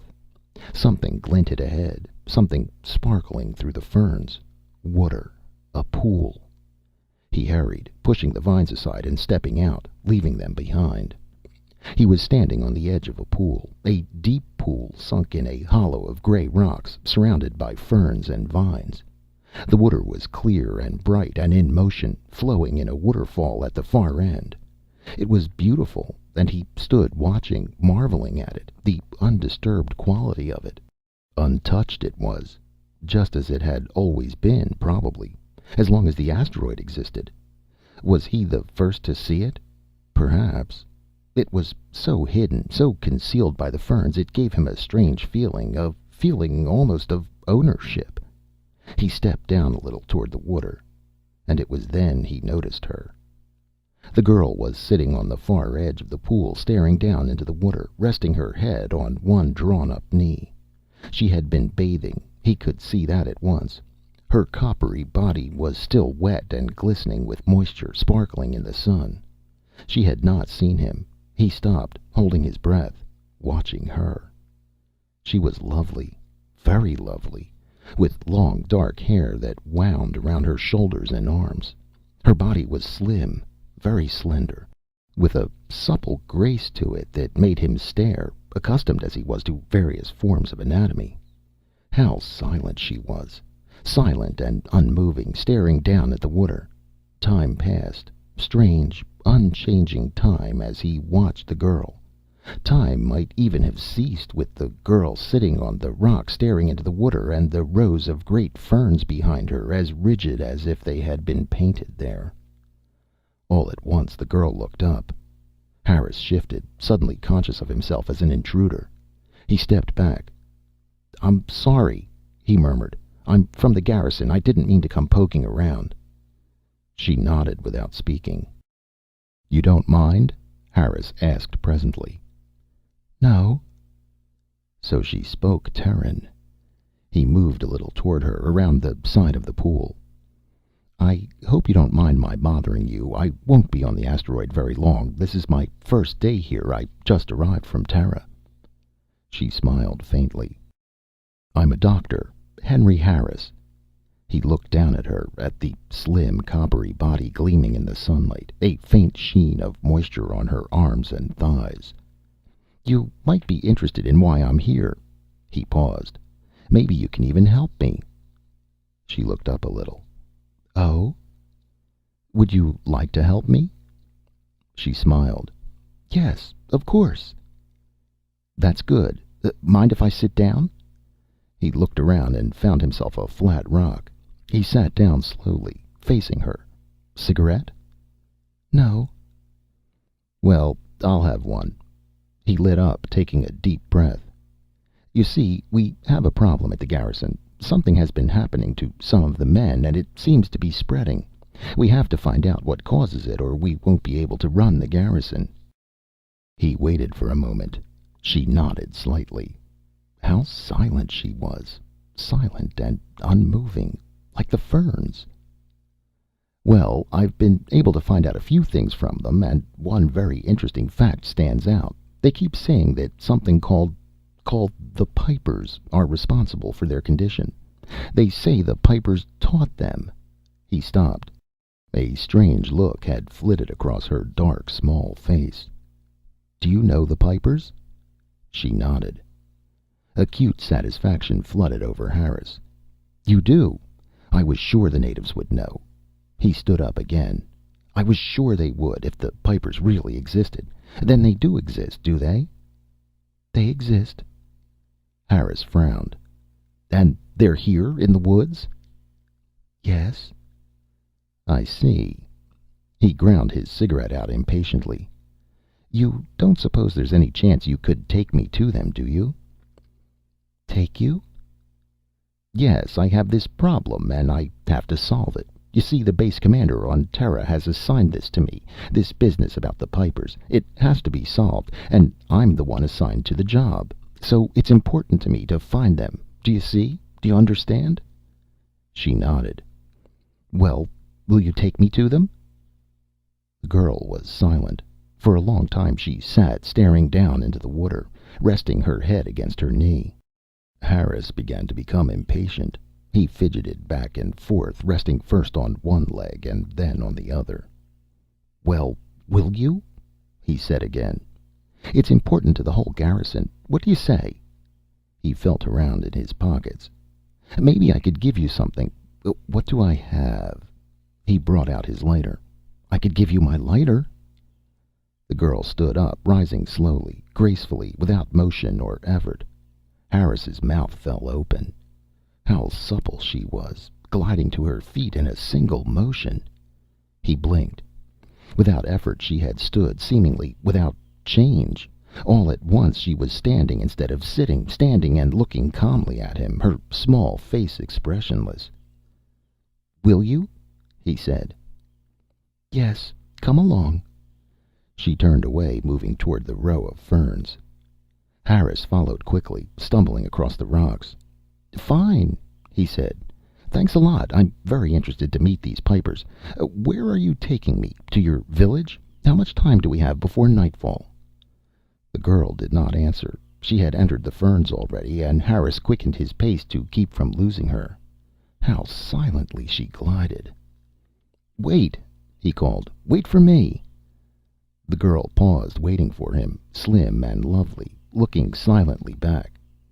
He entered the ferns, hurrying after her. "Well, I'll be damned," Commander Cox said.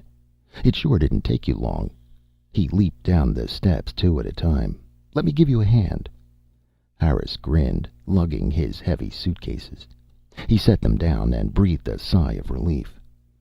"It isn't worth it," he said. "I'm going to give up taking so much." "Come on inside, soldier. Give him a hand." A patrolman hurried over and took one of the suitcases. The 3 men went inside and down the corridor to Harris's quarters. Harris unlocked the door and the patrolman deposited his suitcase inside. "Thanks," Harris said. He set the other down beside it. "It's good to be back, even for a little while." "A little while?" "I just came back to settle my affairs. I have to return to Y3 tomorrow morning." "Then you didn't solve the problem?" "I solved it, but I haven't cured it. I'm going back and get to work right away. There's a lot to be done." "But you found out what it is?" "Yes. It was just what the men said. The Pipers." "The Pipers do exist?" "Yes," Harris nodded. "They do exist." He removed his coat and put it over the back of the chair. Then he went to the window and let it down. Warm spring air rushed into the room. He settled himself on the bed, leaning back. "The Pipers exist, all right. In the minds of the garrison crew. To the crew, the Pipers are real. The crew created them. It's a mass hypnosis, a group projection, and all the men there have it to some degree." "How did it start?" "Those men on Y3 were sent there because they were skilled, highly trained men with exceptional ability. All their lives they've been schooled by complex modern society, fast tempo and high integration between people. Constant pressure toward some goal, some job to be done. Those men are put down suddenly on an asteroid where there are natives living the most primitive of existence, completely vegetable lives. No concept of goal, no concept of purpose, and hence no ability to plan. The natives live the way the animals live, from day to day, sleeping, picking food from the trees. A kind of Garden of Eden existence without struggle or conflict."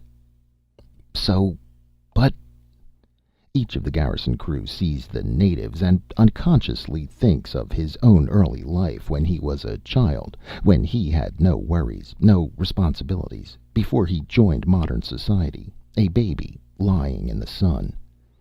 But he can't admit this to himself. He can't admit that he might want to live like the natives, to lie and sleep all day, so he invents the Pipers. The idea of a mysterious group living in the woods who trap him, lead him into their kind of life. Then he can blame them, not himself. They teach him to become a part of the woods. "What are you going to do? Have the woods burned?" "No." Harris shook his head. "That's not the answer. The woods are harmless. The answer is psychotherapy for the men. That's why I'm going right back, so I can begin work. They've got to be made to see that the Pipers are inside them, their own unconscious voices calling to them to give up their responsibilities. They've got to be made to realize that there are no Pipers, at least not outside themselves. The woods are harmless, and the natives have nothing to teach anyone. They're primitive savages without even a written language. We're seeing a psychological projection by a whole garrison of men who want to lay down their work and take it easy for a while. The room was silent. "I see," Cox said presently. "Well, it makes sense." He got to his feet. "I hope you can do something with the men when you get back." "I hope so, too," Harris agreed. "And I think I can. After all, it's just a question of increasing their self-awareness. When they have that, the Pipers will vanish." Cox nodded. "Well, you go ahead with your unpacking, Doc. I'll see you at dinner, and maybe before you leave tomorrow." "Fine." Harris opened the door, and the commander went out into the hall. Harris closed the door after him, and then went back across the room. He looked out the window for a moment, his hands in his pockets. It was becoming evening. The air was turning cool. The sun was just setting as he watched, disappearing behind the buildings of the city surrounding the hospital. He watched it go down. Then he went over to his 2 suitcases. He was tired, very tired from his trip. A great weariness was beginning to descend over him. There were so many things to do, so terribly many. How could he hope to do them all? Back to the asteroid, and then what? He yawned, his eyes closing. How sleepy he was. He looked over at the bed. Then he sat down on the edge of it and took his shoes off. So much to do the next day. He put his shoes in the corner of the room. Then he bent over, unsnapping one of the suitcases. He opened the suitcase. From it he took a bulging gunny sack. Carefully he emptied the contents of the sack out on the floor. Dirt. Rich, soft dirt. Dirt he had collected during his last hours there. Dirt he had carefully gathered up. When the dirt was spread out on the floor, he sat down in the middle of it. He stretched himself out, leaning back. When he was fully comfortable, he folded his hands across his chest and closed his eyes. So much work to do. But later on, of course. Tomorrow. How warm the dirt was. He was sound asleep in a moment. Dear listeners, please like and subscribe to the Vintage Classics YouTube channel. Dear Vintage Classics YouTube channel listeners, in the following story by Philip K. Dick, after a devastating war between the United States and the Soviet Union, mankind has taken refuge beneath Earth's surface. But the war continues above ground, with robots called leadys fighting on our behalf, and each side builds powerful weapons and vehicles for the remote-controlled war they only see from film that the robots deliver to them. The Defenders by Philip K. Dick. No weapon has ever been frightful enough to put a stop to war, perhaps because we never before had any that thought for themselves. Taylor sat back in his chair reading the morning newspaper. The warm kitchen and the smell of coffee blended with the comfort of not having to go to work. This was his rest period, the first for a long time, and he was glad of it. He folded the second section back, sighing with contentment. "What is it?" Mary said from the stove. "They pasted Moscow again last night." Taylor nodded his head in approval. "Gave it a real pounding. One of those RH bombs. It's about time." He nodded again, feeling the full comfort of the kitchen, the presence of his plump, attractive wife, the breakfast dishes and coffee. This was relaxation. And the war news was good, good and satisfying. He could feel a justifiable glow at the news, a sense of pride and personal accomplishment. After all, he was an integral part of the war program. Not just another factory worker lugging a cart of scrap, but a technician, one of those who designed and planned the nerve trunk of the war. "It says they have the new subs almost perfected. Wait until they get those going." He smacked his lips with anticipation. "When they start shelling from underwater, the Soviets are sure going to be surprised." "They're doing a wonderful job," Mary agreed vaguely. "Do you know what we saw today? Our team is getting a leady to show to the school children. I saw the leady, but only for a moment. It's good for the children to see what their contributions are going for, don't you think?" She looked around at him. "A leady," Taylor murmured. He put the newspaper down slowly. "Well, make sure it's decontaminated properly. We don't want to take any chances." "Oh, they always bathe them when they're brought down from the surface," Mary said. "They wouldn't think of letting them down without the bath, would they?" She hesitated, thinking back. "Don, you know, it makes me remember." He nodded. "I know." He knew what she was thinking. Once, in the very first weeks of the war, before everyone had been evacuated from the surface, they had seen a hospital train discharging the wounded, people who had been showered with sleet. He remembered the way they had looked, the expression on their faces, or as much of their faces as was left. It had not been a pleasant sight. There had been a lot of that at first, in the early days, before the transfer to undersurface was complete. There had been a lot, and it hadn't been very difficult to come across. Taylor looked up at his wife. She was thinking too much about it. The last few months, they all were. "Forget it," he said. "It's all in the past. There isn't anybody up there now but the leadys, and they don't mind." "But just the same, I hope they're careful when they let one of them down here. If one were still hot." He laughed, pushing himself away from the table. "Forget it. This is a wonderful moment. I'll be home for the next 2 shifts. Nothing to do but sit around and take things easy. Maybe we can take in a show, okay?" "A show? Do we have to? I don't like to look at all the destruction, the ruins. Sometimes I see some place I remember, like San Francisco.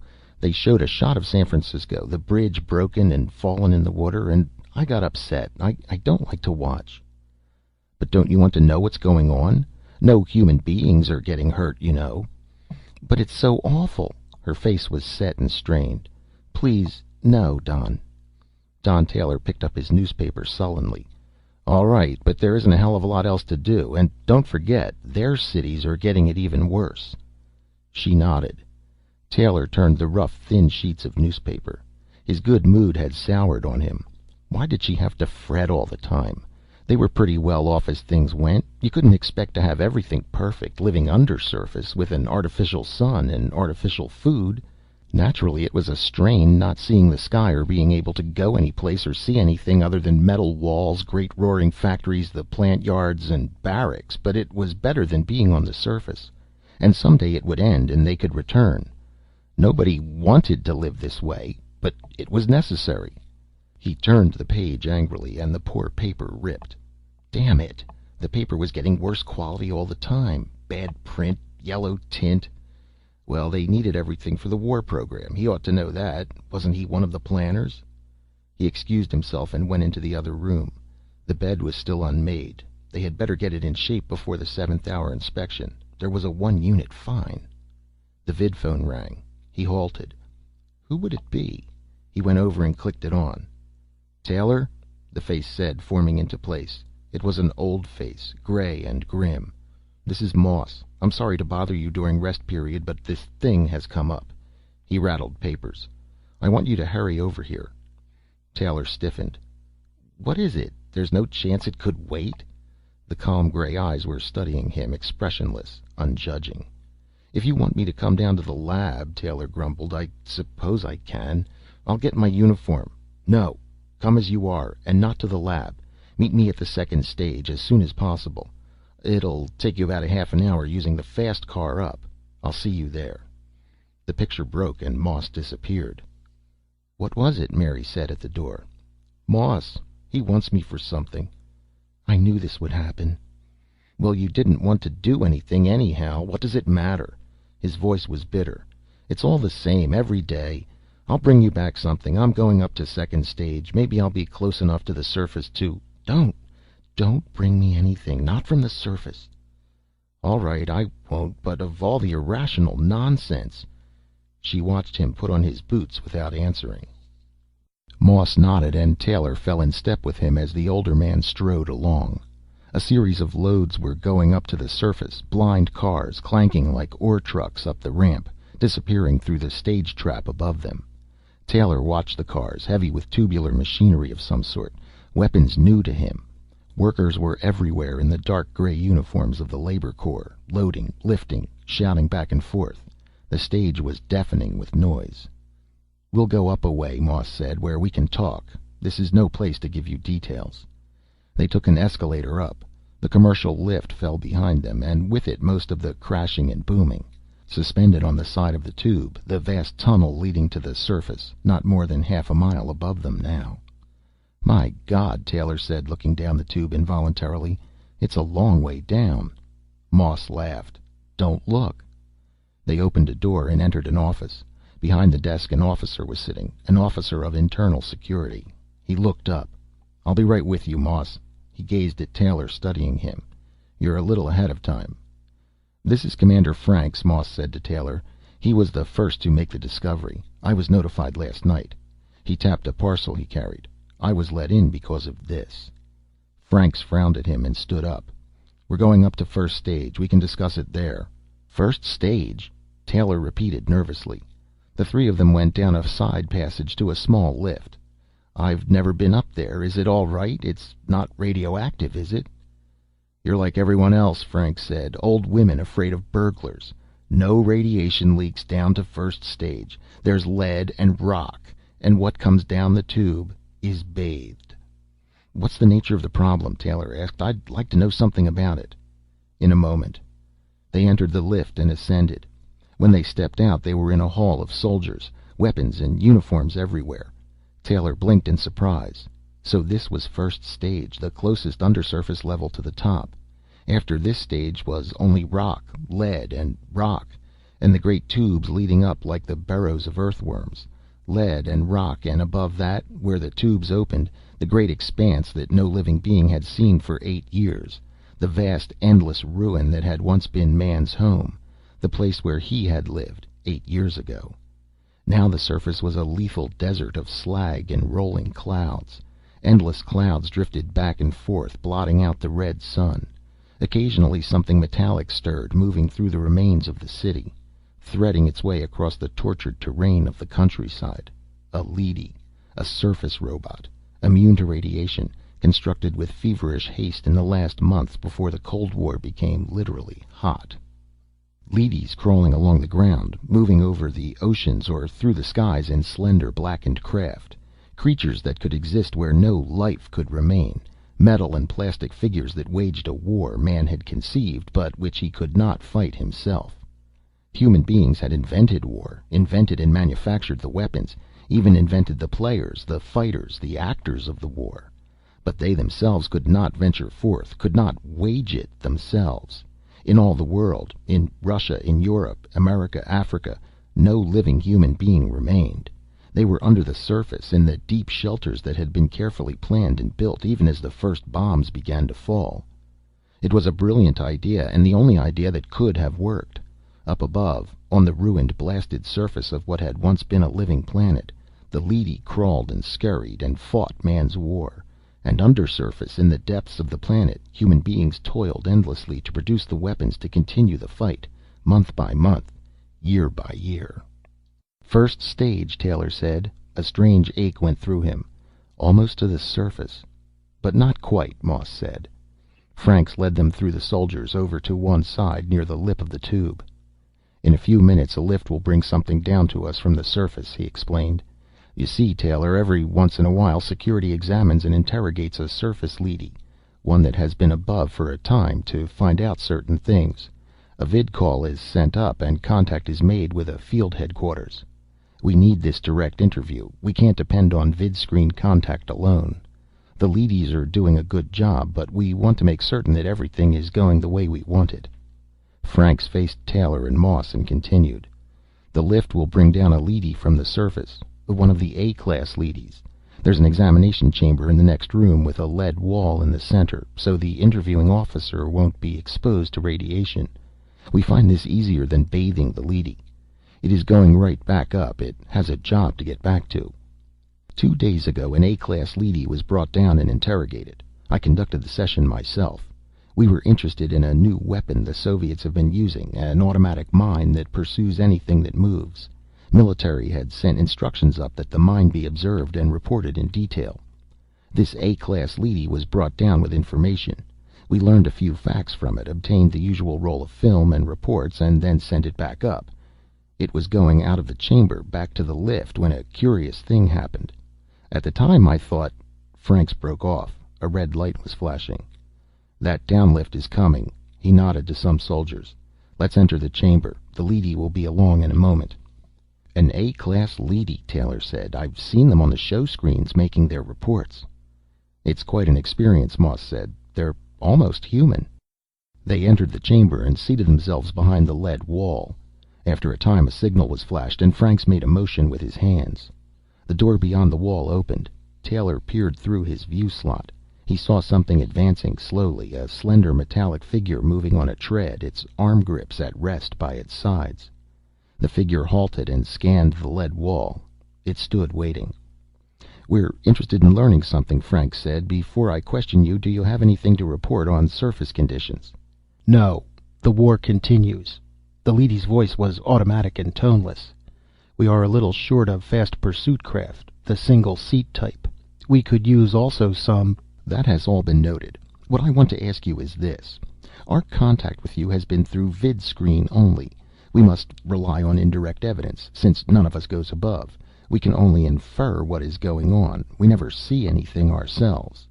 We have to take it all second hand. Some top leaders are beginning to think there's too much room for error."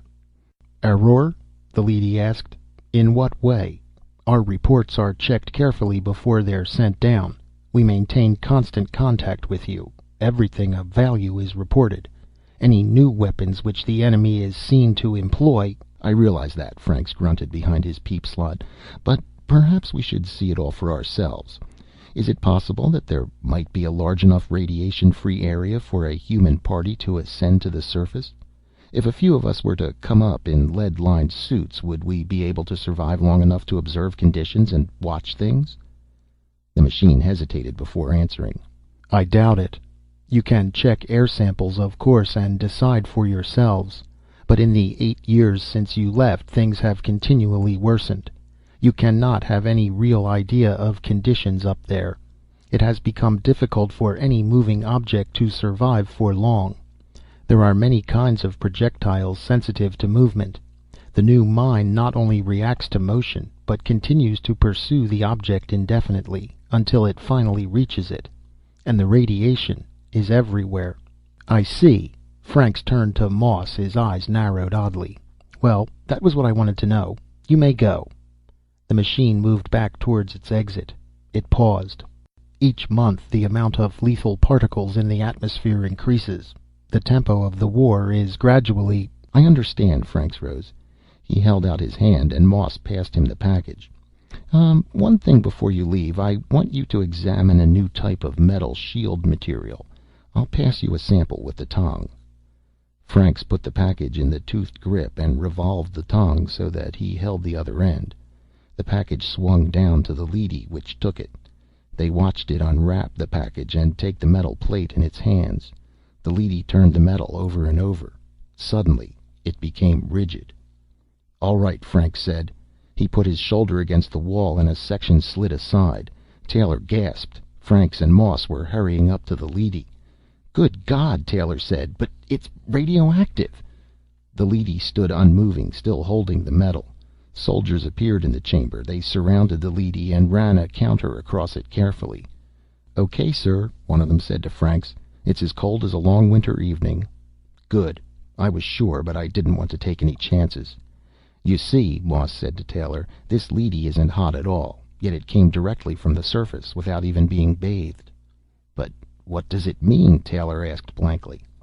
"It may be an accident," Franks said. "There's always the possibility that a given object might escape being exposed above, but this is the second time it's happened that we know of. There may be others." "The second time?" "The previous interview was when we noticed it. The leady was not hot. It was cold, too, like this one." Moss took back the metal plate from the leady's hands. He pressed the surface carefully and returned it to the stiff, unprotesting fingers. "We shorted it out with this so we could get close enough for a thorough check. It'll come back on in a second now. We had better get behind the wall again." They walked back and the lead wall swung closed behind them. The soldiers left the chamber. 2 periods from now," Franks said softly, "an initial investigating party will be ready to go surface side. We're going up the tube in suits, up to the top. the first human party to leave undersurface in 8 years. It may mean nothing, Moss said, but I doubt it. Something's going on, something strange. The leady told us no life could exist above without being roasted. The story doesn't fit. Taylor nodded. He stared through the peep slot at the immobile metal figure. Already the leady was beginning to stir. It was bent in several places, dented and twisted, and its finish was blackened and charred.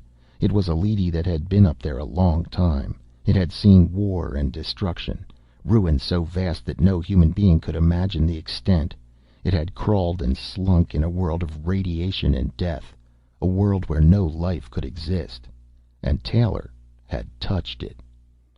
"You're going with us," Frank said suddenly. "I want you along. I think the three of us will go." Mary faced him with a sick and frightened expression.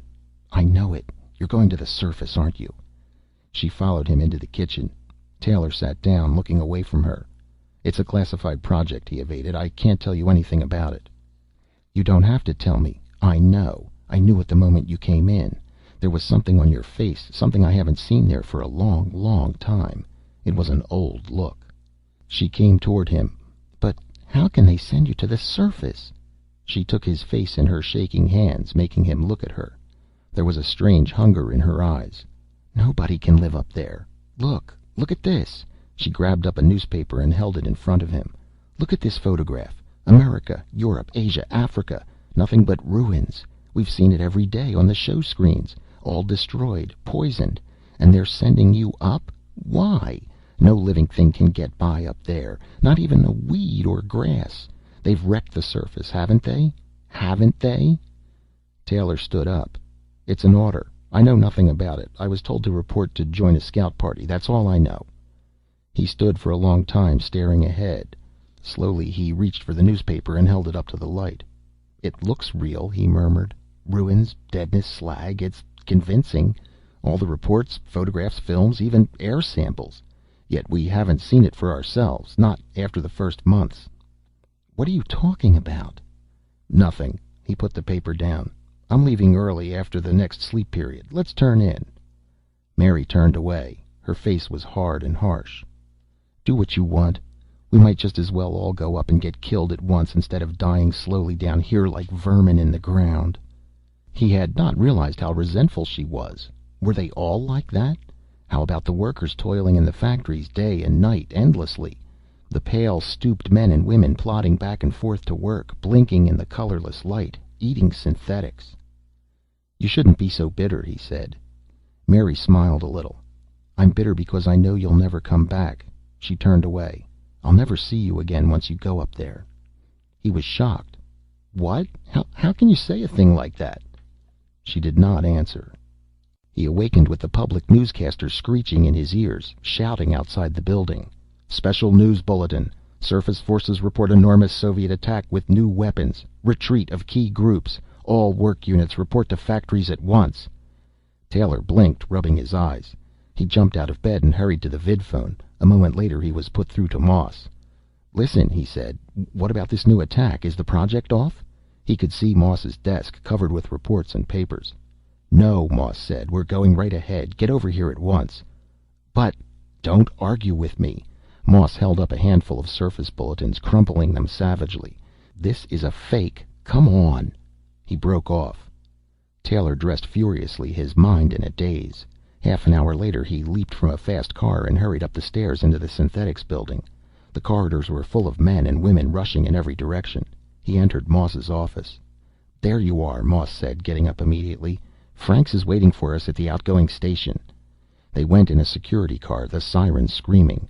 Workers scattered out of their way. "What about the attack?" Taylor asked. Moss braced his shoulders. "We're certain that we've forced their hand. We've brought the issue to a head." They pulled up at the station link of the tube and leaped out. A moment later they were moving up at high speed toward the first stage. They emerged into a bewildering scene of activity. Soldiers were fastening on lead suits, talking excitedly to each other, shouting back and forth. Guns were being given out, instructions passed. Taylor studied one of the soldiers. He was armed with the dreaded Bender pistol, the new snub-nosed hand weapon that was just beginning to come from the assembly line. Some of the soldiers looked a little frightened. "I hope we're not making a mistake," Moss said, noticing his gaze. Franks came towards them. "Here's the program. The three of us are going up first, alone. The soldiers will follow in 15 minutes. "What are we going to tell the leadys?" Taylor worriedly asked. "We'll have to tell them something." "We want to observe the new Soviet attack," Franks smiled ironically. "Since it seems to be so serious, we should be there in person to witness it." "And then what?" Taylor said. "That'll be up to them. Let's go." In a small car they went swiftly up the tube, carried by anti-grav beams from below. Taylor glanced down from time to time. It was a long way back, and getting longer each moment. He sweated nervously inside his suit, gripping his Bender pistol with inexpert fingers. Why had they chosen him? Chance. Pure chance. Moss had asked him to come along as a department member. Then Franks had picked him out on the spur of the moment. And now they were rushing toward the surface, faster and faster. A deep fear instilled in him for 8 years throbbed in his mind. Radiation, certain death, a world blasted and lethal. Up and up the car went. Taylor gripped the sides and closed his eyes. Each moment they were closer. The first living creatures to go above the first stage, up the tube past the lead and rock, up to the surface. The phobic horror shook him in waves. It was death. They all knew that. Hadn't they seen it in the films 1,000 times? The cities, the sleet coming down, the rolling clouds. "It won't be much longer," Frank said. "We're almost there. The surface tower is not expecting us. I gave orders that no signal was to be sent." The car shot up, rushing furiously. Taylor's head spun. He hung on, his eyes shut, up and up. The car stopped. He opened his eyes.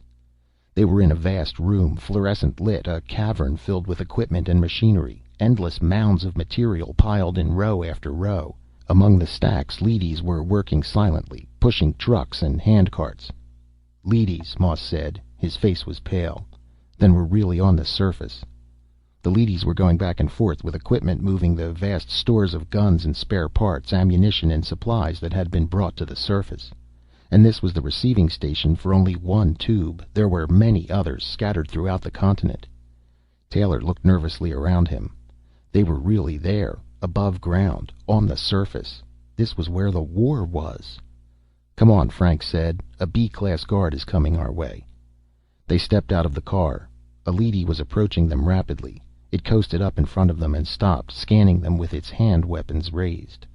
"This is security," Frank said. "Have an A-class sent to me at once." The leady hesitated. Other B-class guards were coming, scooting across the floor, alert and alarmed. Moss peered around. "Obey," Frank said in a loud, commanding voice. "You've been ordered." The leady moved uncertainly away from them. At the end of the building, the door slid back. 2 A-class leadys appeared, coming slowly toward them. Each had a green stripe across its front. "From the Surface Council," Franks whispered tensely. "This is above ground. All right. Get set." The 2 leadys approached warily, without speaking. They stopped close by the men, looking them up and down. "I'm Franks of security. We came from the undersurface in order to—" "This is incredible," one of the leadys interrupted him coldly. "You know you can't live up here. The whole surface is lethal to you. You can't possibly remain on the surface." "These suits will protect us," Frank said. "In any case, it's not your responsibility. What I want is an immediate council meeting so I can acquaint myself with conditions, with the situation here. Can that be arranged?" "You human beings can't survive up here, and the new Soviet attack is directed at this area. It is in considerable danger." "We know that. Please assemble the council." Franks looked around him at the vast room lit by recessed lamps in the ceiling. An uncertain quality came into his voice. "Is it night or day right now?" "Night," one of the A-class leadys said after a pause. "Dawn is coming in about 2 hours." Franks nodded. "We'll remain at least 2 hours then. As a concession to our sentimentality, would you please show us someplace where we can observe the sun as it comes up? We would appreciate it." A stir went through the leadys. "It is an unpleasant sight," one of the leadys said. "You've seen the photographs. You know what you'll witness. Clouds of drifting particles blot out the light. Slag heaps are everywhere. The whole land is destroyed. For you it will be a staggering sight, much worse than pictures and film can convey." "However it may be, we'll stay long enough to see it. Will you give the order to the council?" "Come this way." Reluctantly, the two leadys coasted toward the wall of the warehouse. The three men trudged after them, their heavy shoes ringing against the concrete. At the wall, the two leadys paused. "This is the entrance to the council chamber. There are windows in the chamber room, but it is still dark outside, of course. You'll see nothing right now, but in 2 hours." "Open the door," Frank said. The door slid back. They went slowly inside. The room was small, a neat room with a round table in the center, chairs ringing it. The three of them sat down silently, and the two leadys followed after them, taking their places. "The other council members are on their way. They have already been notified and are coming as quickly as they can. Again, I urge you to go back down." The leady surveyed the three human beings. "There is no way you can meet the conditions up here.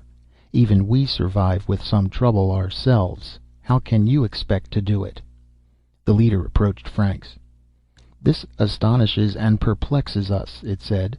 "Of course we must do what you tell us, but allow me to point out that if you remain here—" "We know," Franks said impatiently. "However, we intend to remain at least until sunrise."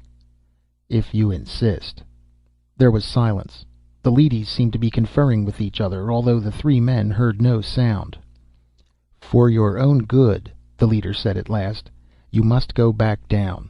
We have discussed this, and it seems to us that you are doing the wrong thing for your own good." "We are human beings," Frank said sharply. "Don't you understand? We're men, not machines." "That is precisely why you must go back. This room is radioactive. All surface areas are. We calculate that your suits will not protect you for over 50 more minutes. Therefore—" The leadys moved abruptly toward the men, wheeling in a circle, forming a solid row. The men stood up, Taylor reaching awkwardly for his weapon, his fingers numb and stupid.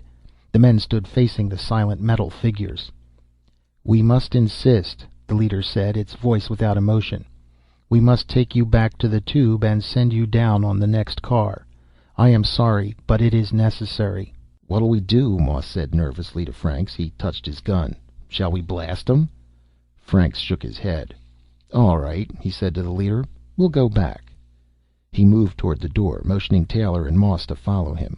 They looked at him in surprise, but they came with him. The leadys followed them out into the great warehouse. Slowly they moved toward the tube entrance, none of them speaking. At the lip, Franks turned. "We're going back because we have no choice. There are 3 of us and about a dozen of you. However, if—" "Here comes a car," Taylor said. There was a grating sound from the tube. D-class leadys moved toward the edge to receive it. "I am sorry," the leader said, "but it is for your protection. We are watching over you, literally. You must stay below and let us conduct the war. In a sense, it has come to be our war. We must fight it as we see fit." The car rose to the surface. 12 soldiers armed with Bender pistols stepped from it and surrounded the 3 men. Moss breathed a sigh of relief. "Well, this does change things. It came off just right." The leader moved back, away from the soldiers. It studied them intently, glancing from one to the next, apparently trying to make up its mind. At last it made a sign to the other leadys. They coasted aside, and a corridor was opened up towards the warehouse. "Even now," the leader said, "we could send you back by force. But it is evident that this is not really an observation party at all. These soldiers show that you have much more in mind. This was all carefully prepared." "Very carefully," Frank said. They closed in. "How much more we can only guess. I must admit that we were taken unprepared. We failed utterly to meet the situation. Now force would be absurd, because neither side can afford to injure the other. We, because of the restrictions placed on us regarding human life. You, because the war demands—" The soldiers fired, quick and in fright. Moss dropped to one knee, firing up. The leader dissolved in a cloud of particles. On all sides, D and B-class leadys were rushing up, some with weapons, some with metal slats. The room was in confusion. Off in the distance, a siren was screaming. Franks and Taylor were cut off from the others, separated from the soldiers by a wall of metal bodies. "They can't fire back," Franks said calmly. "This is another bluff. They've tried to bluff us all the way." He fired into the face of a leady. The leady dissolved. They can only try to frighten us. Remember that."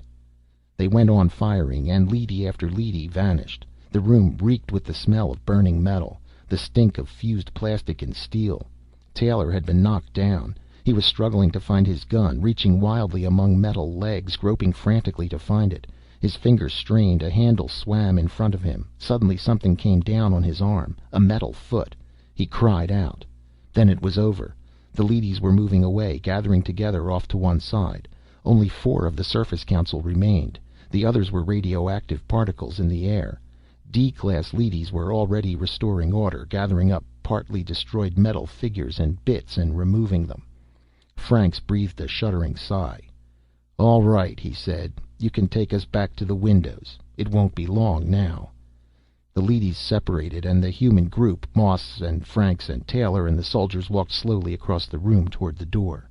They entered the council chamber. Already a faint touch of gray mitigated the blackness of the windows. "Take us outside," Franks said impatiently. "We'll see it directly. Not in here." A door slid open. A chill blast of cold morning air rushed in, chilling them even through their lead suits. The men glanced at each other uneasily. "Come on," Franks said. "Outside." He walked out through the door, the others following him. They were on a hill overlooking the vast bowl of a valley. Dimly against the graying sky the outline of mountains were forming, becoming tangible. "It'll be bright enough to see in a few minutes," Moss said. He shuddered as a chilling wind caught him and moved around him.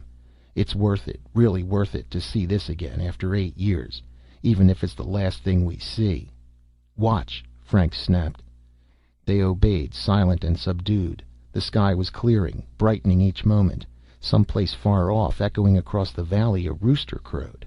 "A chicken," Taylor murmured. "Did you hear?" Behind them the leadys had come out and were standing silently, watching too. The gray sky turned to white, and the hills appeared more clearly. Light spread across the valley floor, moving toward them. "God in heaven!" Franks exclaimed. Trees and forests. A valley of plants and trees, with a few roads winding among them. Farmhouses, a windmill, a barn far down below them. "Look!" Moss whispered. Color came into the sky. The sun was approaching. Birds began to sing. Not far from where they stood, the leaves of a tree danced in the wind. Franks turned to the row of leadys behind them. 8 years we were tricked. There was no war. As soon as we left the surface—" "Yes," an A-class leady admitted. "As soon as you left, the war ceased. You're right, it was a hoax. You worked hard undersurface, sending up guns and weapons, and we destroyed them as fast as they came up." "But why?" Taylor asked, dazed. He stared down at the vast valley below. "Why?" "You created us," the leady said, "to pursue the war for you, while you human beings went below the ground in order to survive. But before we could continue the war, it was necessary to analyze it to determine what its purpose was. We did this, and we found that it had no purpose, except perhaps in terms of human needs. Even this was questionable. We investigated further. We found that human cultures pass through phases, each culture in its own time.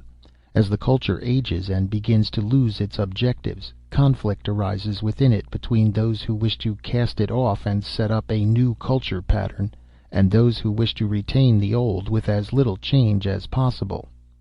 At this point, a great danger appears. The conflict within threatens to engulf the society in self-war, group against group. The vital traditions may be lost, not merely altered or reformed, but completely destroyed in this period of chaos and anarchy. We have found many such examples in the history of mankind. It is necessary for this hatred within the culture to be directed outward, toward an external group, so that the culture itself may survive its crisis. War is the result.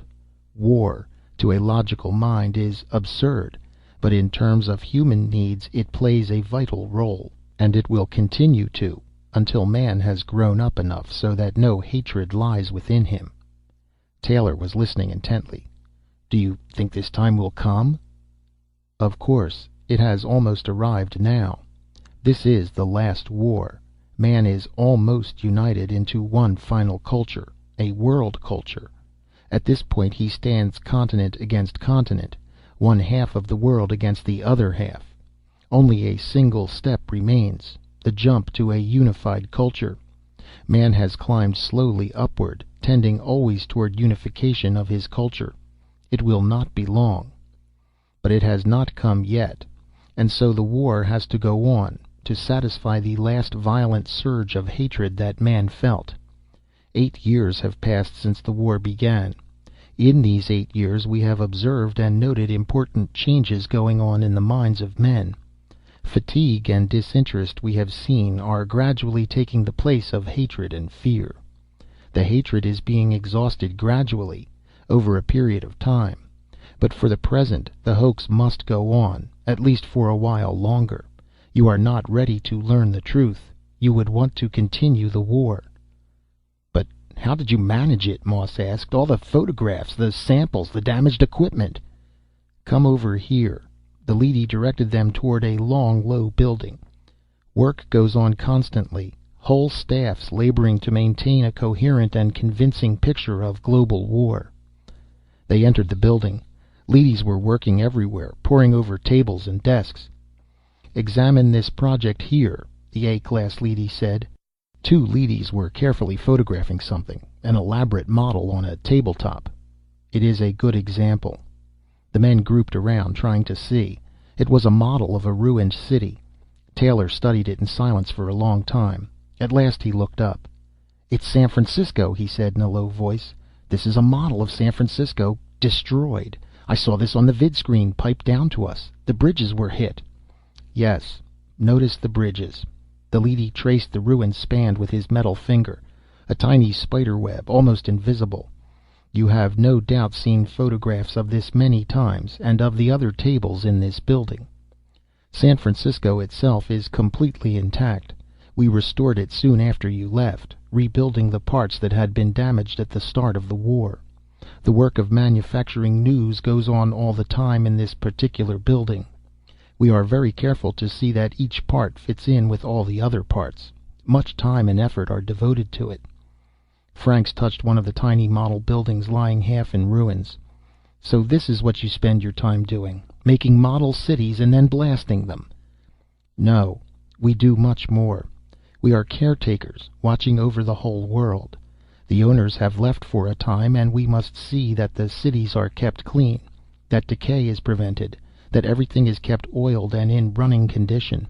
The gardens, the streets, the water mains, everything must be maintained as it was 8 years ago, so that when the owners return, they will not be displeased.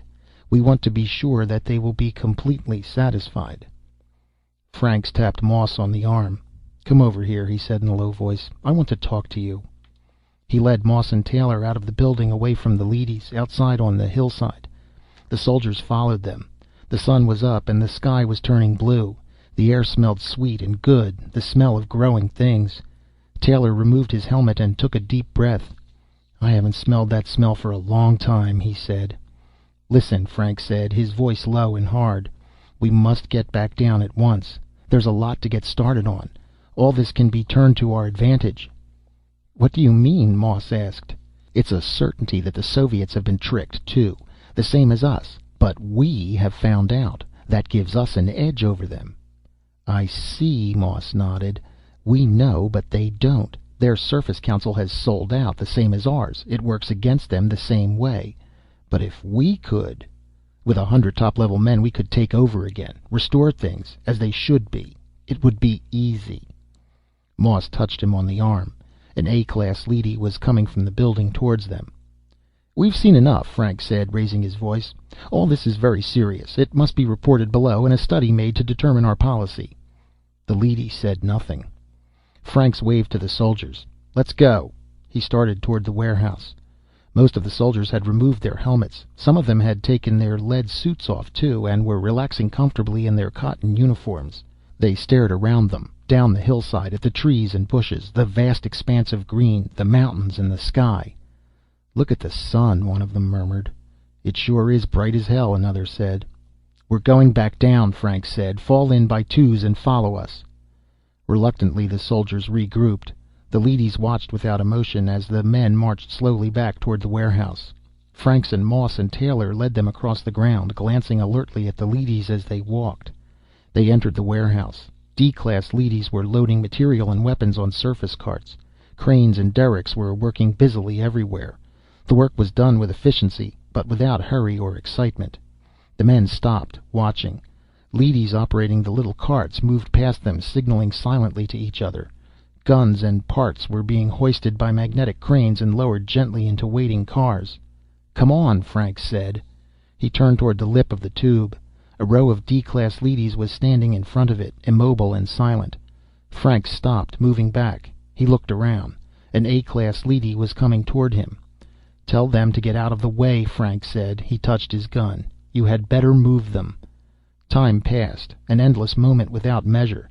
The men stood nervous and alert, watching the row of leadys in front of them. "As you wish," the A-class leady said.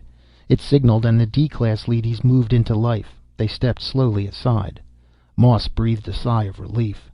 "I'm glad that's over," he said to Franks. "Look at them all. Why don't they try to stop us? They must know what we're going to do." Franks laughed.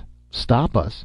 You saw what happened when they tried to stop us before. They can't. They're only machines. We built them so they can't lay hands on us, and they know that." His voice trailed off. The men stared at the tube entrance. Around them the leadys watched, silent and impassive, their metal faces expressionless. For a long time the men stood without moving. At last Taylor turned away. "Good God!" he said. He was numb, without feeling of any kind. The tube was gone. It was sealed shut, fused over. Only a dull surface of cooling metal greeted them. The tube had been closed. Franks turned his face pale and vacant. The A-class leady shifted. "As you can see, the tube has been shut. We were prepared for this. As soon as all of you were on the surface, the order was given. If you had gone back when we asked you, you would now be safely down below. We had to work quickly because it was such an immense operation." "But why?" Moss demanded angrily. "Because it is unthinkable that you should be allowed to resume the war. With all the tubes sealed, it will be many months before forces from below can reach the surface, let alone organize a military program. By that time, the cycle will have entered its last stages. You will not be so perturbed to find your world intact. We had hoped that you would be under surface when the sealing occurred. Your presence here is a nuisance. When the Soviets broke through, we were able to accomplish their sealing without—" "The Soviets? They broke through?" "Several months ago. They came up unexpectedly to see why the war had not been won. We were forced to act with speed. At this moment they are desperately attempting to cut new tubes to the surface, to resume the war. We have, however, been able to seal each new one as it appears." The leady regarded the three men calmly. "We're cut off," Moss said, trembling. "We can't get back. What'll we do?" "How did you manage to seal the tube so quickly?" Frank asked the leady. "We've been up here only 2 hours." "Bombs are placed just above the first stage of each tube for such emergencies. They are heat bombs. They fuse lead and rock." Gripping the handle of his gun, Franks turned to Moss and Taylor. "What do you say? We can't go back, but we can do a lot of damage, the 15 of us. We have Bender guns. How about it?" He looked around. The soldiers had wandered away again, back toward the exit of the building. They were standing outside, looking at the valley and the sky. A few of them were carefully climbing down the slope. "Would you care to turn over your suits and guns?" the A-class leady asked politely. "The suits are uncomfortable, and you'll have no need for weapons. The Russians have given up theirs, as you can see." Fingers tensed on triggers. 4 men in Russian uniforms were coming toward them from an aircraft that they suddenly realized had landed silently some distance away. "Let them have it!" Franks shouted. "They are unarmed," said the leady. "We brought them here so you could begin peace talks." "We have no authority to speak for our country," Moss said stiffly. "We do not mean diplomatic discussions," the leady explained. "There will be no more. The working out of daily problems of existence will teach you how to get along in the same world. It will not be easy, but it will be done." The Russians halted, and they faced each other with raw hostility. "I am Colonel Borodoy, and I regret giving up our guns," the senior Russian said. "You could have been the first Americans to be killed in almost 8 years. Or the first Americans to kill, Franks corrected. No one would know of it except yourselves, the leady pointed out. It would be useless heroism. Your real concern should be surviving on the surface. We have no food for you, you know. Taylor put his gun in its holster.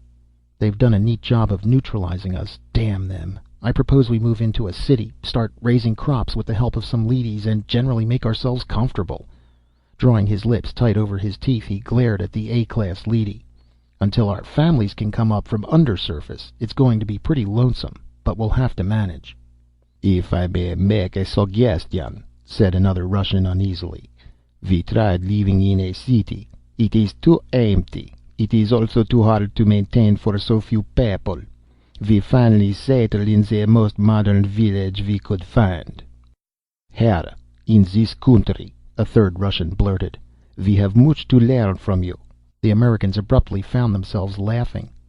You probably have a thing or two to teach us yourselves, said Taylor generously, though I can't imagine what. The Russian colonel grinned. Would you join us in our village? It would make our work easier and give us company. Your village, snapped Franks. It's American, isn't it? It's ours. The leady stepped between them. When our plans are completed, the term will be interchangeable. Ours will eventually mean mankind's. It pointed at the aircraft, which was warming up. The ship is waiting. Will you join each other in making a new home? The Russians waited while the Americans made up their minds. I see what the leadies mean about diplomacy becoming outmoded, Frank said at last. People who work together don't need diplomats. They solve their problems on the operational level instead of at a conference table. The leady led them toward the ship. It is the goal of history, unifying the world, from family to tribe, to city-state, to nation, to hemisphere. The direction has been toward unification. Now the hemispheres will be joined and... Taylor stopped listening and glanced back at the location of the tube. Mary was undersurface there. He hated to leave her, even though he couldn't see her again until the tube was unsealed. But then he shrugged and followed the others. If this tiny amalgam of former enemies was a good example, it wouldn't be too long before he and Mary and the rest of humanity would be living on the surface like rational human beings instead of blindly hating moles. It has taken thousands of generations to achieve, the A-class leady concluded. Hundreds of centuries of bloodshed and destruction. But each war was a step toward uniting mankind. And now the end is in sight, a world without war. But even that is only the beginning of a new stage of history. The conquest of space, breathed Colonel Borodoy. The meaning of life, Moss added. Eliminating hunger and poverty, said Taylor. The leady opened the door of the ship. All that and more. How much more? We cannot foresee it any more than the first men who formed a tribe could foresee this day. But it will be unimaginably great. The door closed, and the ship took off toward their new home. Dear listeners, please like and subscribe to the Vintage Classics YouTube channel. In the following story by Philip K. Dick, Mr. Bob Bibleman is tricked into enrolling in a military college, where his accidental discovery of classified information presents him with a moral quandary. The Exit Door Leads In was written for Rolling Stone College Papers, a short-lived publication. It is unusual among Dick's stories in that it was written at the request of the editors. The Exit Door Leads In. Bob Bibleman had the impression that robots wouldn't look you in the eye, and when one had been in the vicinity, small valuable objects disappeared. A robot's idea of order was to stack everything into one pile. Nonetheless, Bibleman had to order lunch from robots, since vending ranked too low on the wage scale to attract humans. A hamburger, fries, strawberry shake, and... Bibleman paused, reading the printout. Make that a supreme double cheeseburger, fries, a chocolate malt... Wait a minute, the robot said. I'm already working on the burger. You want to buy into this week's contest while you're waiting? I don't get the royal cheeseburger, Bibleman said. That's right. It was hell living in the 21st century. Information transfer had reached the velocity of light. Bibleman's older brother had once fed a 10-word plot outline into a robot fiction machine, changed his mind as to the outcome, and found that the novel was already in print. He had to program a sequel in order to make his correction. "What's the prize structure in the contest?" Bibleman asked. At once the printout posted all the odds, from first prize down to last. Naturally, the robot blanked out the display before Bibleman could read it. "What is first prize?" Bibleman said. "I can't tell you that," the robot said. From its slot came a hamburger, French fries, and a strawberry shake. "That'll be $1,000 in cash." "Give me a hint," Bibleman said as he paid. "It's everywhere and nowhere. It's existed since the 17th century. Originally, it was invisible. Then it became royal. You can't get it unless you're smart, although cheating helps, and so does being rich. What does the word heavy suggest to you?" "Profound." "No, the literal meaning." "Mass," Bibleman pondered. "What is this, a contest to see who can figure out what the prize is? I give up." "Pay the $6, the robot said, "to cover our costs, and you'll receive an—" "Gravity," Bibleman broke in. "Sir Isaac Newton, the Royal College of England. Am I right?" "Right," the robot said. $6 entitles you to a chance to go to college, a statistical chance at the posted odds. What's $6? Pratt fare." Bibleman handed over a $6 coin. "You win," the robot said. "You get to go to college. You beat the odds, which were 2 trillion to 1 against. Let me be the first to congratulate you. If I had a hand, I'd shake hands with you. This will change your life. This has been your lucky day."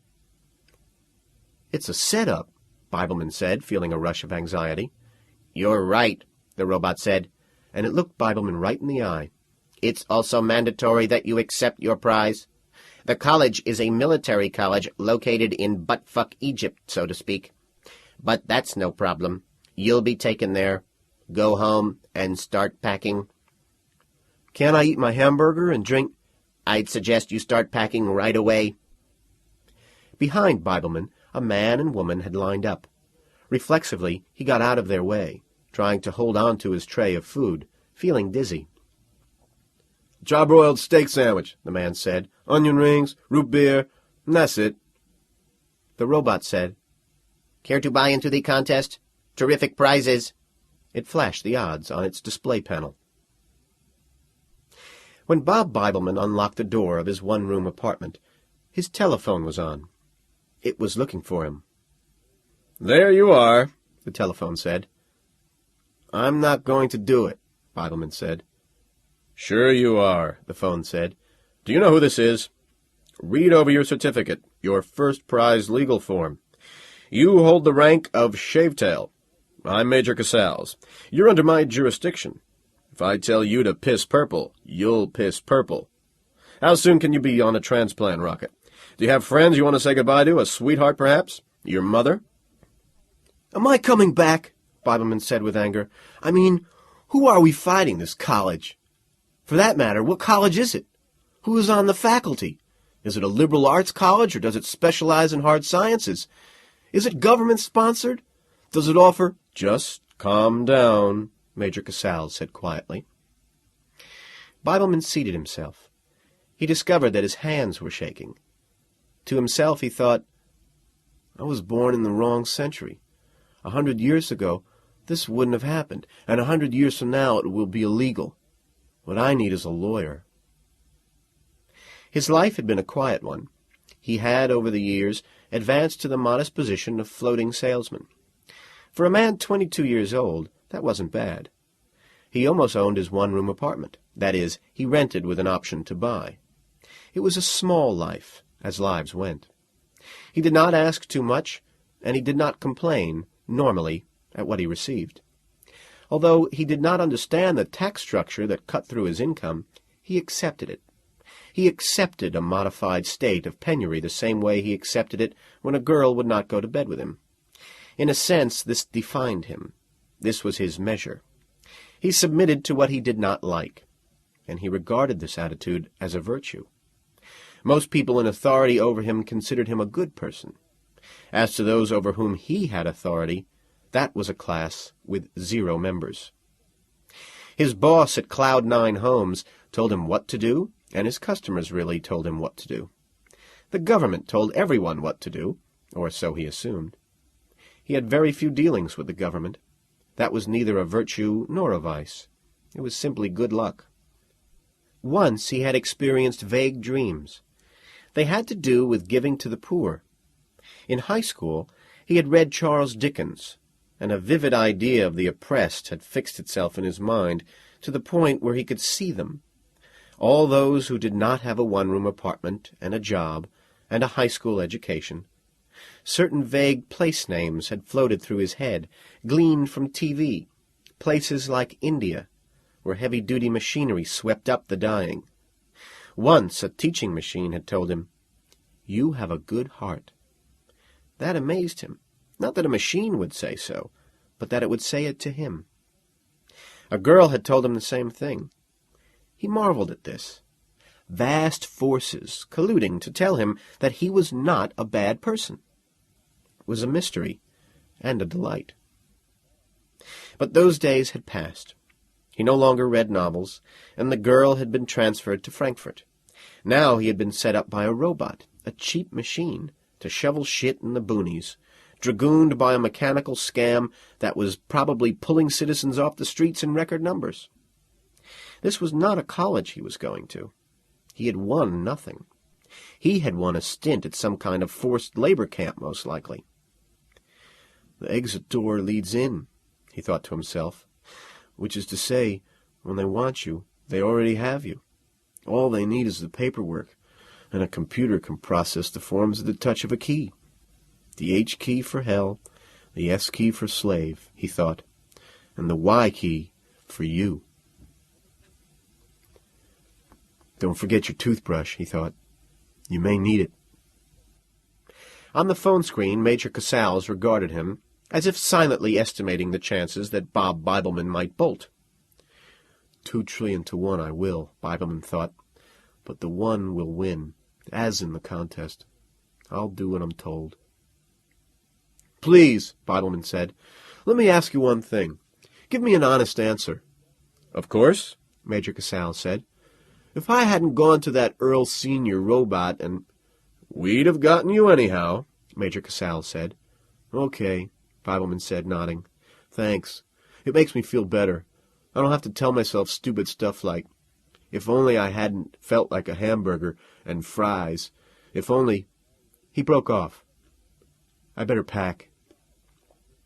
Major Casals said, We've been running an evaluation on you for several months. You're overly endowed for the kind of work you do. And undereducated. You need more education. You're entitled to more education. Astonished, Bibleman said, You're talking about it as if it's a genuine college. It is. It's the finest in the system. It isn't advertised. Something like this can't be. No one selects it. The college selects you. Those were not joke odds that you saw posted. You can't really imagine being admitted to the finest college in the system by this method, can you, Mr. Bibleman? You have a lot to learn. How long will I be at the college? Bibleman said. Major Casals said, Until you have learned. They gave him a physical, a haircut, a uniform, and a place to bunk down, and many psychological tests.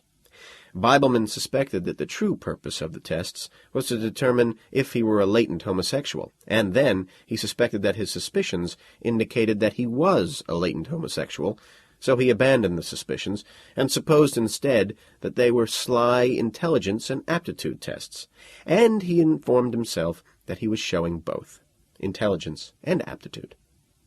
He also informed himself that he looked great in his uniform, even though it was the same uniform that everyone else wore.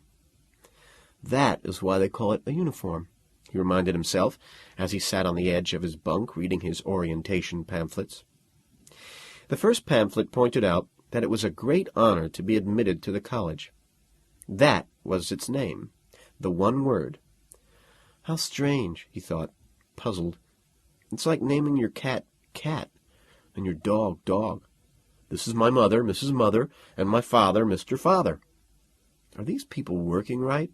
He wondered.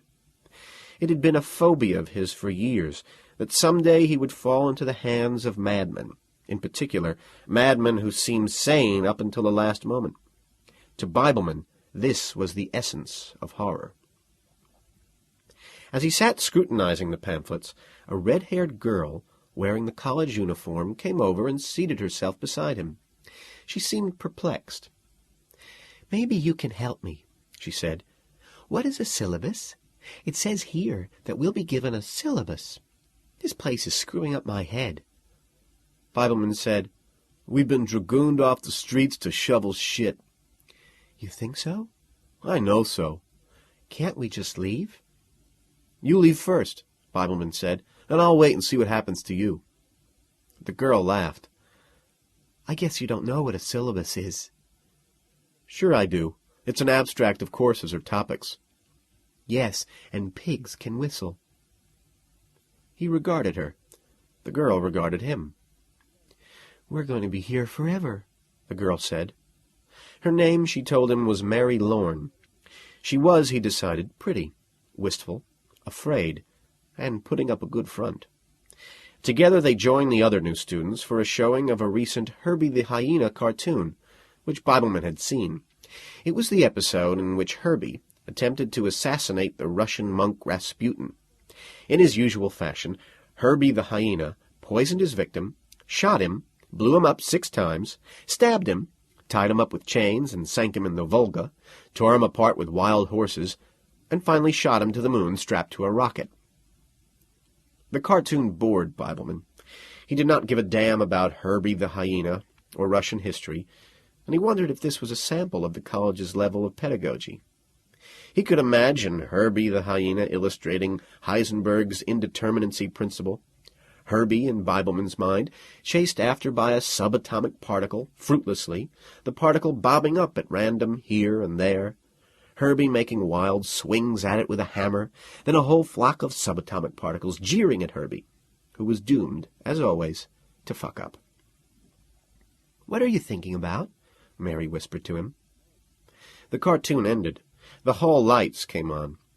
There stood Major Casals on the stage, larger than on the phone. "The fun is over," Bibleman said to himself. He could not imagine Major Casals chasing subatomic particles fruitlessly with wild swings of a sledgehammer. He felt himself grow cold and grim and a little afraid. The lecture had to do with classified information. Behind Major Casals, a giant hologram lit up with a schematic diagram of a homeostatic drilling rig. Within the hologram, the rig rotated so that they could see it from all angles. Different stages of the rig's interior glowed in various colors. "I asked, what were you thinking?" Mary whispered.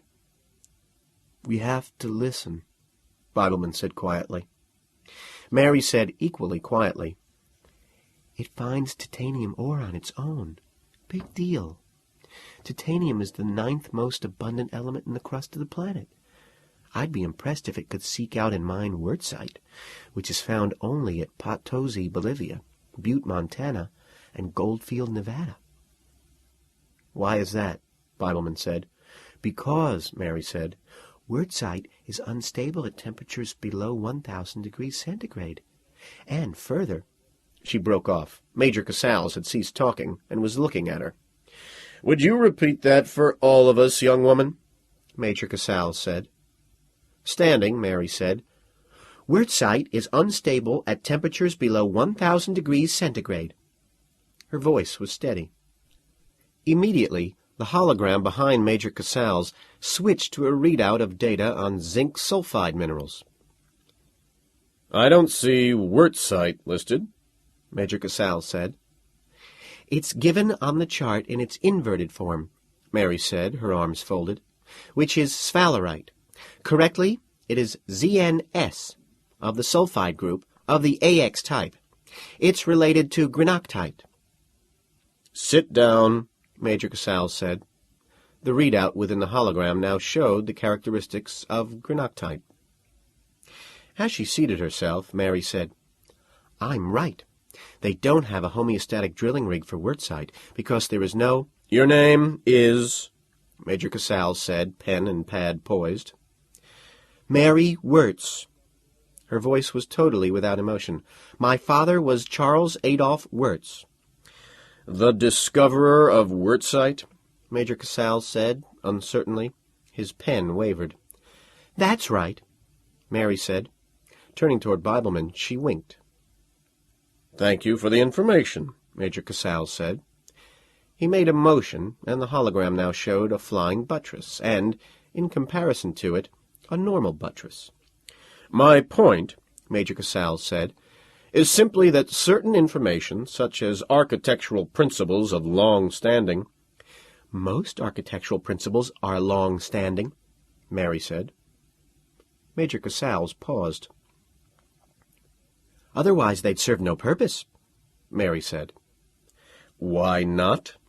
Major Casals said, and then he colored. Several uniformed students laughed. Information of that type, Major Casals continued, is not classified, but a good deal of what you will be learning is classified. This is why the college is under military charter. To reveal or transmit or make public classified information given you during your schooling here falls under the jurisdiction of the military. For a breach of these statutes, you would be tried by a military tribunal. The students murmured. To himself, Bibleman thought, banged, ganged, and then some. No one spoke. Even the girl beside him was silent. A complicated expression had crossed her face, however, a deeply introverted look, somber and, he thought, unusually mature. It made her seem older, no longer a girl. It made him wonder just how old she really was. It was as if, in her features, 1,000 years had surfaced before him as he scrutinized her, and pondered the officer on the stage, and the great information hologram behind him. What is she thinking? He wondered. Is she going to say something more? How can she be not afraid to speak up when we've been told we are under military law? Major Casals said, I'm going to give you an instance of a strictly classified cluster of data. It deals with the Panther engine. Behind him, the hologram, surprisingly, became blank. Sir, one of the students said, the hologram isn't showing anything. This is not an area that will be dealt with in your studies here, Major Casals said. The Panther engine is a two-rotor system, opposed rotors serving a common main shaft. Its main advantage is a total lack of centrifugal torque in the housing.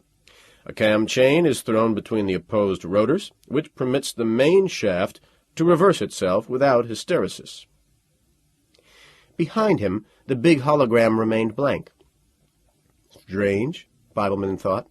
An eerie sensation. Information without information. As if the computer had gone blind. Major Casals said, the college is forbidden to release any information about the Panther engine. It cannot be programmed to do otherwise. In fact, it knows nothing about the Panther engine. It is programmed to destroy any information it receives in that sector. Raising his hand, a student said, so even if someone fed information into the college about the Panther, it would eject the data, Major Casals said. Is this a unique situation? Another student asked. No, Major Casals said. Then there are a number of areas we can't get printouts for, a student murmured. Nothing of importance, Major Casals said, at least as far as your studies are concerned. The students were silent. The subjects which you will study, Major Casals said, will be assigned to you based on your aptitude and personality profiles. I'll call off your names, and you will come forward for your allocation of topic assignment. The college itself has made the final decision for each of you, so you can be sure no error has been made. What if I get proctology? Bibleman asked himself. In panic he thought, or podiatry, or herpetology, or suppose the college in its infinite computeroid wisdom decides to ram into me all the information in the universe pertaining to or resembling herpes labialis, or things even worse, if there is anything worse. What you want, Mary said, as the names were read alphabetically, is a program that'll earn you a living. You have to be practical. I know what I'll get. I know where my strong point lies. It'll be chemistry. His name was called. Rising, he walked up the aisle to Major Casals. They looked at each other, and then Casals handed him an unsealed envelope. Stiffly, Bibleman returned to his seat. "You want me to open it?" Mary said. Wordlessly, Bibleman passed the envelope to her. She opened it and studied the printout. "Can I earn a living with it?" he said. She smiled. "Yes, it's a high-paying field. Almost as good as, well, let's just say that the colony planets are really in need of this. You could go to work anywhere." Looking over her shoulder, he saw the words on the page. Cosmology, Cosmogony, Pre-Socratics. "Pre-Socratic philosophy," Mary said. "Almost as good as structural engineering." She passed him the paper. "I shouldn't kid you. No, it's not really something you can make a living at, unless you teach. But maybe it interests you. Does it interest you?" "No," he said shortly. "I wonder why the college picked it, then," Mary said. "What the hell," he said, "is cosmogony?" "How the universe came into being. Aren't you interested in how the universe—" She paused, eyeing him. "You certainly won't be asking for printouts of any classified material," she said meditatively. "Maybe that's it," she murmured to herself. "They won't have to watchdog you." "I can be trusted with classified material," he said. "Can you? Do you know yourself? But you'll be getting into that when the college bombards you with early Greek thought. Know thyself. Apollo's motto at Delphi. It sums up half of Greek philosophy." Bibleman said, "I'm not going up before a military tribunal for making public classified military material." He thought then about the Panther engine, and he fully realized, that a really grim message had been spelled out in that little lecture by Major Casals. "I wonder what Herbie the Hyena's motto is," he said. "I am determined to prove a villain," Mary said, "and hate the idle pleasures of these days. Plots have I laid." She reached out to touch him on the arm. "Remember the Herbie the Hyena cartoon version of Richard III?" "Mary Lorne," Major Casals said, reading off the list. "Excuse me." She went up, returned with her envelope, smiling. "Leprology," she said to Bibleman, "the study and treatment of leprosy." "I'm kidding. It's chemistry." "You'll be studying classified material," Bibleman said. "Yes," she said. "I know."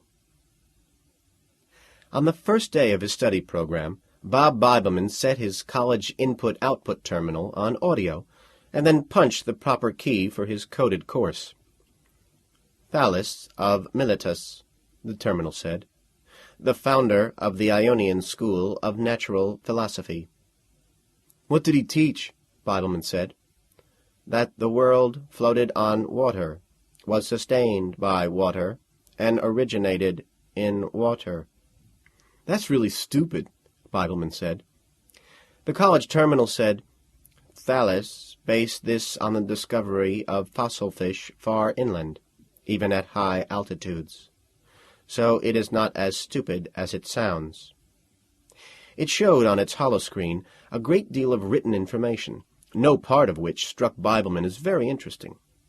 Anyhow, he had requested audio. "It is generally considered that Thales was the first rational man in history," the terminal said. "What about Akhenaten?" Bibleman said. "He was strange." "Moses?" "Likewise strange." "Hammurabi?" "How do you spell that?" "I'm not sure. I've just heard the name." "Then we will discuss Anaximander," the college terminal said, and in a cursory initial survey, Anaximenes, Xenophanes, Paramenides, Melissus. Wait a minute. I forgot Heraclitus and Cratylus. And we will study Empedocles, Anaxagoras, Zeno. Christ, Bibleman said. "That's another program," the college terminal said. "Just continue," Bibleman said. "Are you taking notes?" "That's none of your business. You seem to be in a state of conflict." Bibleman said, "What happens to me if I flunk out of this college?" "You go to jail." "I'll take notes." "Since you are so driven—" "What?" "Since you are so full of conflict, you should find Empedocles interesting. He was the first dialectical philosopher.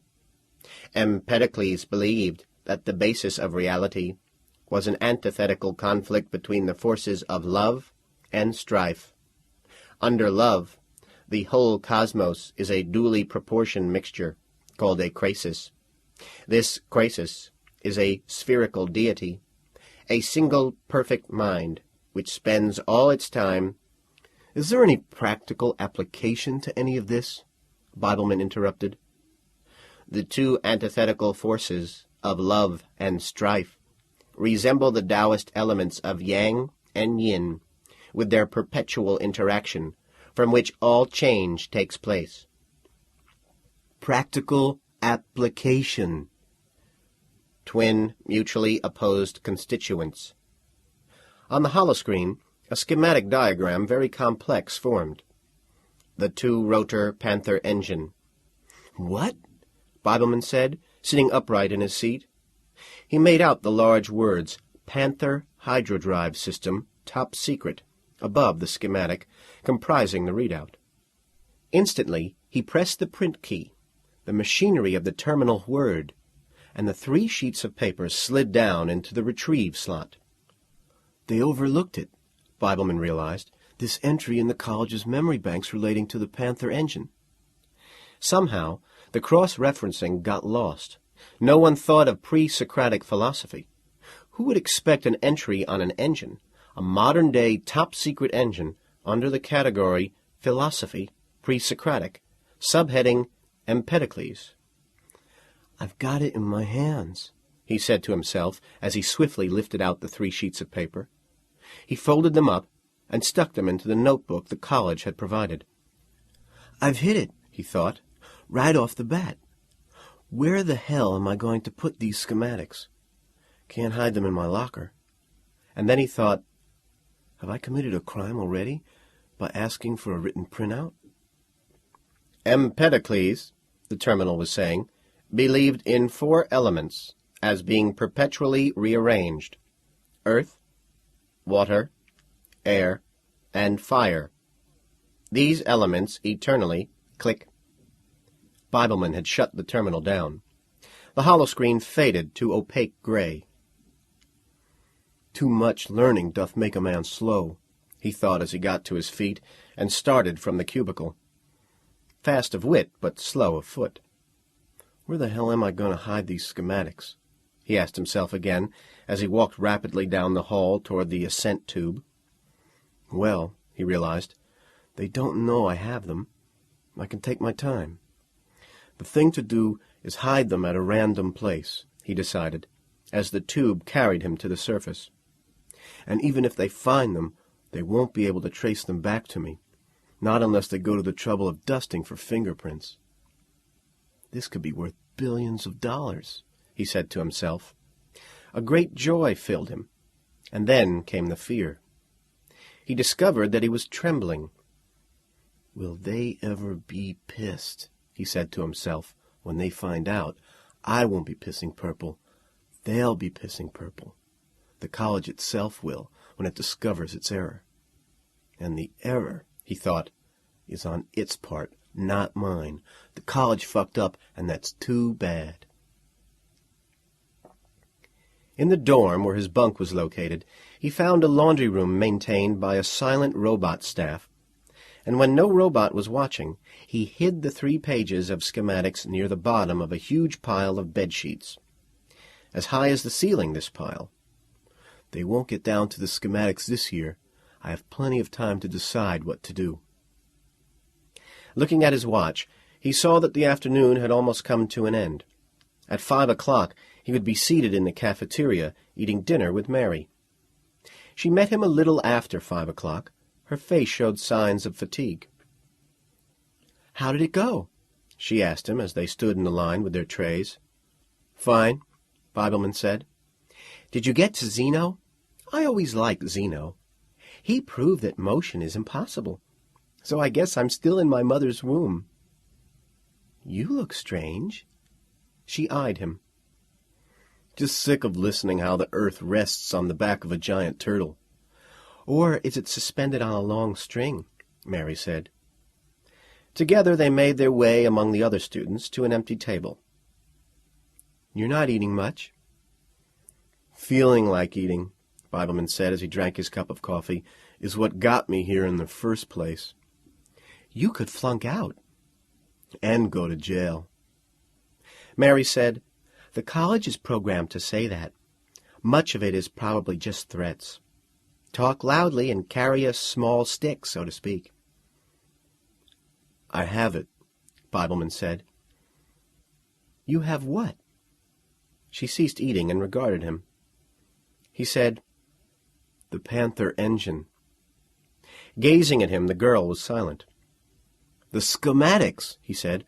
"Lower your goddamn voice." "They missed a citation in the memory storage. Now that I have them, I don't know what to do. Just start walking, probably, and hope no one stops me." "They don't know? The college didn't self-monitor?" "I have no reason to think it's aware of what it did." "Jesus Christ," Mary said softly. "On your first day. You had better do a lot of slow, careful thinking." "I can destroy them," he said. "Or sell them." He said, "I looked them over.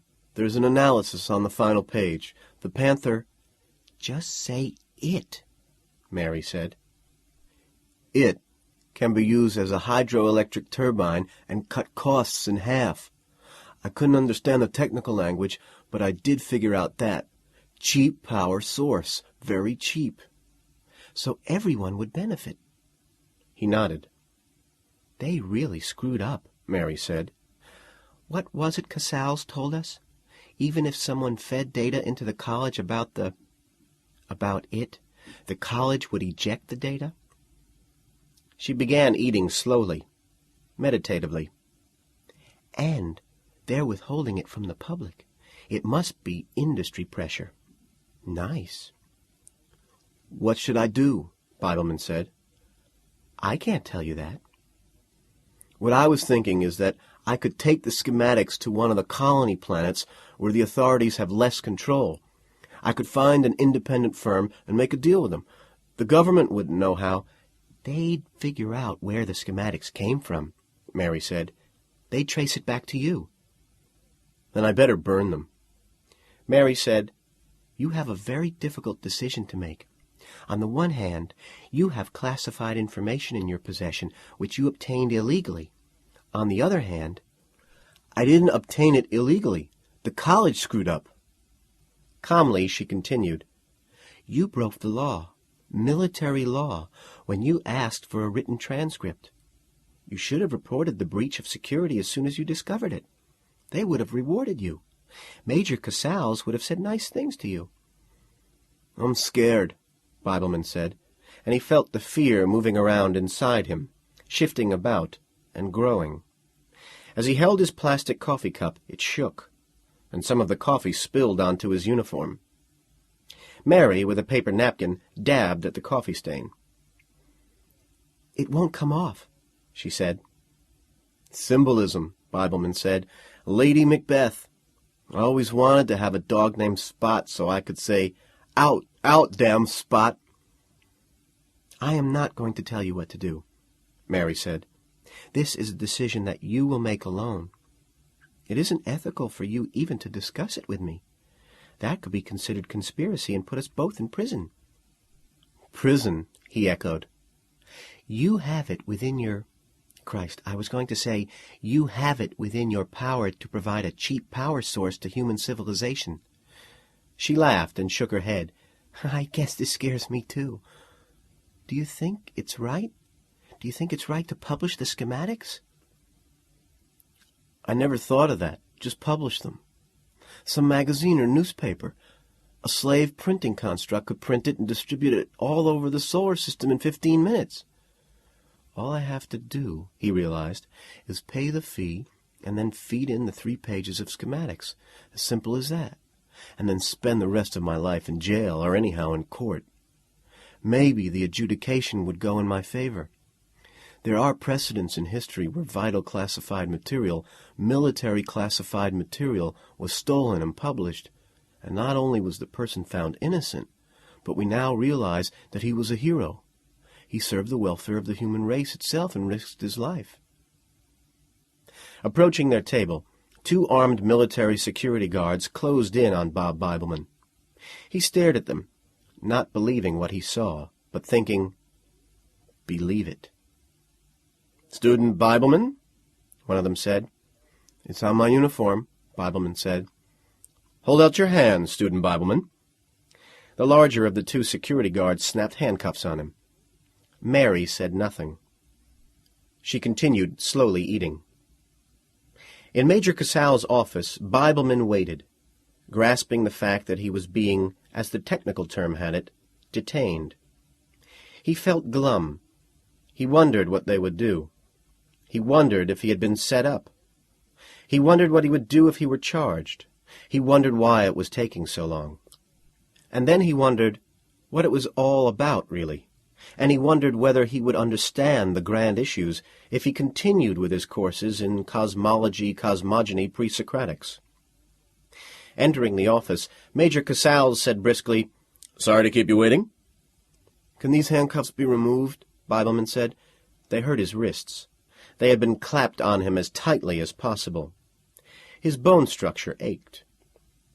"We couldn't find the schematics," Casals said, seating himself behind his desk. "What schematics?" "For the Panther engine." "There aren't supposed to be any schematics for the Panther engine. You told us that in orientation."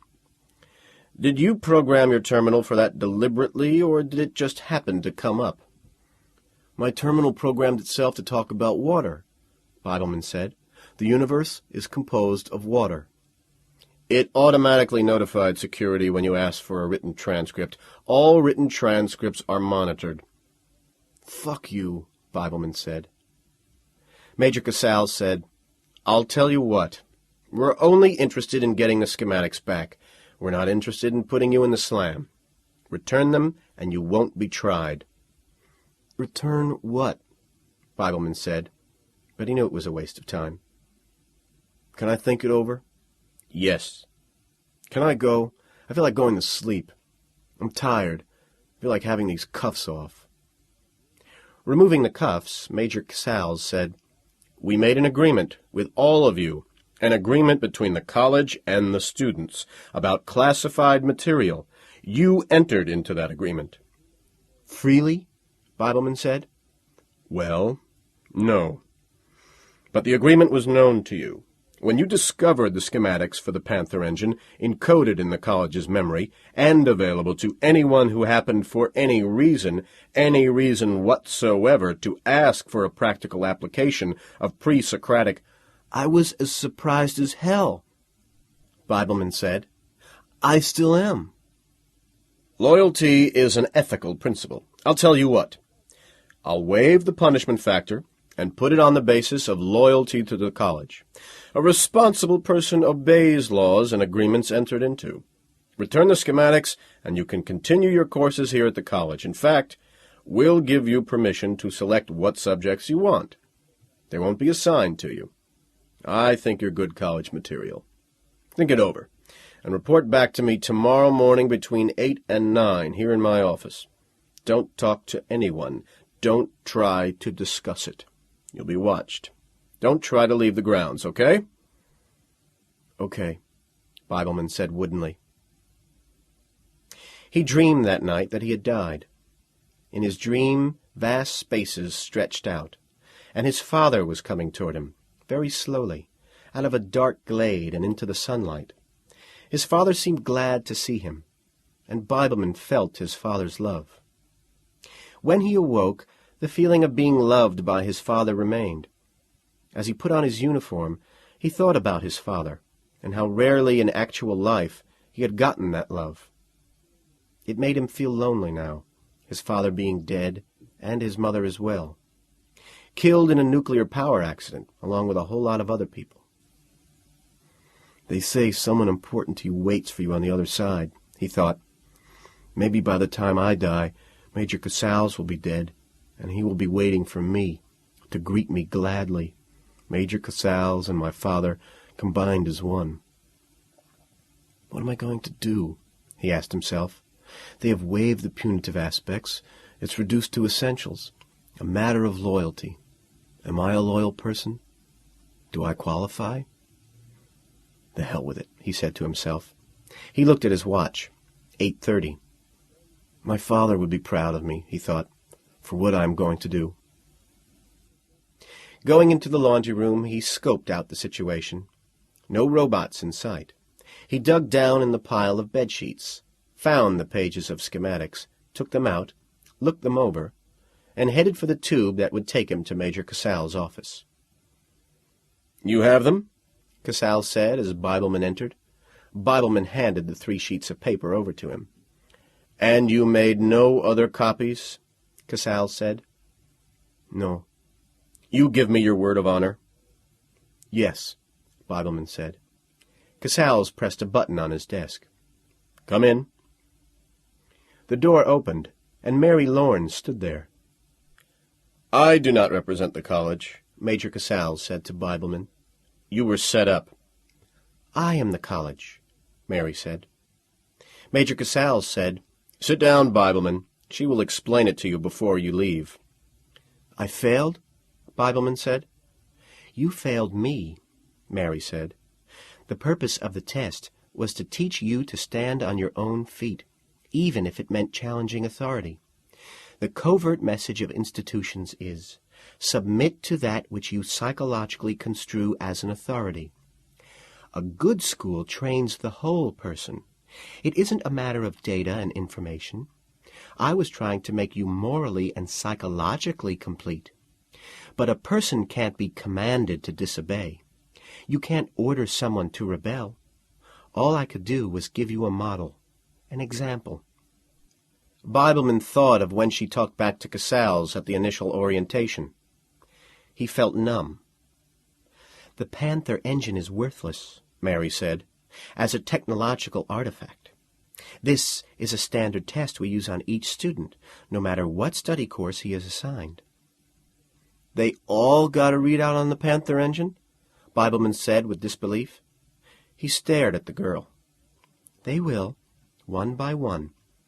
Yours came very quickly. First you are told that it is classified. You are told the penalty for releasing classified information. Then you are leaked the information. It is hoped that you will make it public, or at least try to make it public. Major Casals said, You saw on the 3rd page of the printout that the engine supplied an economical source of hydroelectric power. That was important. You knew that the public would benefit if the engine design was released. And legal penalties were waived, Mary said. So what you did was not done out of fear. Loyalty, Bibleman said. I did it out of loyalty. To what? Mary said. He was silent. He could not think. To a hollow screen? Major Casals said. To you, Bibleman said. Major Casals said, I am someone who insulted you and derided you, someone who treated you like dirt. I told you that if I ordered you to piss purple, you... Okay, Bibleman said. Enough. Goodbye, Mary said. What? Bibleman said, startled.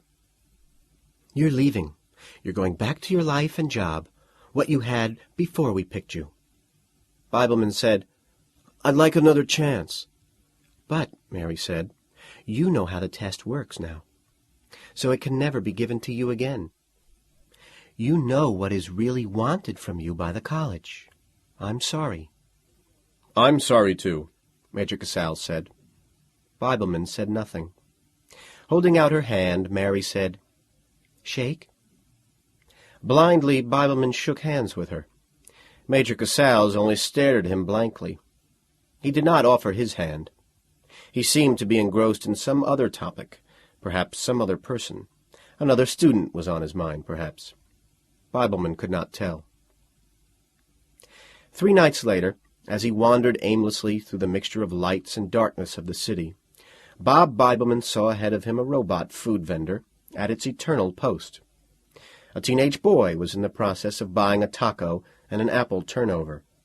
Bob Bibleman lined up behind the boy and stood waiting, his hands in his pockets, no thoughts coming to him.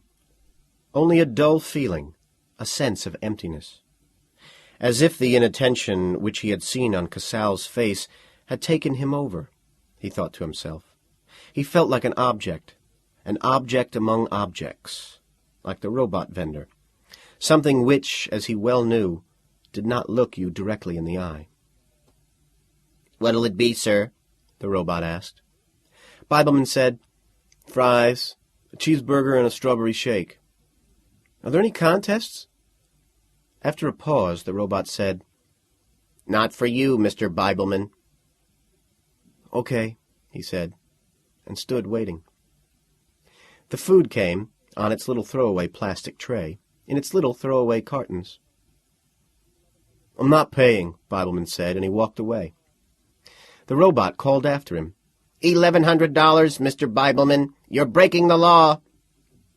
He turned, got out his wallet. "Thank you, Mr. Bibleman," the robot said. "I am very proud of you." Dear listeners, please like and subscribe to the Vintage Classics YouTube channel. In the world of the Minority Report, Commissioner John Anderton is the one to thank for the lack of crime. He is the originator of the pre-crime system, which uses precogs, people with the power to see into the future, to identify criminals before they can do any harm. Unfortunately for Anderton, his precogs perceive him as the next criminal. Good listening to you all, dear listeners of the Vintage Classics YouTube channel. The Minority Report. 1. The first thought Anderton had when he saw the young man was, "I'm getting bald and fat and old." But he didn't say it aloud. Instead, he pushed back his chair, got to his feet, and came resolutely around the side of his desk, his right hand rigidly extended.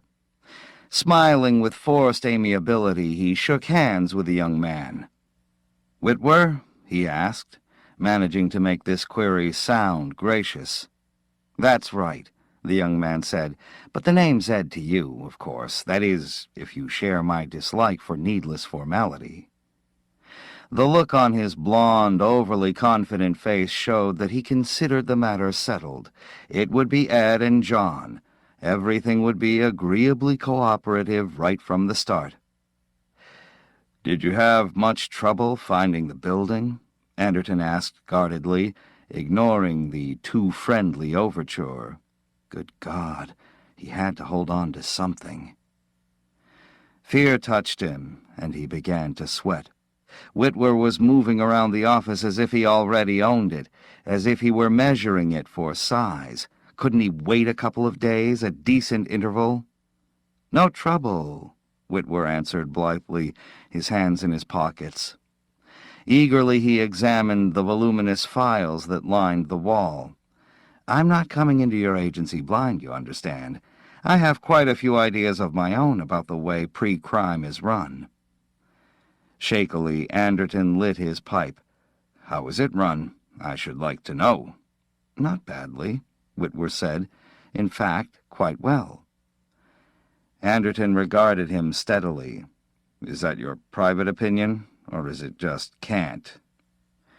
Whitwer met his gaze guilelessly. "Private and public. The Senate's pleased with your work. In fact, they're enthusiastic." He added, "As enthusiastic as very old men can be." Anderton winced, but outwardly he remained impassive. It cost him an effort, though. He wondered what Whitwer really thought, what was actually going on in that close-cropped skull. The young man's eyes were blue, bright, and disturbingly clever. Whitwer was nobody's fool. and obviously he had a great deal of ambition. "As I understand it," Anderton said cautiously, "you're going to be my assistant until I retire." "That's my understanding, too," the other replied, without an instant's hesitation. "Which may be this year, or next year, or 10 years from now." The pipe in Anderton's hand trembled. "I'm under no compulsion to retire. I founded Pre-Crime, and I can stay on here as long as I want. It's purely my decision." Whitwer nodded, his expression still guileless. "Of course." With an effort, Anderton cooled down a trifle. "I merely wanted to get things straight." "From the start," Whitwer agreed. "You're the boss. What you say goes." With every evidence of sincerity, he asked, "Would you care to show me the organization? I'd like to familiarize myself with the general routine as soon as possible." As they walked along the busy, yellow-lit tiers of offices, Anderton said, "You're acquainted with the theory of pre-crime, of course. I presume we can take that for granted." "I have the information publicly available," Whitwer replied. "With the aid of your precog mutants, you've boldly and successfully abolished the post-crime punitive system of jails and fines. As we all realize, punishment was never much of a deterrent, and could scarcely have afforded comfort to a victim already dead." They had come to the descent lift. As it carried them swiftly downward, Anderton said, "You've probably grasped the basic legalistic drawback to pre-crime methodology. We're taking in individuals who have broken no law." "But they surely will," Whitwer affirmed with conviction. "Happily, they don't, because we get them first, before they can commit an act of violence. So the commission of the crime itself is absolute metaphysics. We claim they're culpable. They, on the other hand, eternally claim they're innocent. And, in a sense, they are innocent." The lift let them out, and they again paced down a yellow corridor.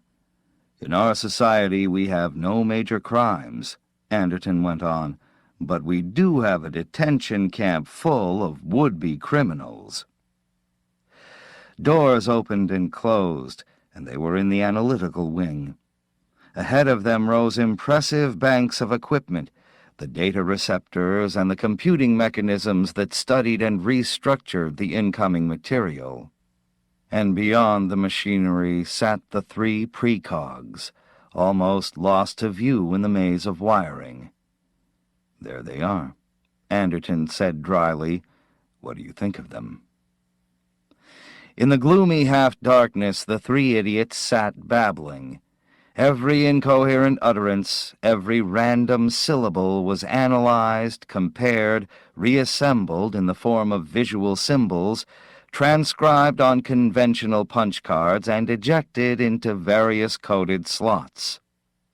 All day long the idiots babbled, imprisoned in their special high-backed chairs, held in one rigid position by metal bands and bundles of wiring, clamps. Their physical needs were taken care of automatically. They had no spiritual needs. Vegetable-like, they muttered and dozed and existed.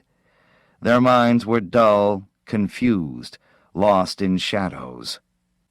But not the shadows of today. The 3 gibbering, fumbling creatures with their enlarged heads and wasted bodies were contemplating the future.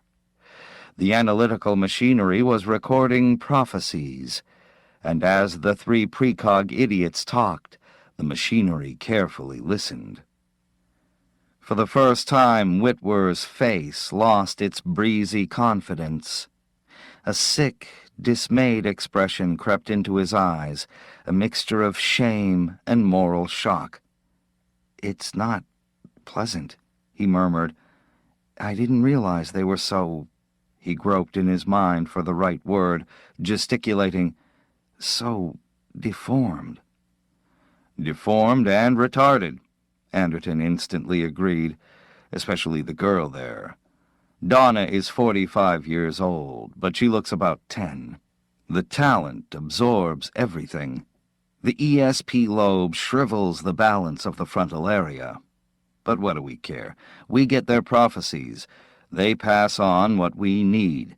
They don't understand any of it, but we do. Subdued, Whitwer crossed the room to the machinery. From a slot he collected a stack of cards. "Are these names that have come up?" he asked. "Obviously." Frowning, Anderton took the stack from him. "I haven't had a chance to examine them," he explained, impatiently concealing his annoyance.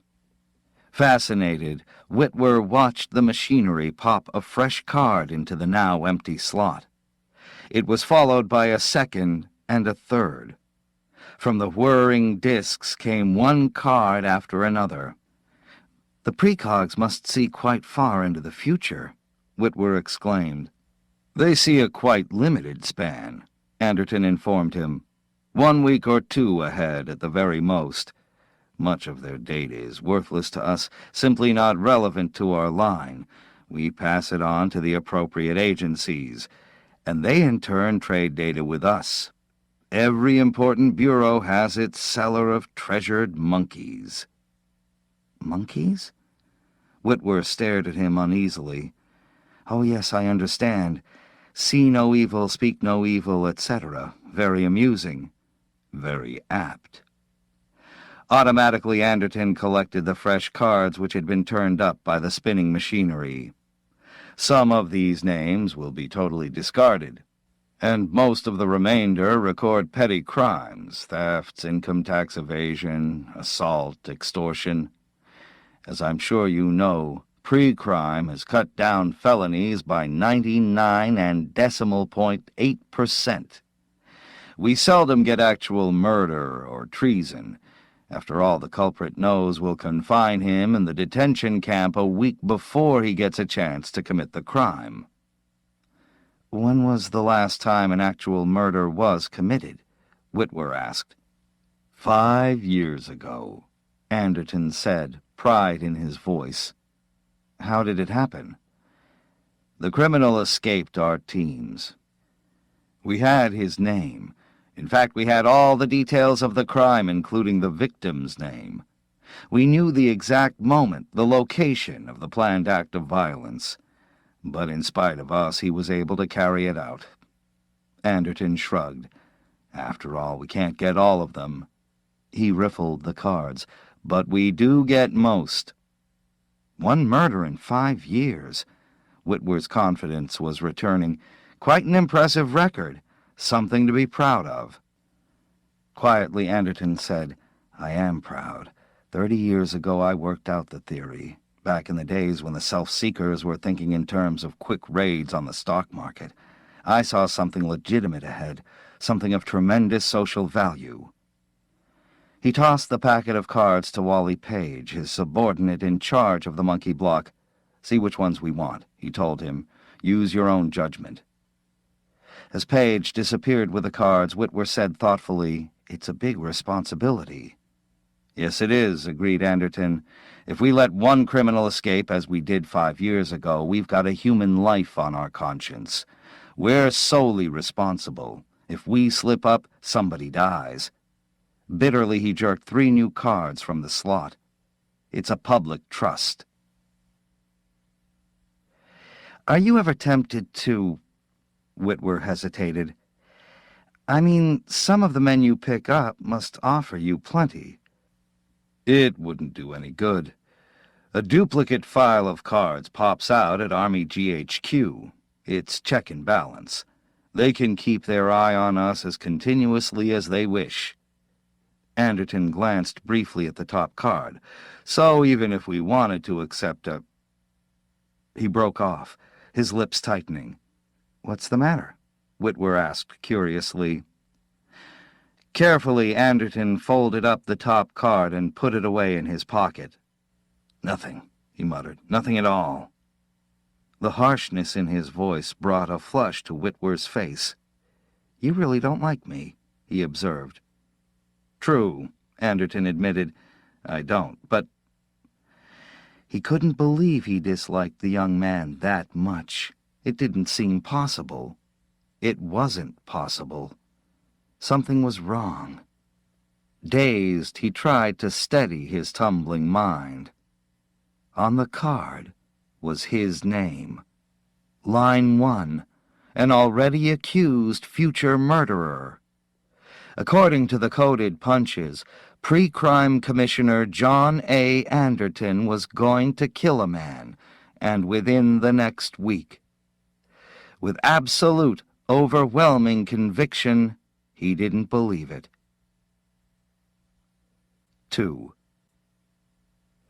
In the outer office, talking to Paige, stood Anderton's slim and attractive young wife, Lisa.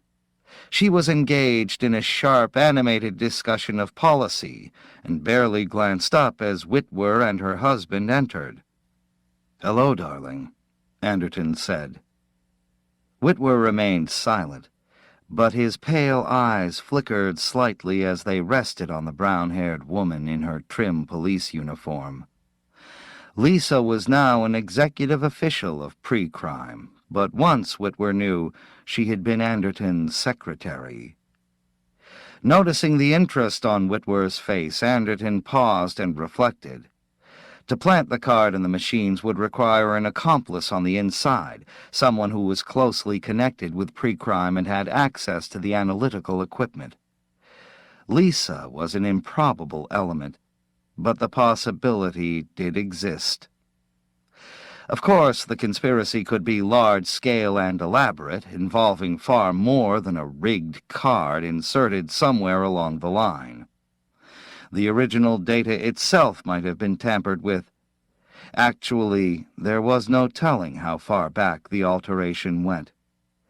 A cold fear touched him as he began to see the possibilities. His original impulse, to tear open the machines and remove all the data, was uselessly primitive. Probably the tapes agreed with the card. He would only incriminate himself further.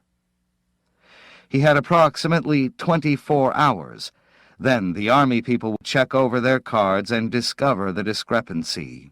They would find in their files a duplicate of the card he had appropriated. He had only one of 2 copies, which meant that the folded card in his pocket might just as well be lying on Paige's desk in plain view of everyone. From outside the building came the drone of police cars starting out on their routine roundups. How many hours would elapse before one of them pulled up in front of his house? "What's the matter, darling?" Lisa asked him uneasily. "You look as if you've just seen a ghost. Are you all right?" "I'm fine," he assured her. Lisa suddenly seemed to become aware of Ed Whitwer's admiring scrutiny. "Is this gentleman your new co-worker, darling?" she asked. Warily, Anderton introduced his new associate. Lisa smiled in friendly greeting. Did a covert awareness pass between them? He couldn't tell. God, he was beginning to suspect everybody, not only his wife and Whitwer, but a dozen members of his staff. "Are you from New York?" Lisa asked.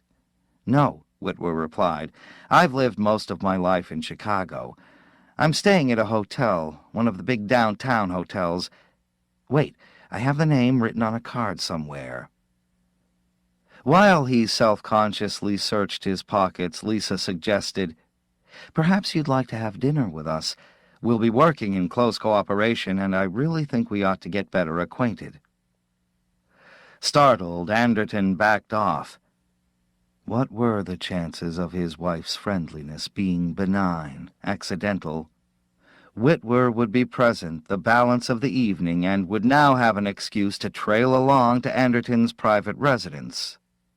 Profoundly disturbed, he turned impulsively and moved toward the door. "Where are you going?" Lisa asked, astonished. "Back to the monkey block," he told her. "I want to check over some rather puzzling data tapes before the Army sees them." He was out in the corridor before she could think of a plausible reason for detaining him. Rapidly he made his way to the ramp at its far end. He was striding down the outside stairs toward the public sidewalk when Lisa appeared breathlessly behind him. "What on earth has come over you?" Catching hold of his arm, she moved quickly in front of him. "I knew you were leaving," she exclaimed, blocking his way. "What's wrong with you? Everybody thinks you're—" She checked herself. "I mean, you're acting so erratically." People surged by them, the usual afternoon crowd. Ignoring them, Anderton pried his wife's fingers from his arm. "I'm getting out," he told her, "while there's still time." "But why?" "I'm being framed, deliberately and maliciously. This creature is out to get my job. The Senate is getting at me through him." Lisa gazed up at him, bewildered. "But he seems like such a nice young man." "Nice as a water moccasin." Lisa's dismay turned to disbelief. "I don't believe it. Darling, all this strain you've been under." Smiling uncertainly, she faltered, "It's not really credible that Ed Whitwer is trying to frame you. How could he, even if he wanted to? Surely Ed wouldn't—" "Ed? That's his name, isn't it?" Her brown eyes flashed in startled, wildly incredulous protest. "Good heavens, you're suspicious of everybody. You actually believe I'm mixed up with it in some way, don't you?" He considered. "I'm not sure." She drew closer to him, her eyes accusing. "That's not true. You really believe it. Maybe you ought to go away for a few weeks. You desperately need a rest. All this tension and trauma, a younger man coming in. You're acting paranoiac. Can't you see that? People plotting against you. Tell me, do you have any actual proof?" Anderton removed his wallet and took out the folded card. "Examine this carefully," he said, handing it to her. The color drained out of her face, and she gave a little harsh, dry gasp. "The setup is fairly obvious," Anderton told her, as levelly as he could. "This will give Whitwer a legal pretext to remove me right now. He won't have to wait until I resign." Grimly he added, "They know I'm good for a few years yet. But it will end the check and balance system. Pre-crime will no longer be an independent agency. The Senate will control the police, and after that—" His lips tightened. "They'll absorb the army, too. Well, it's outwardly logical enough. Of course I feel hostility and resentment toward Whitwer. Of course I have a motive.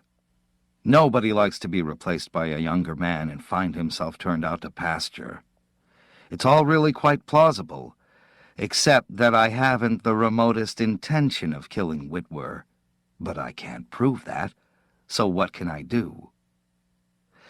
Mutely, her face very white, Lisa shook her head. I don't know. Darling, if only—" "Right now," Anderton said abruptly. "I'm going home to pack my things. That's about as far ahead as I can plan."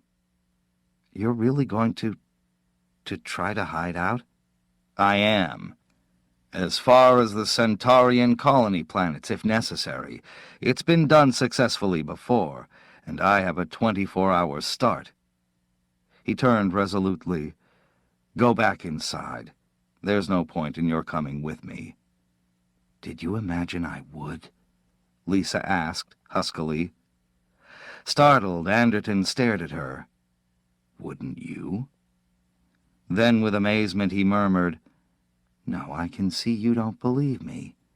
You still think I'm imagining all this." He jabbed savagely at the card. "Even with that evidence, you still aren't convinced." "No," Lisa agreed quickly. "I'm not. You didn't look at it closely enough, darling. Ed Whitwer's name isn't on it." Incredulous, Anderton took the card from her. "Nobody says you're going to kill Ed Whitwer," Lisa continued rapidly in a thin, brittle voice. "The card must be genuine, understand? And it has nothing to do with Ed. He's not plotting against you, and neither is anybody else." Too confused to reply, Anderton stood studying the card. She was right. Ed Whitwer was not listed as his victim. On line 5, the machine had neatly stamped another name: Leopold Kaplan. Numbly he pocketed the card.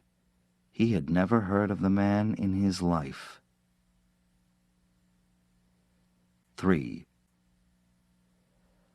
The house was cool and deserted, and almost immediately Anderton began making preparations for his journey.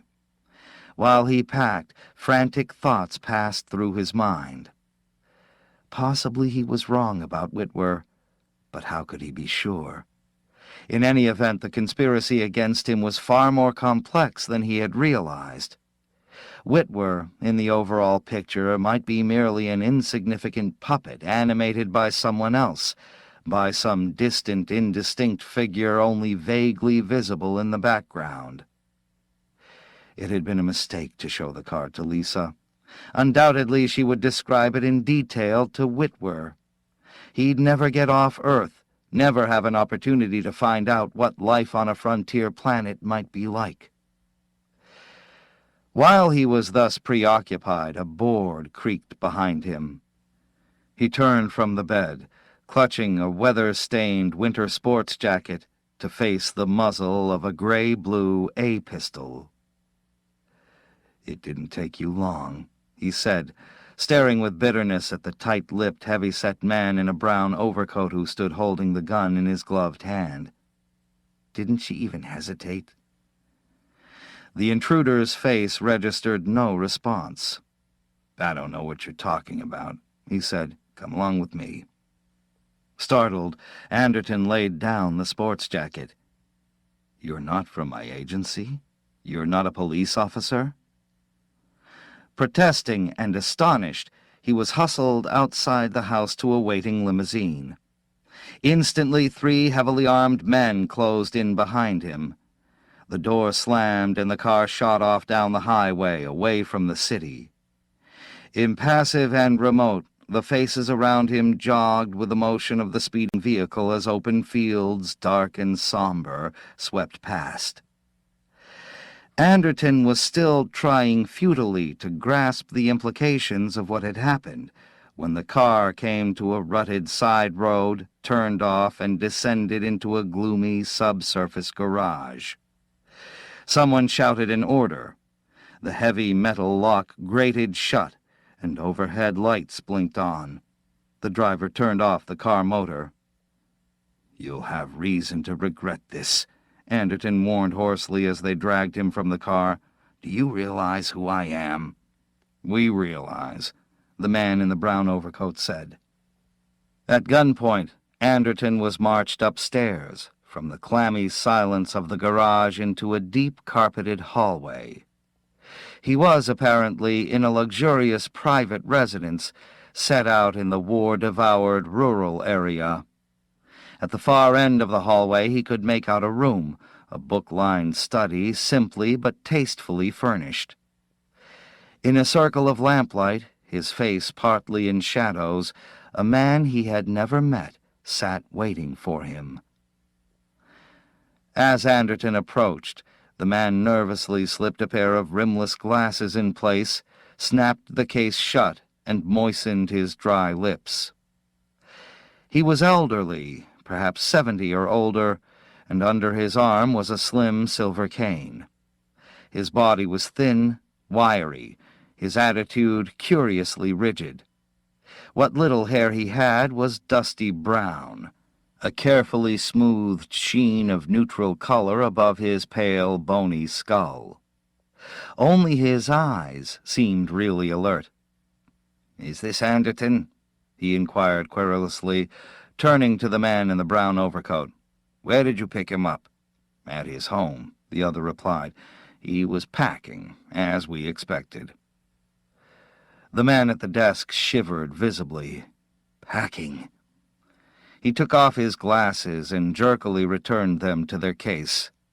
"Look here," he said bluntly to Anderton. "What's the matter with you? Are you hopelessly insane? How could you kill a man you've never met? The old man, Anderton suddenly realized, was Leopold Kaplan. First, I'll ask you a question. Anderton countered rapidly. Do you realize what you've done? I'm commissioner of police. I can have you sent up for 20 years. He was going to say more, but a sudden wonder cut him short. How did you find out? He demanded. Involuntarily his hand went to his pocket where the folded card was hidden. It won't be for another. I wasn't notified through your agency, Kaplan broke in with angry impatience. The fact that you've never heard of me doesn't surprise me too much. Leopold Kaplan, General of the Army of the Federated West Bloc Alliance. Begrudgingly he added, retired, since the end of the Anglo-Chinese War and the abolishment of AFWA. It made sense. Anderton had suspected that the Army processed its duplicate cards immediately for its own protection. Relaxing somewhat, he demanded, Well, you've got me here. What next? Evidently, Kaplan said, I'm not going to have you destroyed, or it would have shown up on one of those miserable little cards. I'm curious about you. It seemed incredible to me that a man of your stature could contemplate the cold-blooded murder of a total stranger. There must be something more here. Frankly, I'm puzzled. If it represented some kind of police strategy, he shrugged his thin shoulders, surely you wouldn't have permitted the duplicate card to reach us. Unless, one of his men suggested, it's a deliberate plant. Kaplan raised his bright bird-like eyes and scrutinized Anderton. What do you have to say? That's exactly what it is, Anderton said, quick to see the advantage of stating frankly what he believed to be the simple truth. The prediction on the card was deliberately fabricated by a clique inside the police agency. The card is prepared and I'm netted. I'm relieved of my authority automatically. My assistant steps in and claims he prevented the murder in the usual efficient pre-crime manner. Needless to say, there is no murder or intent to murder. I agree with you that there will be no murder, Kaplan affirmed grimly. You'll be in police custody. I intend to make certain of that. Horrified, Anderton protested, You're taking me back there?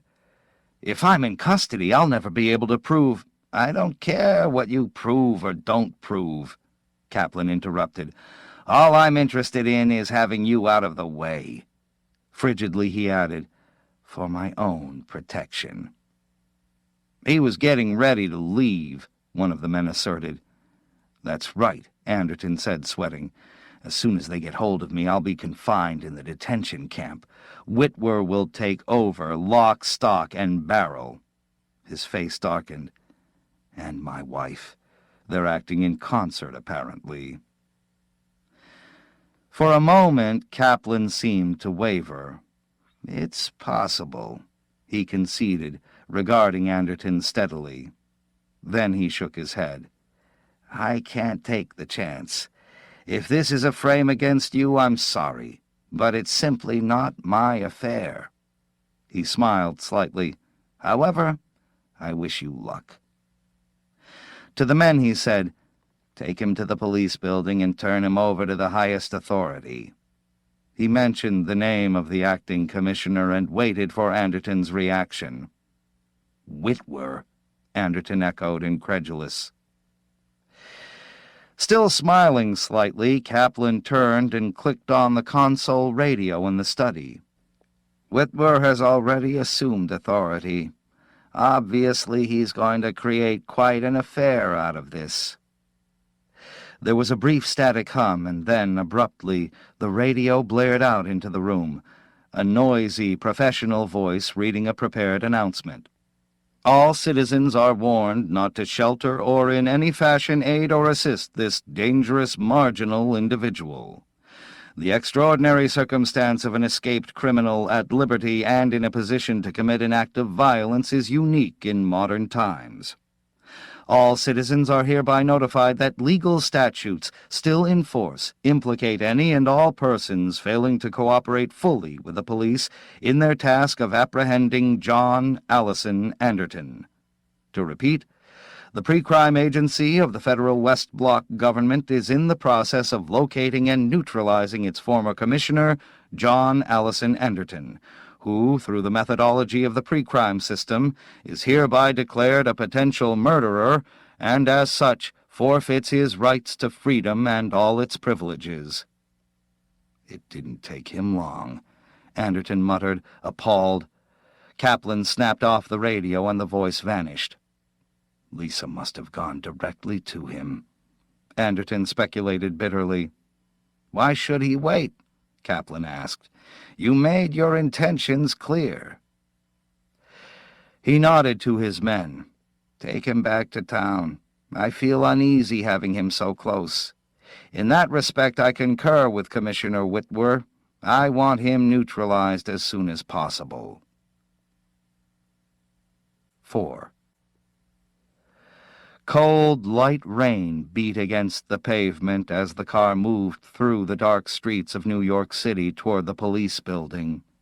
You can see his point, one of the men said to Anderton. If you were in his place, you'd act just as decisively. Sullen and resentful, Anderton stared straight ahead. Anyhow, the man went on, you're just one of many. Thousands of people have gone to that detention camp. You won't be lonely. As a matter of fact, you may not want to leave. Helplessly, Anderton watched pedestrians hurrying along the rain-swept sidewalks. He felt no strong emotion. He was aware only of an overpowering fatigue. Dully, he checked off the street numbers. They were getting near the police station. This Whitworth seems to know how to take advantage of an opportunity, one of the men observed conversationally. Did you ever meet him? Briefly, Anderton answered. He wanted your job, so he framed you. Are you sure of that? Anderton grimaced. Does it matter? I was just curious. The man eyed him languidly. So, you're the ex-commissioner of police. People in the camp will be glad to see you coming. They'll remember you. No doubt, Anderton agreed. Whitwer sure didn't waste any time. Kaplan's lucky, with an official like that in charge. The man looked at Anderton almost pleadingly. You're really convinced it's a plot, eh? Of course.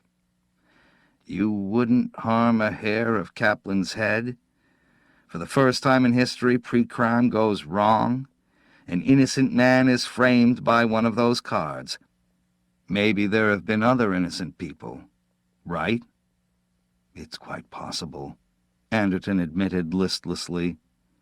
Maybe the whole system can break down. Sure, you're not going to commit a murder, and maybe none of them were. Is that why you told Kaplan you wanted to keep yourself outside? Were you hoping to prove the system wrong? I've got an open mind if you want to talk about it. Another man leaned over and asked, just between the two of us, is there really anything to this plot stuff? Are you really being framed? Anderton sighed. At that point he wasn't certain himself. Perhaps he was trapped in a closed, meaningless time circle with no motive and no beginning.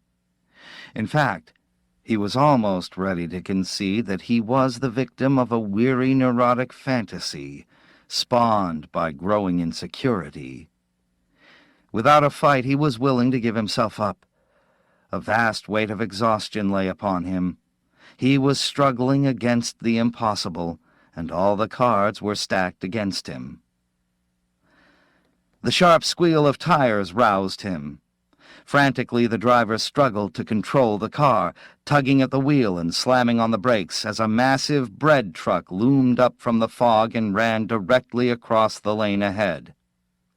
Had he gunned the motor instead, he might have saved himself. But too late he realized his error.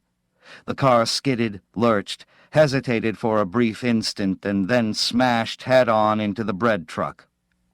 Under Anderton, the seat lifted up and flung him face forward against the door.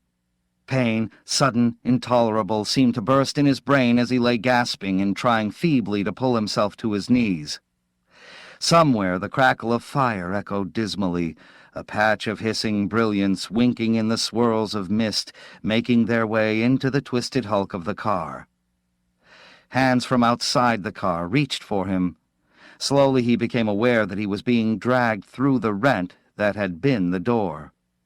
A heavy seat cushion was shoved brusquely aside, and all at once he found himself on his feet, leaning heavily against a dark shape, and being guided into the shadows of an alley a short distance from the car.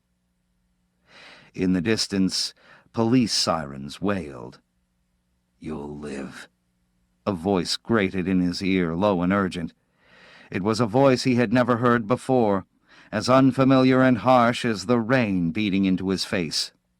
"Can you hear what I'm saying?" "Yes," Anderton acknowledged. He plucked aimlessly at the ripped sleeve of his shirt. A cut on his cheek was beginning to throb. Confused, he tried to orient himself. "You're not. Stop talking and listen." The man was heavy-set, almost fat.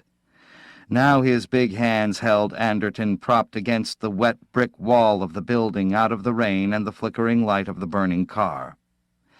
"We had to do it that way," he said. "It was the only alternative. We didn't have much time. We thought Kaplan would keep you at his place longer." "Who are you?" Anderton managed. The moist, rain-streaked face twisted into a humorless grin. "My name's Fleming. You'll see me again. We have about 5 seconds before the police get here. Then we're back where we started." A flat packet was stuffed into Anderton's hands. "That's enough loot to keep you going, and there's a full set of identification in there. We'll contact you from time to time." His grin increased and became a nervous chuckle. "Until you've proved your point." Anderton blinked. "It is a frame-up, then?" "Of course." Sharply the man swore. "You mean they got you to believe it, too?" "I thought—" Anderton had trouble talking. One of his front teeth seemed to be loose. "Hostility toward Whitwer replaced my wife and a younger man. Natural resentment." "Don't kid yourself," the other said. "You know better than that. This whole business was worked out carefully. They had every phase of it under control. The card was set to pop the day Whitwer appeared. They've already got the first part wrapped up. Whitwer is commissioner, and you're a hunted criminal." "Who's behind it?" "Your wife." Anderton's head spun. "You're positive?" The man laughed. "You bet your life." He glanced quickly around. "Here come the police. Take off down this alley. Grab a bus. Get yourself into the slum section. Rent a room and buy a stack of magazines to keep you busy. Get other clothes.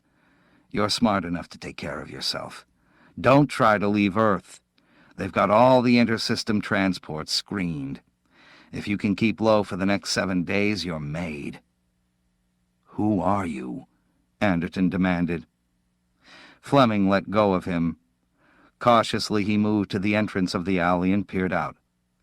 The first police car had come to rest on the damp pavement. Its motor spinning tinnily, it crept suspiciously toward the smoldering ruin that had been Kaplan's car. Inside the wreck the squad of men were stirring feebly, beginning to creep painfully through the tangle of steel and plastic out into the cold rain.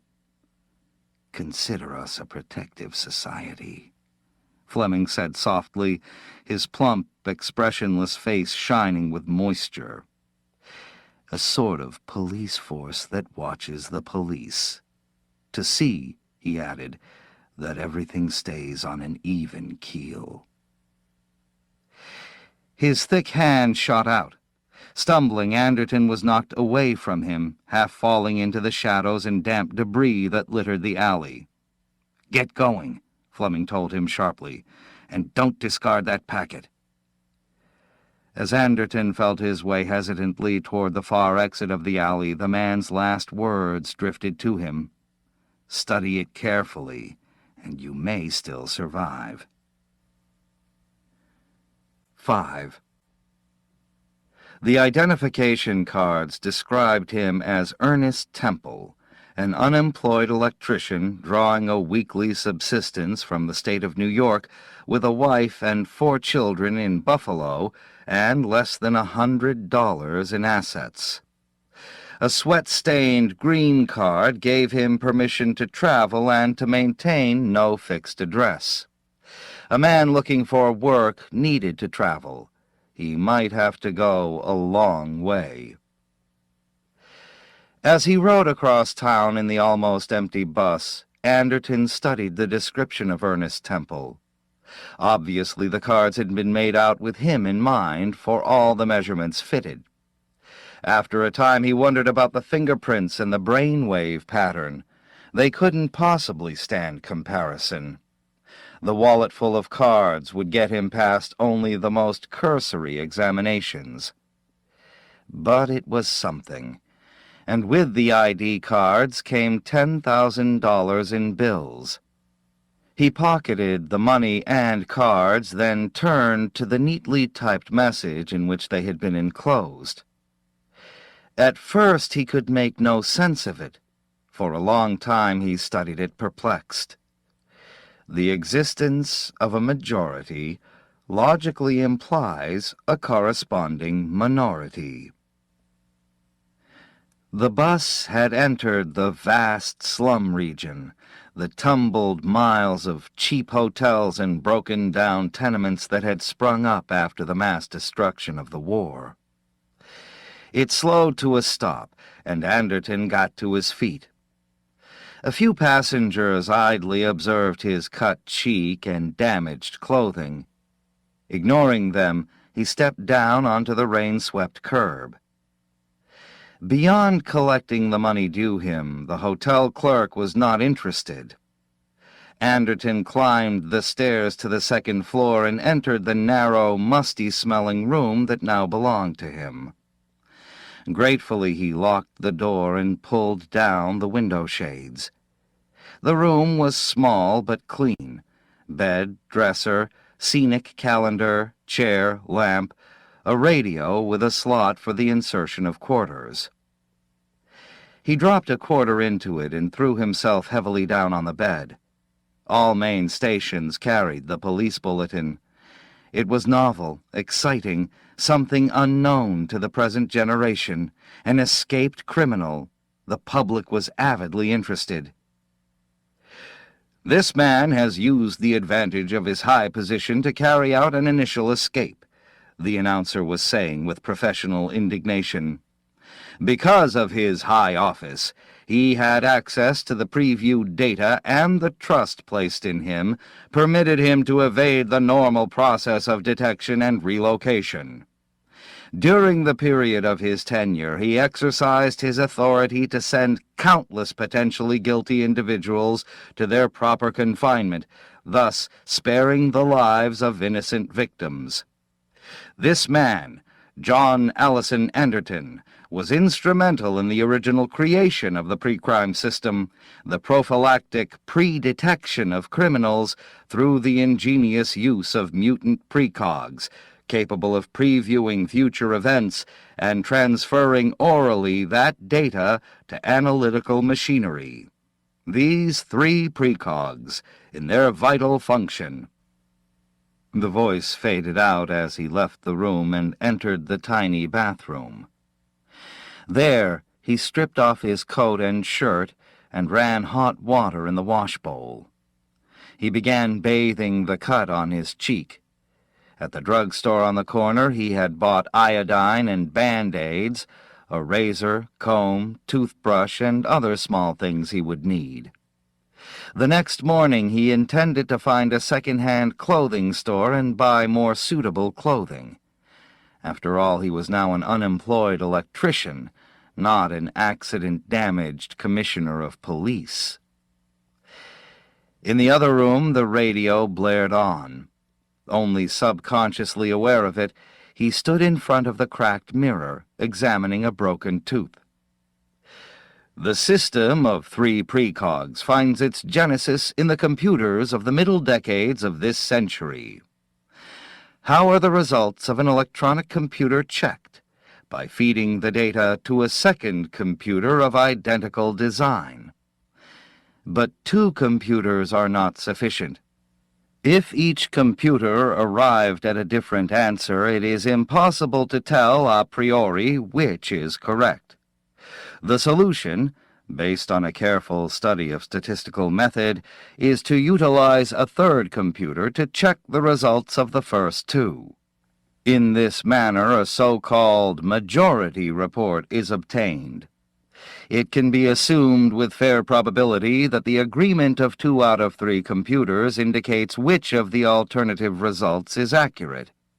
It would not be likely that 2 computers would arrive at identically incorrect solutions. Anderton dropped the towel he was clutching and raced into the other room. Trembling, he bent to catch the blaring words of the radio. Unanimity of all 3 precogs is a hoped-for but seldom achieved phenomenon, Acting Commissioner Whitwer explains. It is much more common to obtain a collaborative majority report of 2 precogs, plus a minority report of some slight variation, usually with reference to time and place, from the third mutant. This is explained by the theory of multiple futures. If only one time path existed, precognitive information would be of no importance, since no possibility would exist in possessing this information of altering the future. In the pre-crime agency's work, we must first of all assume. Frantically, Anderton paced around the tiny room. Majority report. Only 2 of the precogs had concurred on the material underlying the card. That was the meaning of the message enclosed with the packet. The report of the third precog, the minority report, was somehow of importance. Why? His watch told him that it was after midnight. Page would be off duty.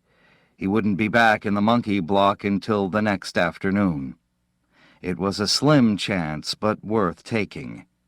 Maybe Page would cover for him, and maybe not. He would have to risk it. He had to see the minority report. 6. Between noon and 1 o'clock, the rubbish-littered streets swarmed with people. He chose that time, the busiest part of the day, to make his call.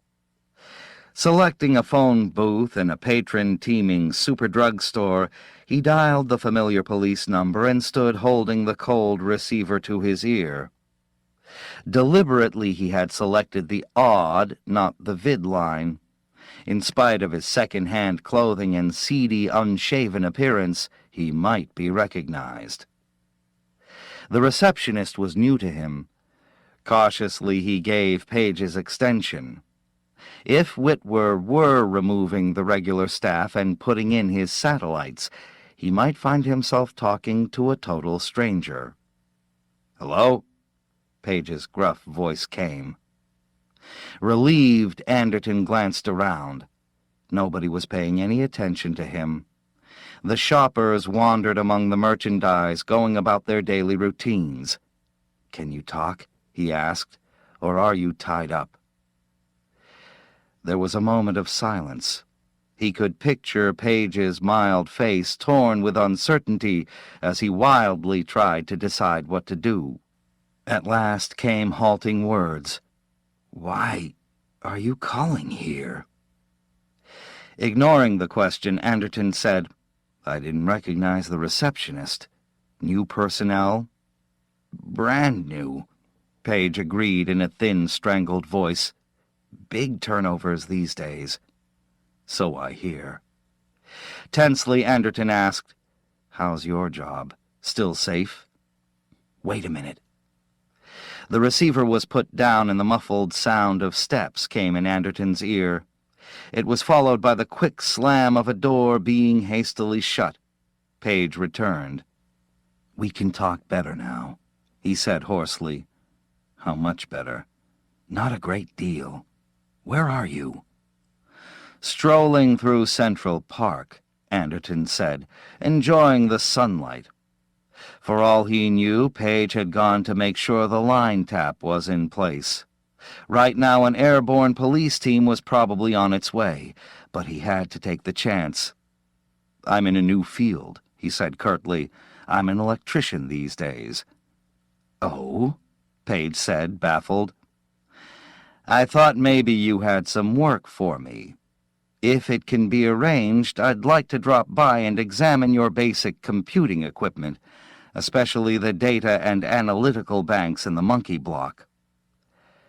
After a pause, Page said, "It might be arranged, if it's really important." "It is," Anderton assured him. "When would be best for you?" "Well," Page said, struggling, "I'm having a repair team come in to look at the intercom equipment. The acting commissioner wants it improved so he can operate quicker. You might trail along." "I'll do that. About when?" "Say 4 o'clock, entrance B, level 6. I'll meet you." "Fine," Anderton agreed, already starting to hang up. "I hope you're still in charge when I get there." He hung up and rapidly left the booth. A moment later he was pushing through the dense pack of people crammed into the nearby cafeteria. Nobody would locate him there.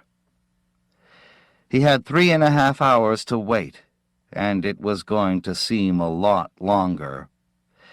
It proved to be the longest wait of his life before he finally met Page as arranged. The first thing Page said was, "You're out of your mind. Why in hell did you come back?" "I'm not back for long." Tautly, Anderton prowled around the monkey block, systematically locking one door after another. "Don't let anybody in. I can't take chances." "You should have quit when you were ahead." In an agony of apprehension, Page followed after him. "Whitwer is making hay hand over fist. He's got the whole country screaming for your blood." Ignoring him, Anderton snapped open the main control bank of the analytical machinery. Which of the 3 monkeys gave the minority report? "Don't question me. I'm getting out." On his way to the door, Page halted briefly, pointed to the middle figure, and then disappeared. The door closed. Anderton was alone. The middle one. He knew that one well. The dwarfed, hunched-over figure had sat buried in its wiring and relays for 15 years. As Anderton approached, it didn't look up. With eyes glazed and blank, it contemplated a world that did not yet exist, blind to the physical reality that lay around it. Jerry was 24 years old. Originally, he had been classified as a hydrocephalic idiot, but when he reached the age of 6, the psych testers had identified the precog talent buried under the layers of tissue corrosion. Placed in a government-operated training school, the latent talent had been cultivated. By the time he was 9, the talent had advanced to a useful stage. Jerry, however, remained in the aimless chaos of idiocy. The burgeoning faculty had absorbed the totality of his personality. Squatting down, Anderton began disassembling the protective shields that guarded the tape reels stored in the analytical machinery. Using schematics, he traced the leads back from the final stages of the integrated computers to the point where Jerry's individual equipment branched off. Within minutes, he was shakily lifting out 2 half-hour tapes, recent rejected data not fused with majority reports. Consulting the code chart, he selected the section of tape which referred to his particular card. A tape scanner was mounted nearby. Holding his breath, He inserted the tape, activated the transport, and listened. It took only a second. From the first statement of the report, it was clear what had happened. He had what he wanted. He could stop looking. Jerry's vision was misphased. Because of the erratic nature of precognition, he was examining a time area slightly different from that of his companions. For him, the report that Anderton would commit a murder was an event to be integrated along with everything else. That assertion, and Anderton's reaction, was one more piece of datum. Obviously, Jerry's report superseded the majority report. Having been informed that he would commit a murder, Anderton would change his mind and not do so. The preview of the murder had canceled out the murder. Prophylaxis had occurred simply in his being informed. Already a new time path had been created. But Jerry was outvoted. Trembling, Anderton rewound the tape and clicked on the recording head. At high speed, he made a copy of the report, restored the original, and removed the duplicate from the transport. Here was the proof that the card was invalid, obsolete. All he had to do was show it to Whitwer. His own stupidity amazed him. Undoubtedly, Whitwer had seen the report, and in spite of it, had assumed the job of commissioner, had kept the police teams out. Whitwer didn't intend to back down. He wasn't concerned with Anderton's innocence. What then could he do? Who else would be interested? "You damn fool!" A voice behind him grated, wild with anxiety. Quickly he turned. His wife stood at one of the doors in her police uniform, her eyes frantic with dismay. "Don't worry," he told her briefly, displaying the reel of tape. "I'm leaving." Her face distorted, Lisa rushed frantically up to him. "Page said you were here, but I couldn't believe it. He shouldn't have let you in. He just doesn't understand what you are." "What am I?"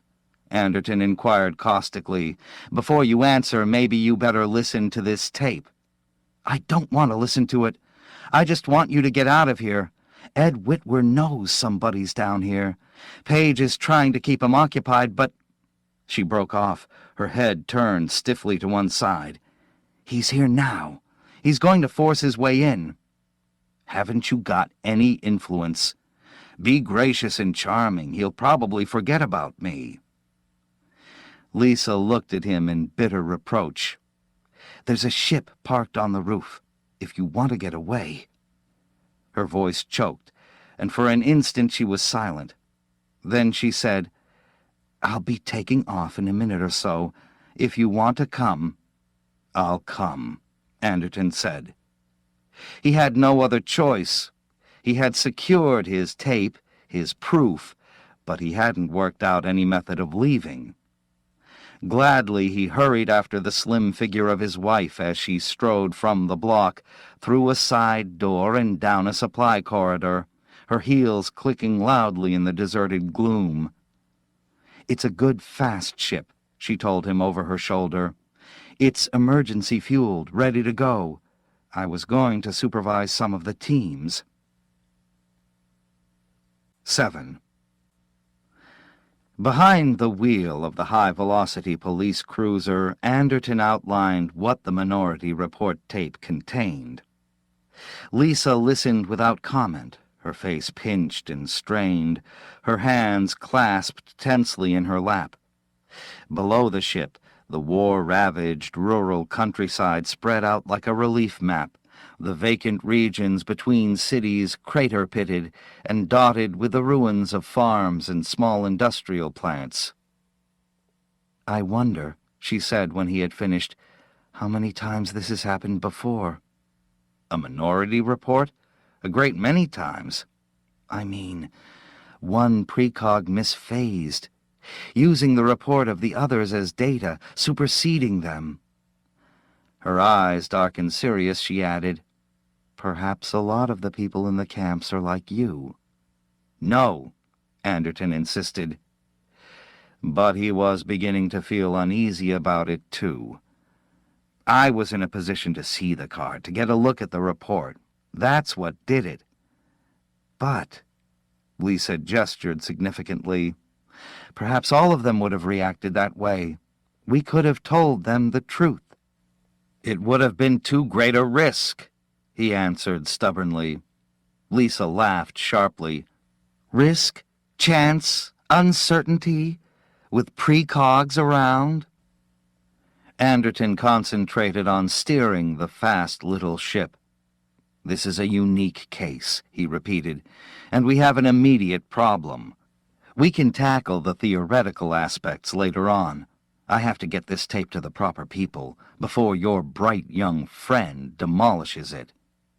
You're taking it to Kaplan? I certainly am. He tapped the reel of tape which lay on the seat between them. He'll be interested. Proof that his life isn't in danger ought to be of vital concern to him. From her purse, Lisa shakily got out her cigarette case. And you think he'll help you? He may, or he may not. It's a chance worth taking. How did you manage to go underground so quickly? Lisa asked. A completely effective disguise is difficult to obtain. All it takes is money, he answered evasively. As she smoked, Lisa pondered. Probably Kaplan will protect you, she said. He's quite powerful. I thought he was only a retired general. Technically, that's what he is. But Whitwer got out the dossier on him. Kaplan heads an unusual kind of exclusive veterans organization. It's actually a kind of club with a few restricted members. High officers only, an international class from both sides of the war. Here in New York they maintain a great mansion of a house, 3 glossy paper publications, and occasional TV coverage that costs them a small fortune. What are you trying to say? Only this. You've convinced me that you're innocent. I mean, it's obvious that you won't commit a murder. But you must realize now that the original report, the majority report, was not a fake. Nobody falsified it. Ed Whitwer didn't create it. There's no plot against you, and there never was. If you're going to accept this minority report as genuine, you'll have to accept the majority one also. Reluctantly he agreed. I suppose so. Ed Whitwer, Lisa continued, is acting in complete good faith. He really believes you're a potential criminal, and why not? He's got the majority report sitting on his desk. But you have that card folded up in your pocket. I destroyed it, Anderton said quietly. Lisa leaned earnestly toward him. Ed Whitwer isn't motivated by any desire to get your job, she said. He's motivated by the same desire that has always dominated you. He believes in pre-crime. He wants the system to continue. I've talked to him, and I'm convinced he's telling the truth. Anderton asked, Do you want me to take this reel to Whitwer?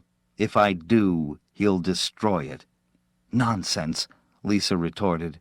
The originals have been in his hands from the start. He could have destroyed them any time he wished. That's true, Anderton conceded.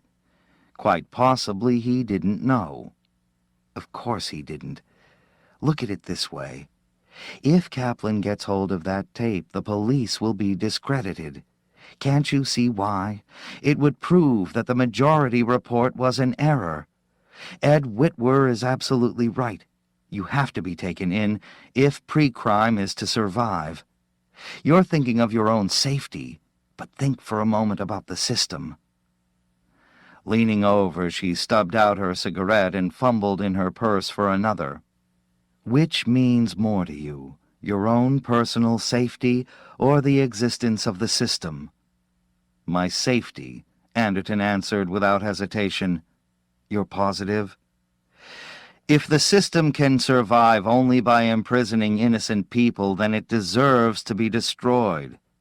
My personal safety is important because I'm a human being. And furthermore, from her purse, Lisa got out an incredibly tiny pistol. "I believe," she told him huskily, "that I have my finger on the firing release. I've never used a weapon like this before, but I'm willing to try." After a pause, Anderton asked, "You want me to turn the ship around? Is that it?" "Yes, back to the police building. I'm sorry. If you could put the good of the system above your own selfish—" "Keep your sermon," Anderton told her. "I'll take the ship back. But I'm not going to listen to your defense of a code of behavior no intelligent man could subscribe to." Lisa's lips pressed into a thin, bloodless line. Holding the pistol tightly, she sat facing him, her eyes fixed intently on him as he swung the ship in a broad arc. A few loose articles rattled from the glove compartment as the little craft turned on a radical slant, one wing rising majestically until it pointed straight up. Both Anderton and his wife were supported by the constraining metal arms of their seats, but not so the third member of the party. Out of the corner of his eye, Anderton saw a flash of motion. A sound came simultaneously, the clawing struggle of a large man as he abruptly lost his footing and plunged into the reinforced wall of the ship. What followed happened quickly.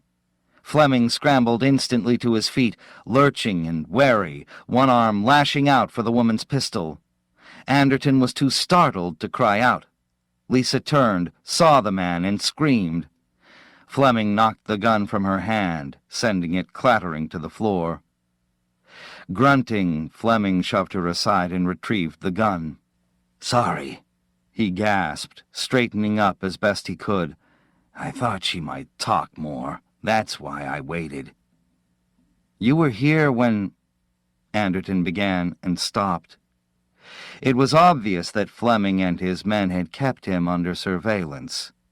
The existence of Lisa's ship had been duly noted and factored in, and while Lisa had debated whether it would be wise to fly him to safety, Fleming had crept into the storage compartment of the ship.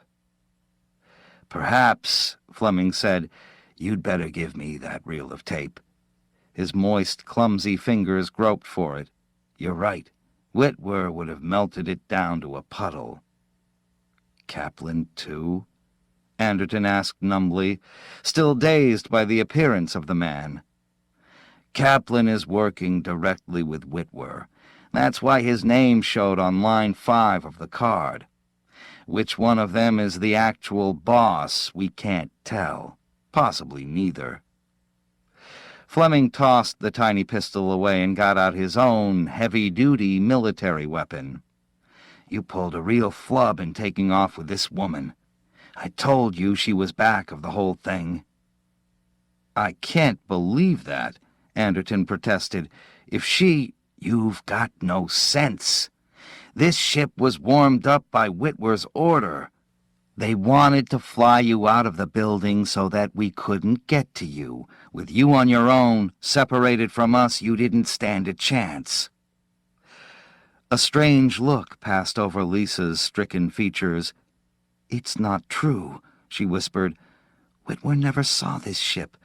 I was going to supervise—" "You almost got away with it," Fleming interrupted inexorably. "We'll be lucky if a police patrol ship isn't hanging on us. There wasn't time to check." He squatted down as he spoke, directly behind the woman's chair. "The first thing is to get this woman out of the way. We'll have to drag you completely out of this area. Page tipped off Whitwer on your new disguise, and you can be sure it has been widely broadcast." Still crouching, Fleming seized hold of Lisa. Tossing his heavy gun to Anderton, he expertly tilted her chin up until her temple was shoved back against the seat. Lisa clawed frantically at him. A thin, terrified wail rose in her throat. Ignoring her, Fleming closed his great hands around her neck and began relentlessly to squeeze. "No bullet wound," he explained, gasping. "She's going to fall out. Natural accident. It happens all the time, but in this case her neck will be broken first." It seemed strange that Anderton waited so long. As it was, Fleming's thick fingers were cruelly embedded in the woman's pale flesh before he lifted the butt of the heavy-duty pistol and brought it down on the back of Fleming's skull. The monstrous hands relaxed. Staggered, Fleming's head fell forward and he sagged against the wall of the ship. Trying feebly to collect himself, he began dragging his body upward. Anderton hit him again, this time above the left eye. He fell back and lay still. Struggling to breathe, Lisa remained for a moment huddled over, her body swaying back and forth. Then, gradually, the color crept back into her face. "Can you take the controls?" Anderton asked, shaking her, his voice urgent. "Yes, I think so." Almost mechanically she reached for the wheel. "I'll be all right. Don't worry about me." "This pistol," Anderton said, "is Army Ordnance issue. But it's not from the war. It's one of the useful new ones they've developed. I could be a long way off, but there's just a chance." He climbed back to where Fleming lay spread out on the deck. Trying not to touch the man's head, he tore open his coat and rummaged in his pockets. A moment later, Fleming's sweat-sodden wallet rested in his hands. Todd Fleming, according to his identification, was an Army major attached to the Internal Intelligence Department of Military Information.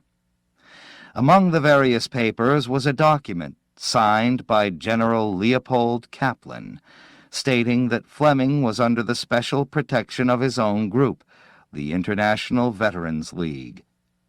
Fleming and his men were operating under Kaplan's orders. The bread truck, the accident, had been deliberately rigged. It meant that Kaplan had deliberately kept him out of police hands.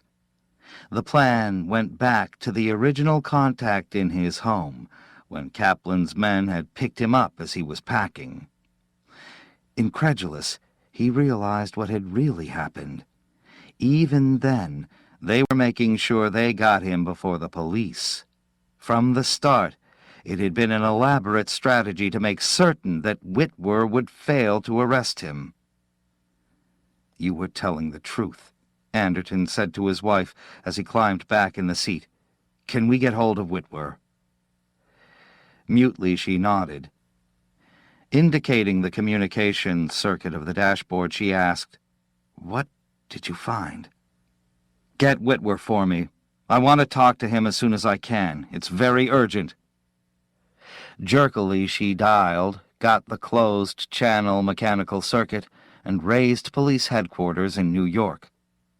A visual panorama of petty police officials flashed by before a tiny replica of Ed Whitwer's features appeared on the screen. "Remember me?" Anderton asked him. Whitwer blanched.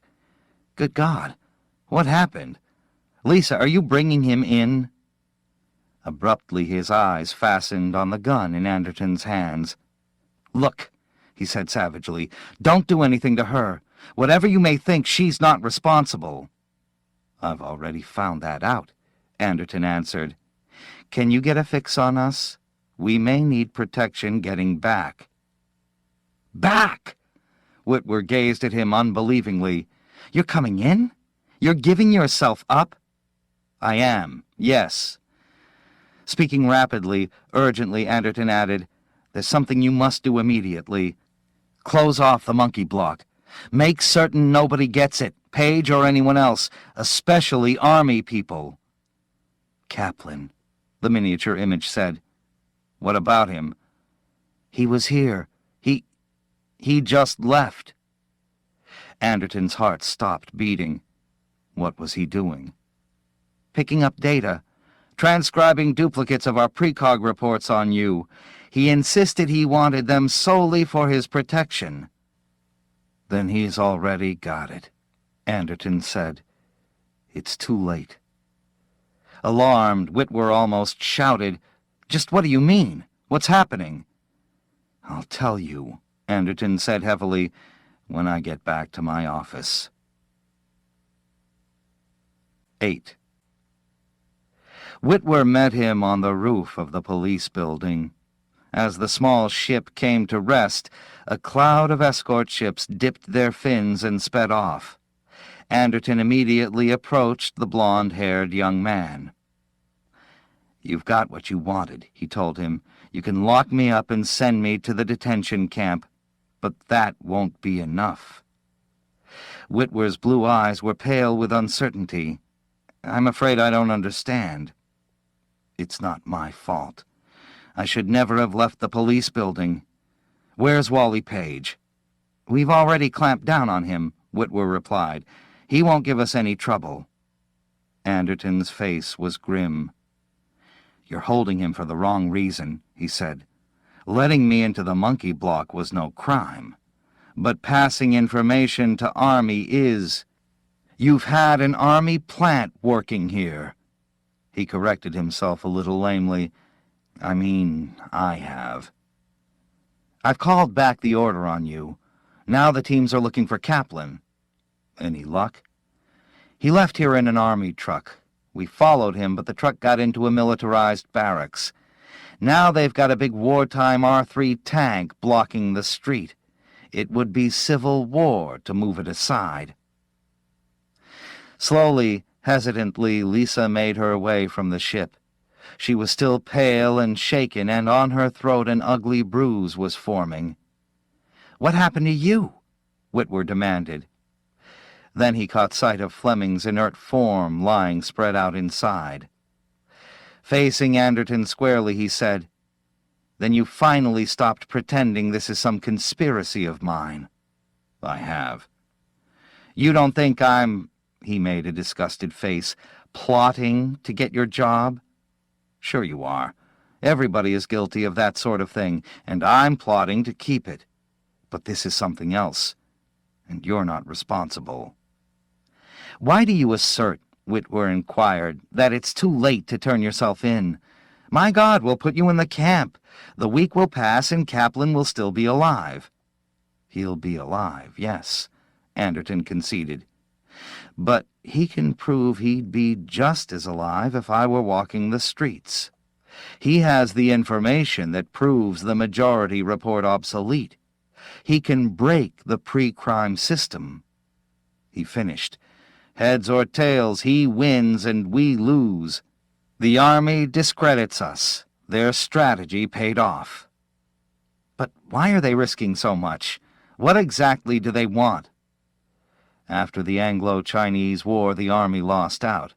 It isn't what it was in the good old AFWA days. They ran the complete show, both military and domestic. And they did their own police work." "Like Fleming," Lisa said faintly. "After the war, the West Bloc was demilitarized. Officers like Kaplan were retired and discarded. Nobody likes that." Anderton grimaced. "I can sympathize with him. He's not the only one. But we couldn't keep on running things that way. We had to divide up the authority." "You say Kaplan is one," Whitwer said. "Isn't there anything we can do?" "I'm not going to kill him. We know it, and he knows it. Probably he'll come around and offer us some kind of deal. We'll continue to function, but the Senate will abolish our real pull. You wouldn't like that, would you?" "I should say not," Whitwer answered emphatically. "One of these days I'm going to be running this agency." He flushed. Not immediately, of course. Anderton's expression was somber. "It's too bad you publicized the majority report. If you had kept it quiet, we could cautiously draw it back in. But everybody's heard about it. We can't retract it now." "I guess not," Whitwer admitted awkwardly. "Maybe I don't have this job down as neatly as I imagined." You will, in time. You'll be a good police officer. You believe in the status quo, but learn to take it easy. Anderton moved away from them. I'm going to study the data tapes of the majority report. I want to find out exactly how I was supposed to kill Kaplan. Reflectively, he finished, It might give me some ideas. The data tapes of the precogs, Donna and Mike, were separately stored. Choosing the machinery responsible for the analysis of Donna, he opened the protective shield and laid out the contents. As before, the code informed him which reels were relevant, and in a moment he had the tape transport mechanism in operation. It was approximately what he had suspected. This was the material utilized by Jerry, the superseded time path. In it, Kaplan's military intelligence agents kidnapped Anderton as he drove home from work. Taken to Kaplan's villa, the organization GHQ of the International Veterans League. Anderton was given an ultimatum: voluntarily disband the pre-crime system or face open hostilities with Army. In this discarded time path, Anderton, as police commissioner, had turned to the Senate for support. No support was forthcoming. To avoid civil war, the Senate had ratified the dismemberment of the police system and decreed a return to military law to cope with the emergency. Taking a corps of fanatic police, Anderton had located Kaplan and shot him, along with other officials of the Veterans League. Only Kaplan had died. The others had been patched up, and the coup had been successful. This was Donna. He rewound the tape and turned to the material previewed by Mike. It would be identical. Both precogs had combined to present a unified picture. Mike began as Donna had begun. Anderton had become aware of Kaplan's plot against the police. But something was wrong. Puzzled, he ran the tape back to the beginning.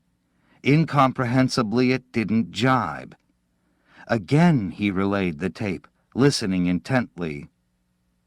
The Mike report was quite different from the Donna report.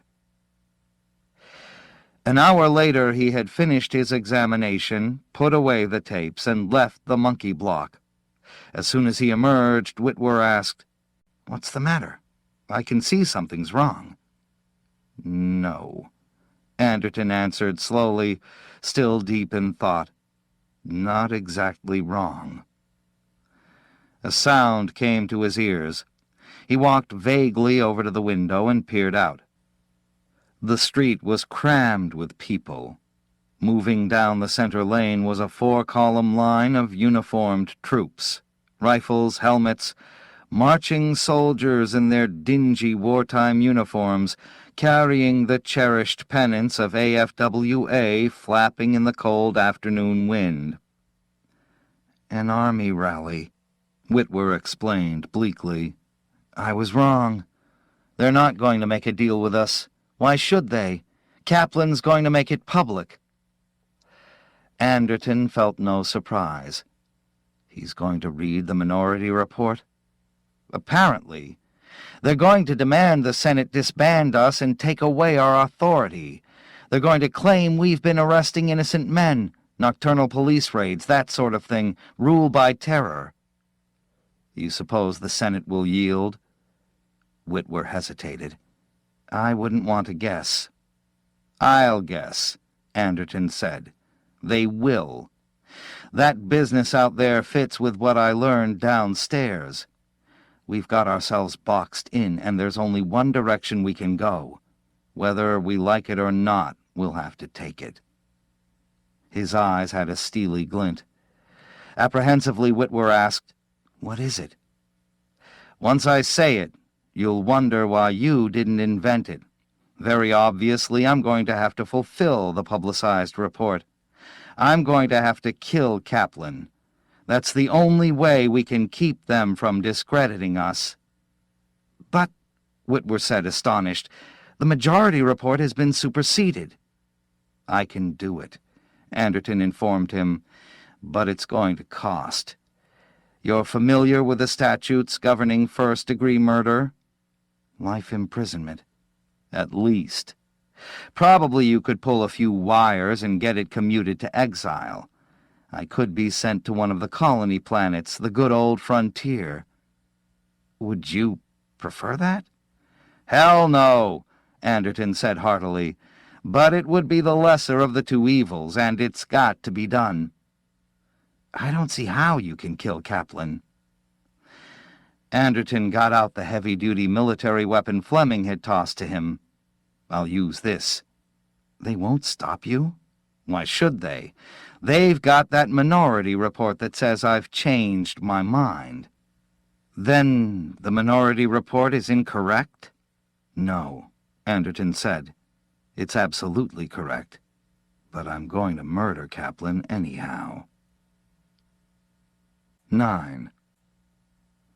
He had never killed a man. He had never even seen a man killed, and he had been police commissioner for 30 years. For this generation, deliberate murder had died out. It simply didn't happen. A police car carried him to within a block of the Army rally. There, in the shadows of the back seat, he painstakingly examined the pistol Fleming had provided him. It seemed to be intact. Actually, there was no doubt of the outcome. He was absolutely certain of what would happen within the next half hour. Putting the pistol back together, he opened the door of the parked car and stepped warily out. Nobody paid the slightest attention to him. Surging masses of people pushed eagerly forward, trying to get within hearing distance of the rally. Army uniforms predominated, and at the perimeter of the cleared area a line of tanks and major weapons was displayed, formidable armament still in production. Army had erected a metal speaker's stand and ascending steps. Behind the stand hung the vast AFWA banner, emblem of the combined powers that had fought in the war. By a curious corrosion of time, the AFWA Veterans League included officers from the wartime enemy. But a general was a general, and fine distinctions had faded over the years.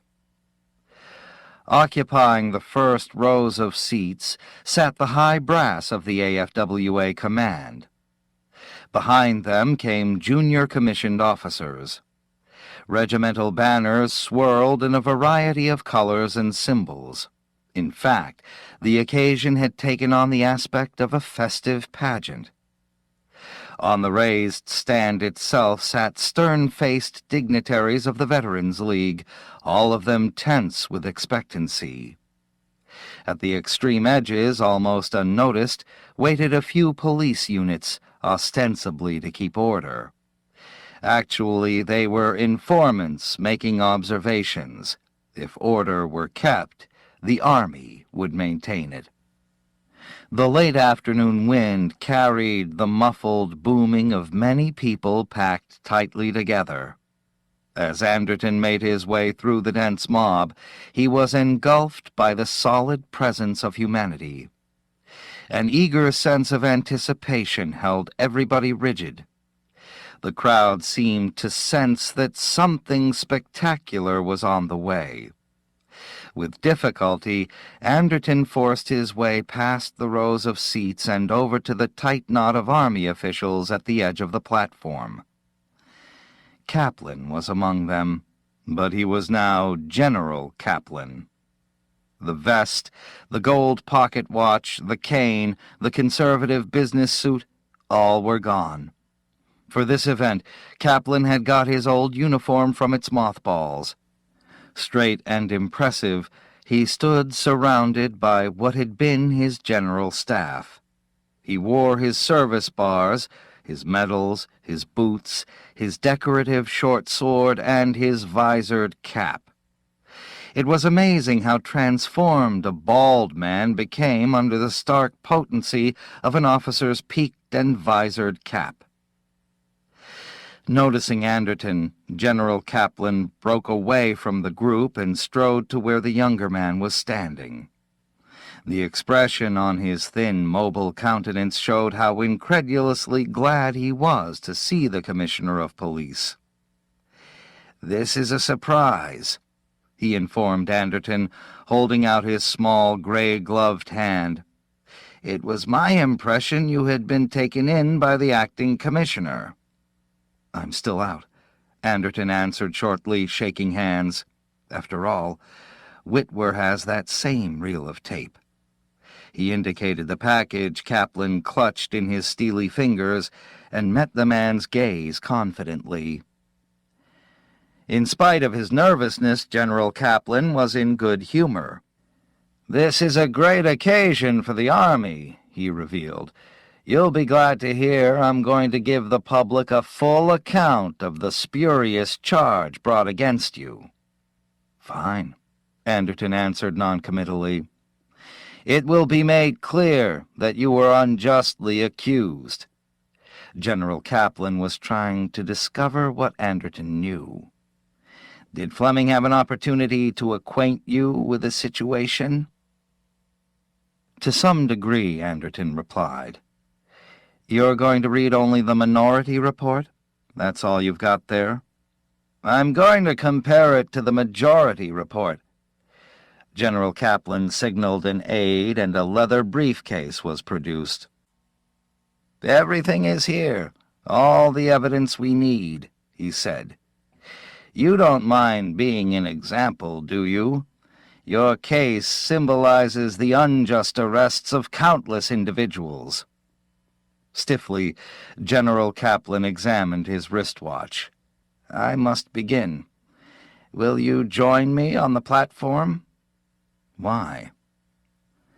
Coldly, but with a kind of repressed vehemence, General Kaplan said, "So they can see the living proof.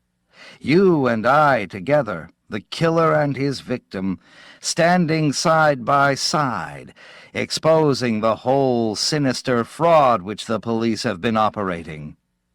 "Gladly," Anderton agreed. "What are we waiting for?" Disconcerted, General Kaplan moved toward the platform. Again he glanced uneasily at Anderton, as if visibly wondering why he had appeared and what he really knew. His uncertainty grew as Anderton willingly mounted the steps of the platform and found himself a seat directly beside the speaker's podium. "You fully comprehend what I'm going to be saying?" General Kaplan demanded. "The exposure will have considerable repercussions. It may cause the Senate to reconsider the basic validity of the pre-crime system." "I understand," Anderton answered, arms folded. "Let's go." A hush had descended on the crowd, but there was a restless, eager stirring when General Kaplan obtained the briefcase and began arranging his material in front of him. "The man sitting at my side," he began in a clean-clipped voice, "is familiar to you all. You may be surprised to see him, for until recently he was described by the police as a dangerous killer." The eyes of the crowd focused on Anderton. Avidly they peered at the only potential killer they had ever been privileged to see at close range. "Within the last few hours, however," General Kaplan continued, "the police order for his arrest has been cancelled because former Commissioner Anderton voluntarily gave himself up? No, that is not strictly accurate. He is sitting here. He has not given himself up, but the police are no longer interested in him. John Allison Anderton is innocent of any crime in the past, present, and future. The allegations against him were patent frauds, diabolical distortions of a contaminated penal system based on a false premise. A vast, impersonal engine of destruction, grinding men and women to their doom.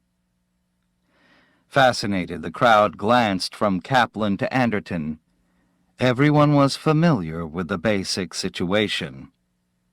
Many men have been seized and imprisoned under the so-called prophylactic pre-crime structure, General Kaplan continued, his voice gaining feeling and strength. Accused not of crimes they have committed, but of crimes they will commit. It is asserted that these men, if allowed to remain free, will at some future time commit felonies. But there can be no valid knowledge about the future. As soon as precognitive information is obtained, it cancels itself out. The assertion that this man will commit a future crime is paradoxical. The very act of possessing this data renders it spurious. In every case, without exception, the report of the 3 police precogs has invalidated their own data. If no arrests had been made, there would still have been no crimes committed. Anderton listened idly, only half hearing the words. The crowd, however, listened with great interest. General Kaplan was now gathering up a summary made from the Minority Report. He explained what it was and how it had come into existence. From his coat pocket, Anderton slipped out his gun and held it in his lap. Already, Kaplan was laying aside the Minority Report, the precognitive material obtained from Jerry. His lean, bony fingers groped for the summary of first Donna, and after that, Mike. This was the original Majority Report, he explained. The assertion made by the first 2 precogs that Anderton would commit a murder.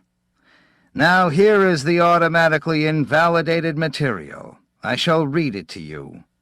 He whipped out his rimless glasses, fitted them to his nose, and started slowly to read. A queer expression appeared on his face. He halted, stammered, and abruptly broke off. The papers fluttered from his hands.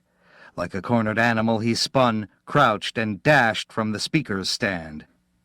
For an instant, his distorted face flashed past Anderton. On his feet now, Anderton raised the gun, stepped quickly forward, and fired.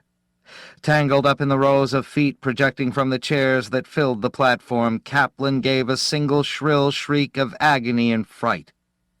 Like a ruined bird he tumbled, fluttering and flailing, from the platform to the ground below.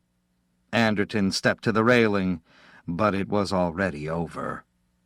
Kaplan, as the Majority Report had asserted, was dead. His thin chest was a smoking cavity of darkness, crumbling ash that broke loose as the body lay twitching. Sickened, Anderton turned away and moved quickly between the rising figures of stunned army officers. The gun, which he still held, guaranteed that he would not be interfered with. He leaped from the platform and edged into the chaotic mass of people at its base. Stricken, horrified, they struggled to see what had happened. The incident occurring before their very eyes was incomprehensible. It would take time for acceptance to replace blind terror. At the periphery of the crowd, Anderton was seized by the waiting police. "You're lucky to get out," one of them whispered to him as the car crept cautiously ahead. "I guess I am," Anderton replied remotely. He settled back and tried to compose himself. He was trembling and dizzy. Abruptly he leaned forward and was violently sick. "The poor devil," one of the cops murmured sympathetically. Through the swirls of misery and nausea, Anderton was unable to tell whether the cop was referring to Kaplan or to himself. 10. 4 burly policemen assisted Lisa and John Anderton in the packing and loading of their possessions. In 50 years, the ex-commissioner of police had accumulated a vast collection of material goods. Somber and pensive, he stood watching the procession of crates on their way to the waiting trucks. By truck, they would go directly to the field, and from there to Centaurus 10 by intersystem transport. A long trip for an old man, but he wouldn't have to make it back. "There goes the second from the last crate," Lisa declared, absorbed and preoccupied by the task. In sweater and slacks, she roamed through the barren rooms, checking on last-minute details. "I suppose we won't be able to use these new atronic appliances. They're still using electricity on Cent 10. "I hope you don't care too much," Anderton said. "We'll get used to it," Lisa replied, and gave him a fleeting smile. "Won't we?" "I hope so. You're positive you'll have no regrets?" "If I thought—" "No regrets," Lisa assured him. "Now suppose you help me with this crate." As they boarded the lead truck, Whitwer drove up in a patrol car. He leaped out and hurried up to them, his face looking strangely haggard. "Before you take off," he said to Anderton, "you'll have to give me a breakdown on the situation with the precogs. I'm getting inquiries from the Senate. They want to find out if the middle report, the retraction, was an error or what." Confusedly he finished, "I still can't explain it. The minority report was wrong, wasn't it?" "Which minority report?" Anderton inquired, amused. Whitwer blinked. "Then that is it. I might have known." Seated in the cabin of the truck, Anderton got out his pipe and shook tobacco into it. With Lisa's lighter, he ignited the tobacco and began operations. Lisa had gone back to the house, wanting to be sure nothing vital had been overlooked. There were 3 minority reports, he told Whitwer, enjoying the young man's confusion. Someday Whitwer would learn not to wade into situations he didn't fully understand. Satisfaction was Anderton's final emotion. Old and worn out as he was, he had been the only one to grasp the real nature of the problem. The 3 reports were consecutive, he explained. The first was Donna. In that time path, Kaplan told me of the plot, and I promptly murdered him. Jerry, faced slightly ahead of Donna, used her report as data. He factored in my knowledge of the report. In that, the second time path, all I wanted to do was to keep my job. It wasn't Kaplan I wanted to kill. It was my own position and life I was interested in. And Mike was the third report? That came after the minority report? Whitwer corrected himself. I mean, it came last. Mike was the last of the 3, yes. Faced with the knowledge of the first report, I had decided not to kill Kaplan. That produced report 2, but faced with that report, I changed my mind back. Report 2, Situation 2, was the situation Kaplan wanted to create. It was to the advantage of the police to recreate Position 1. And by that time I was thinking of the police. I had figured out what Kaplan was doing. The third report invalidated the second one in the same way the second one invalidated the first. That brought us back where we started from. Lisa came over, breathless and gasping. "Let's go. We're all finished here." Lithe and agile, she ascended the metal rungs of the truck and squeezed in beside her husband and the driver. The latter obediently started up his truck, and the others followed. Each report was different, Anderton concluded. Each was unique. But 2 of them agreed on one point. If left free, I would kill Kaplan. That created the illusion of a majority report. Actually, that's all it was, an illusion.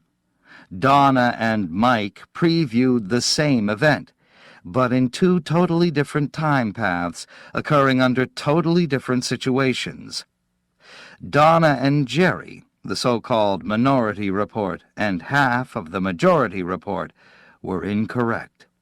Of the three, Mike was correct, since no report came after his to invalidate him. That sums it up. Anxiously, Whitwer trotted along beside the truck, his smooth blonde face creased with worry. Will it happen again? Should we overhaul the setup? It can happen in only one circumstance, Anderton said. My case was unique, since I had access to the data. It could happen again, but only to the next police commissioner. So watch your step. Briefly he grinned, deriving no inconsiderable comfort from Whitwer's strained expression. Beside him, Lisa's red lips twitched, and her hand reached out and closed over his. "Better keep your eyes open," he informed young Whitwer. "It might happen to you at any time."